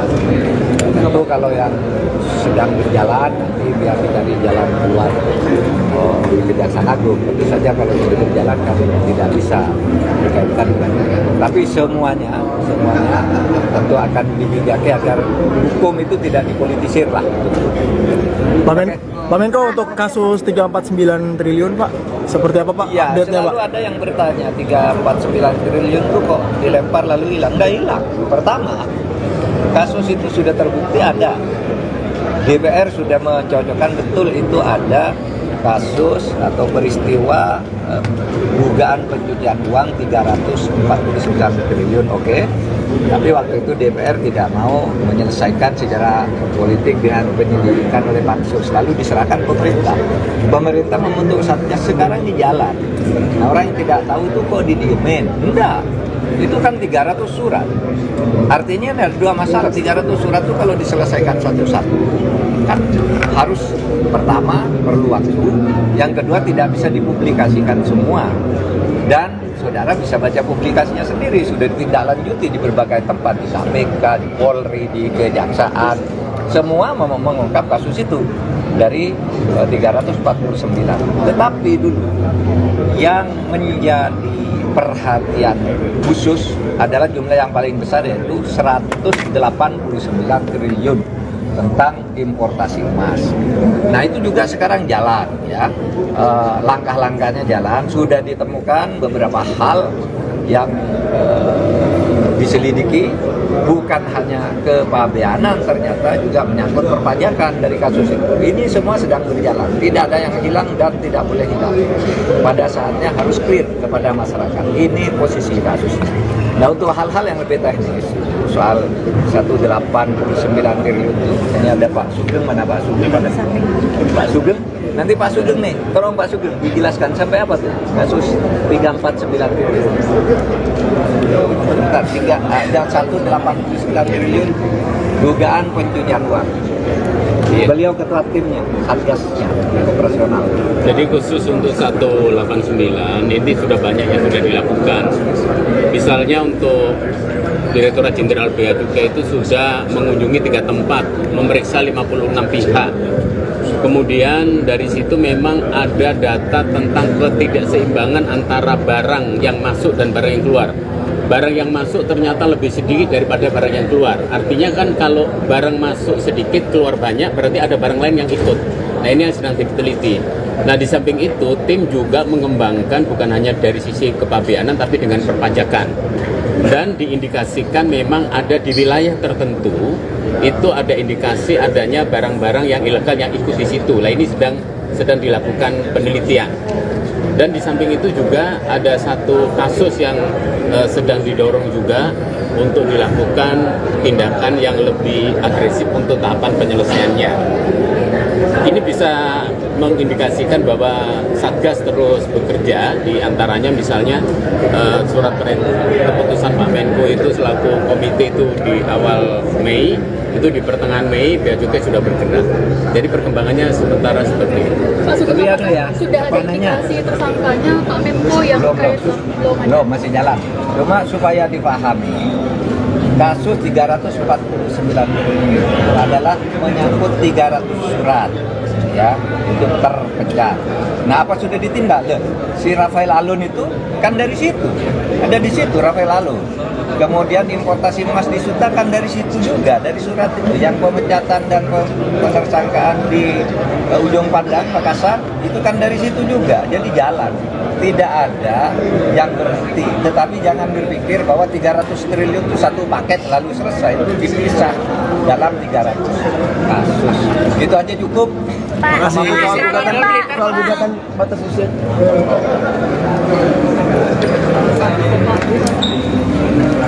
Secara umum kepuasan terhadap kinerja polisi terus meningkat. Ya. Polkam itu kontribusinya yang tertinggi terhadap kepuasan dan kepercayaan publik. Itu tahun ini Polkam tertinggi ketika orang mengatakan wah itu kacau balau politik, kacau balau keamanan, enggak, tertinggi. Itu yang kacau balau itu kan hanya kata medsos saja. Dan ini semua survei mengatakan itu.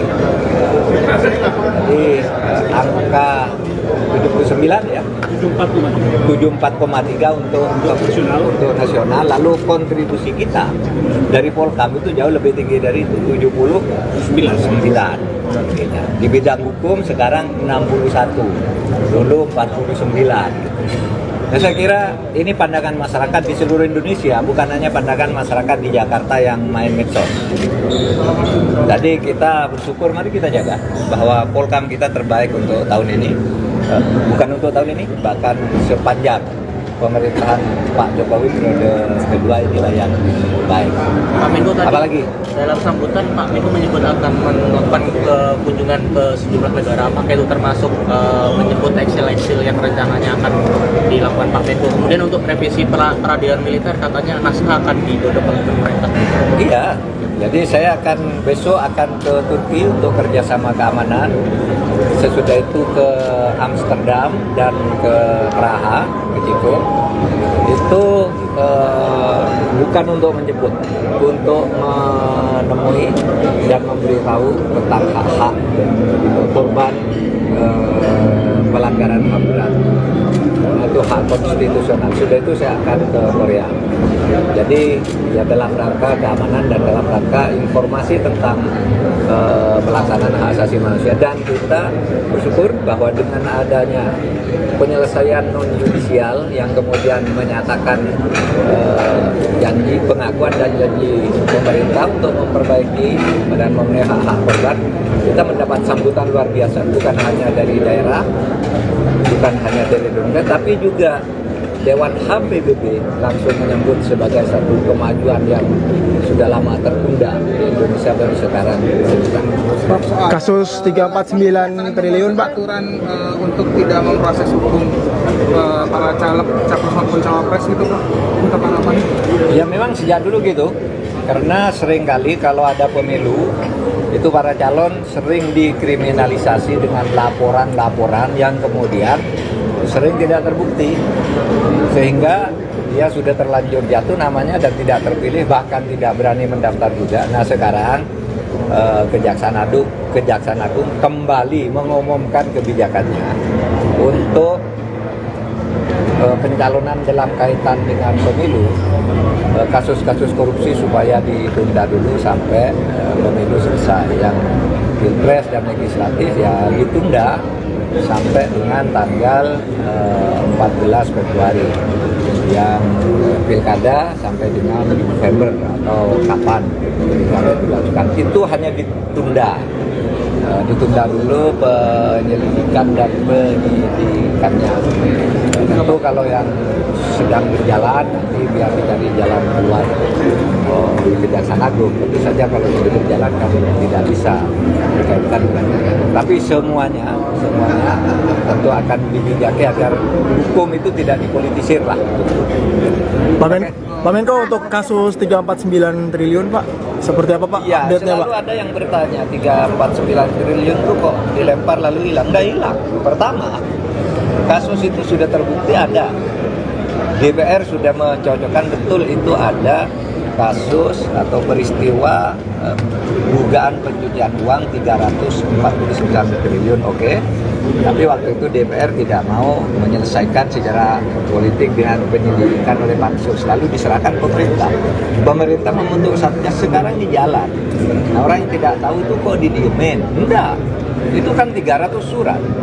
Artinya ada dua masalah. 300 surat itu kalau diselesaikan satu-satu kan harus, pertama perlu waktu, yang kedua tidak bisa dipublikasikan semua, dan saudara bisa baca publikasinya sendiri, sudah ditindaklanjuti di berbagai tempat, di KPK, di Polri, di Kejaksaan, semua mengungkap kasus itu dari 349. Tetapi dulu yang menjadi perhatian khusus adalah jumlah yang paling besar, yaitu 189 triliun tentang importasi emas.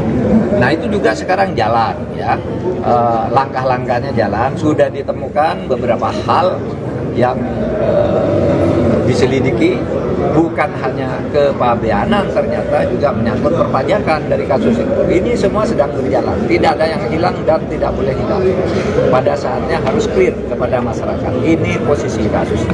Nah, untuk hal-hal yang lebih teknis, soal 189 triliun itu, ini ada Pak Sugeng, mana Pak Sugeng? Pak Sugeng, nanti Pak Sugeng nih, tolong Pak Sugeng dijelaskan sampai apa tuh kasus 349 triliun. Bentar, ada 189 triliun dugaan pencucian uang. Iya. Beliau ketua timnya, satgasnya, operasional. Jadi khusus untuk 189 ini sudah banyak yang sudah dilakukan. Misalnya untuk Direktorat Jenderal Bea Cukai itu sudah mengunjungi 3 tempat, memeriksa 56 pihak. Kemudian dari situ memang ada data tentang ketidakseimbangan antara barang yang masuk dan barang yang keluar. Barang yang masuk ternyata lebih sedikit daripada barang yang keluar. Artinya kan kalau barang masuk sedikit, keluar banyak, berarti ada barang lain yang ikut. Nah, ini yang sedang diteliti. Nah, di samping itu, tim juga mengembangkan bukan hanya dari sisi kepabeanan, tapi dengan perpajakan. Dan diindikasikan memang ada di wilayah tertentu, itu ada indikasi adanya barang-barang yang ilegal yang ikut di situ. Nah, ini sedang dilakukan penelitian. Dan di samping itu juga ada satu kasus yang sedang didorong juga untuk dilakukan tindakan yang lebih agresif untuk tahapan penyelesaiannya. Ini bisa mengindikasikan bahwa Satgas terus bekerja, di antaranya misalnya surat keputusan Pak Menko itu selaku komite itu di awal Mei, itu di pertengahan Mei Bea Cukai sudah bergerak. Jadi perkembangannya sementara seperti itu. Pak Sugeng, Tapi ada ya, sudah ada indikasi tersangkanya Pak Menko yang terkait belum masih jalan. Cuma supaya dipahami, kasus 349 triliun adalah menyangkut 300 surat ya, itu terpecah. Nah, apa sudah ditindak? Si Rafael Alun itu kan dari situ, ada di situ Rafael Alun. Kemudian importasi emas di Suta kan dari situ juga, dari surat itu. Yang pemecatan dan penersangkaan di Ujung Pandang, Makassar, itu kan dari situ juga. Jadi jalan, tidak ada yang berhenti. Tetapi jangan berpikir bahwa 300 triliun itu satu paket lalu selesai. Itu dipisah dalam 300 kasus. Itu aja cukup. Terima kasih. Soal gugatan batas usia.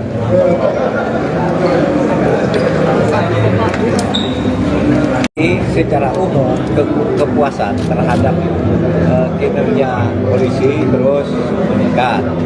Ya.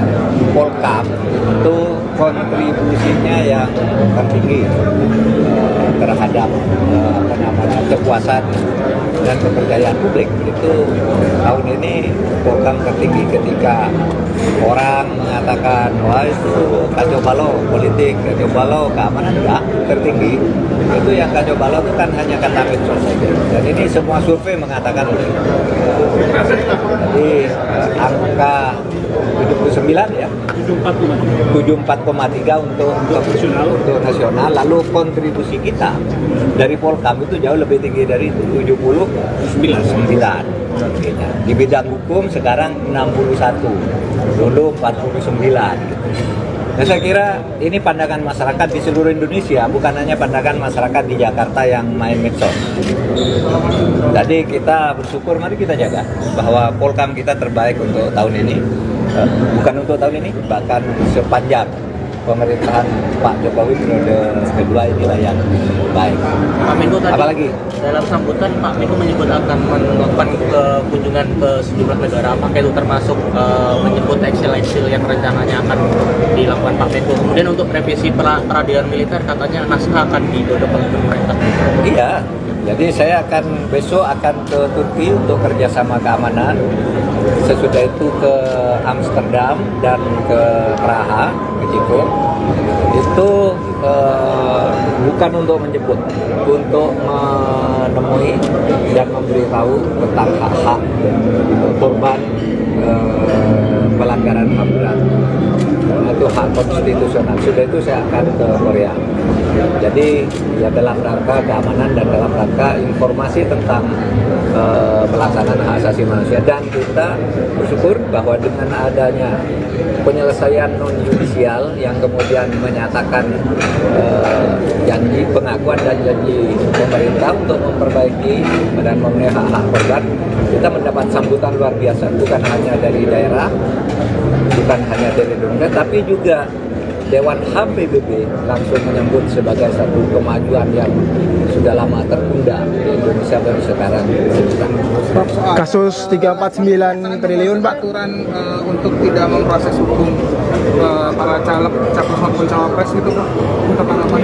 Ya memang sejak dulu gitu, karena seringkali kalau ada pemilu itu para calon sering dikriminalisasi dengan laporan-laporan yang kemudian sering tidak terbukti, sehingga dia sudah terlanjur jatuh namanya dan tidak terpilih, bahkan tidak berani mendaftar juga. Nah sekarang Kejaksaan Agung kembali mengumumkan kebijakannya untuk pencalonan dalam kaitan dengan pemilu, kasus-kasus korupsi supaya ditunda dulu sampai pemilu selesai. Yang pilpres dan legislatif ya ditunda sampai dengan tanggal 14 Februari, yang pilkada sampai dengan November atau kapan pilkada dilakukan. Itu hanya ditunda dulu penyelidikan dan penyidikannya.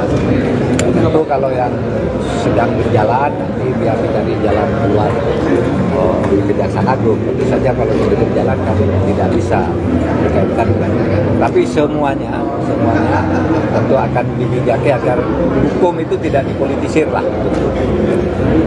Pak Menko, untuk kasus 349 triliun Pak, seperti apa Pak Ya, update-nya Pak? selalu ada yang bertanya 349 triliun itu kok dilempar lalu hilang. Nggak hilang. Pertama, kasus itu sudah terbukti ada.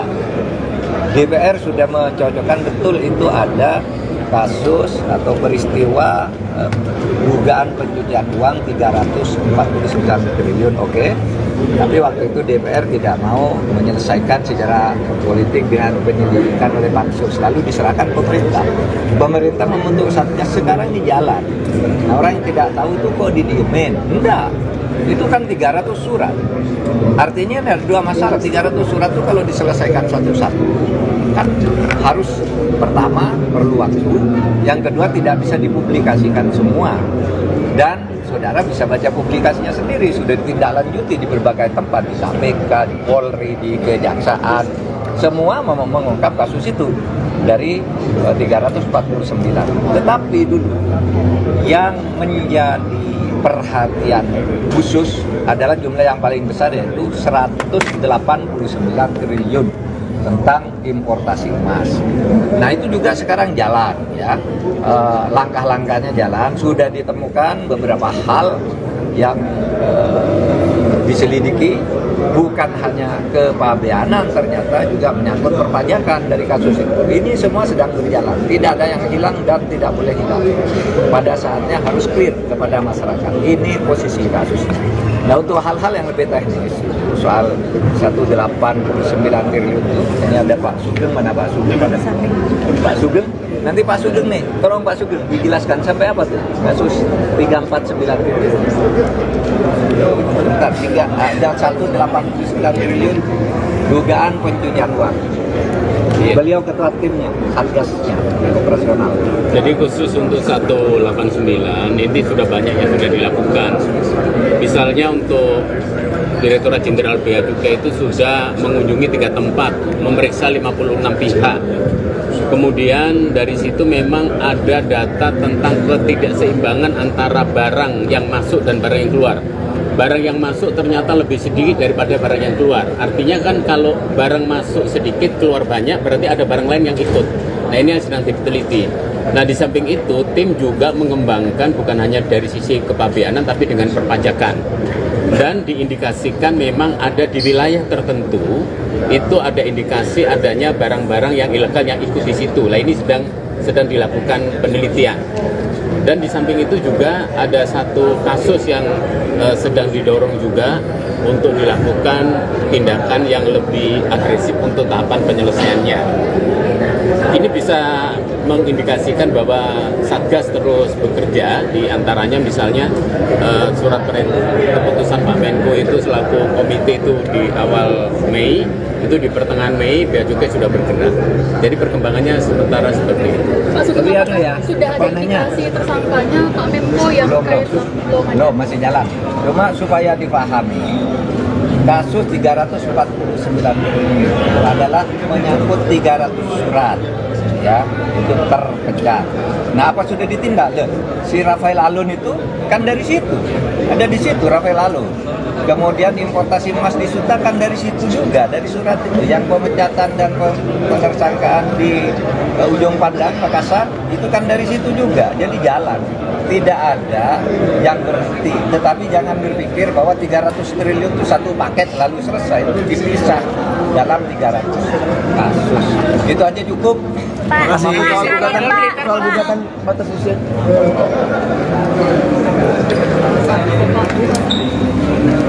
Secara umum kepuasan terhadap kinerja polisi terus meningkat.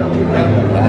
Polkam itu kontribusinya yang tertinggi terhadap kepuasan dan kepercayaan publik. Itu tahun ini Polkam tertinggi ketika orang mengatakan wah itu kacau balau politik, kacau balau keamanan, enggak, tertinggi. Itu yang kacau balau itu kan hanya kata medsos saja. Dan ini semua survei mengatakan itu. Jadi angka 79 ya, 74,3 untuk nasional. Lalu kontribusi kita dari Polkam itu jauh lebih tinggi dari itu, 79. Di bidang hukum sekarang 61, dulu 49. Nah, saya kira ini pandangan masyarakat di seluruh Indonesia, bukan hanya pandangan masyarakat di Jakarta yang main medsos.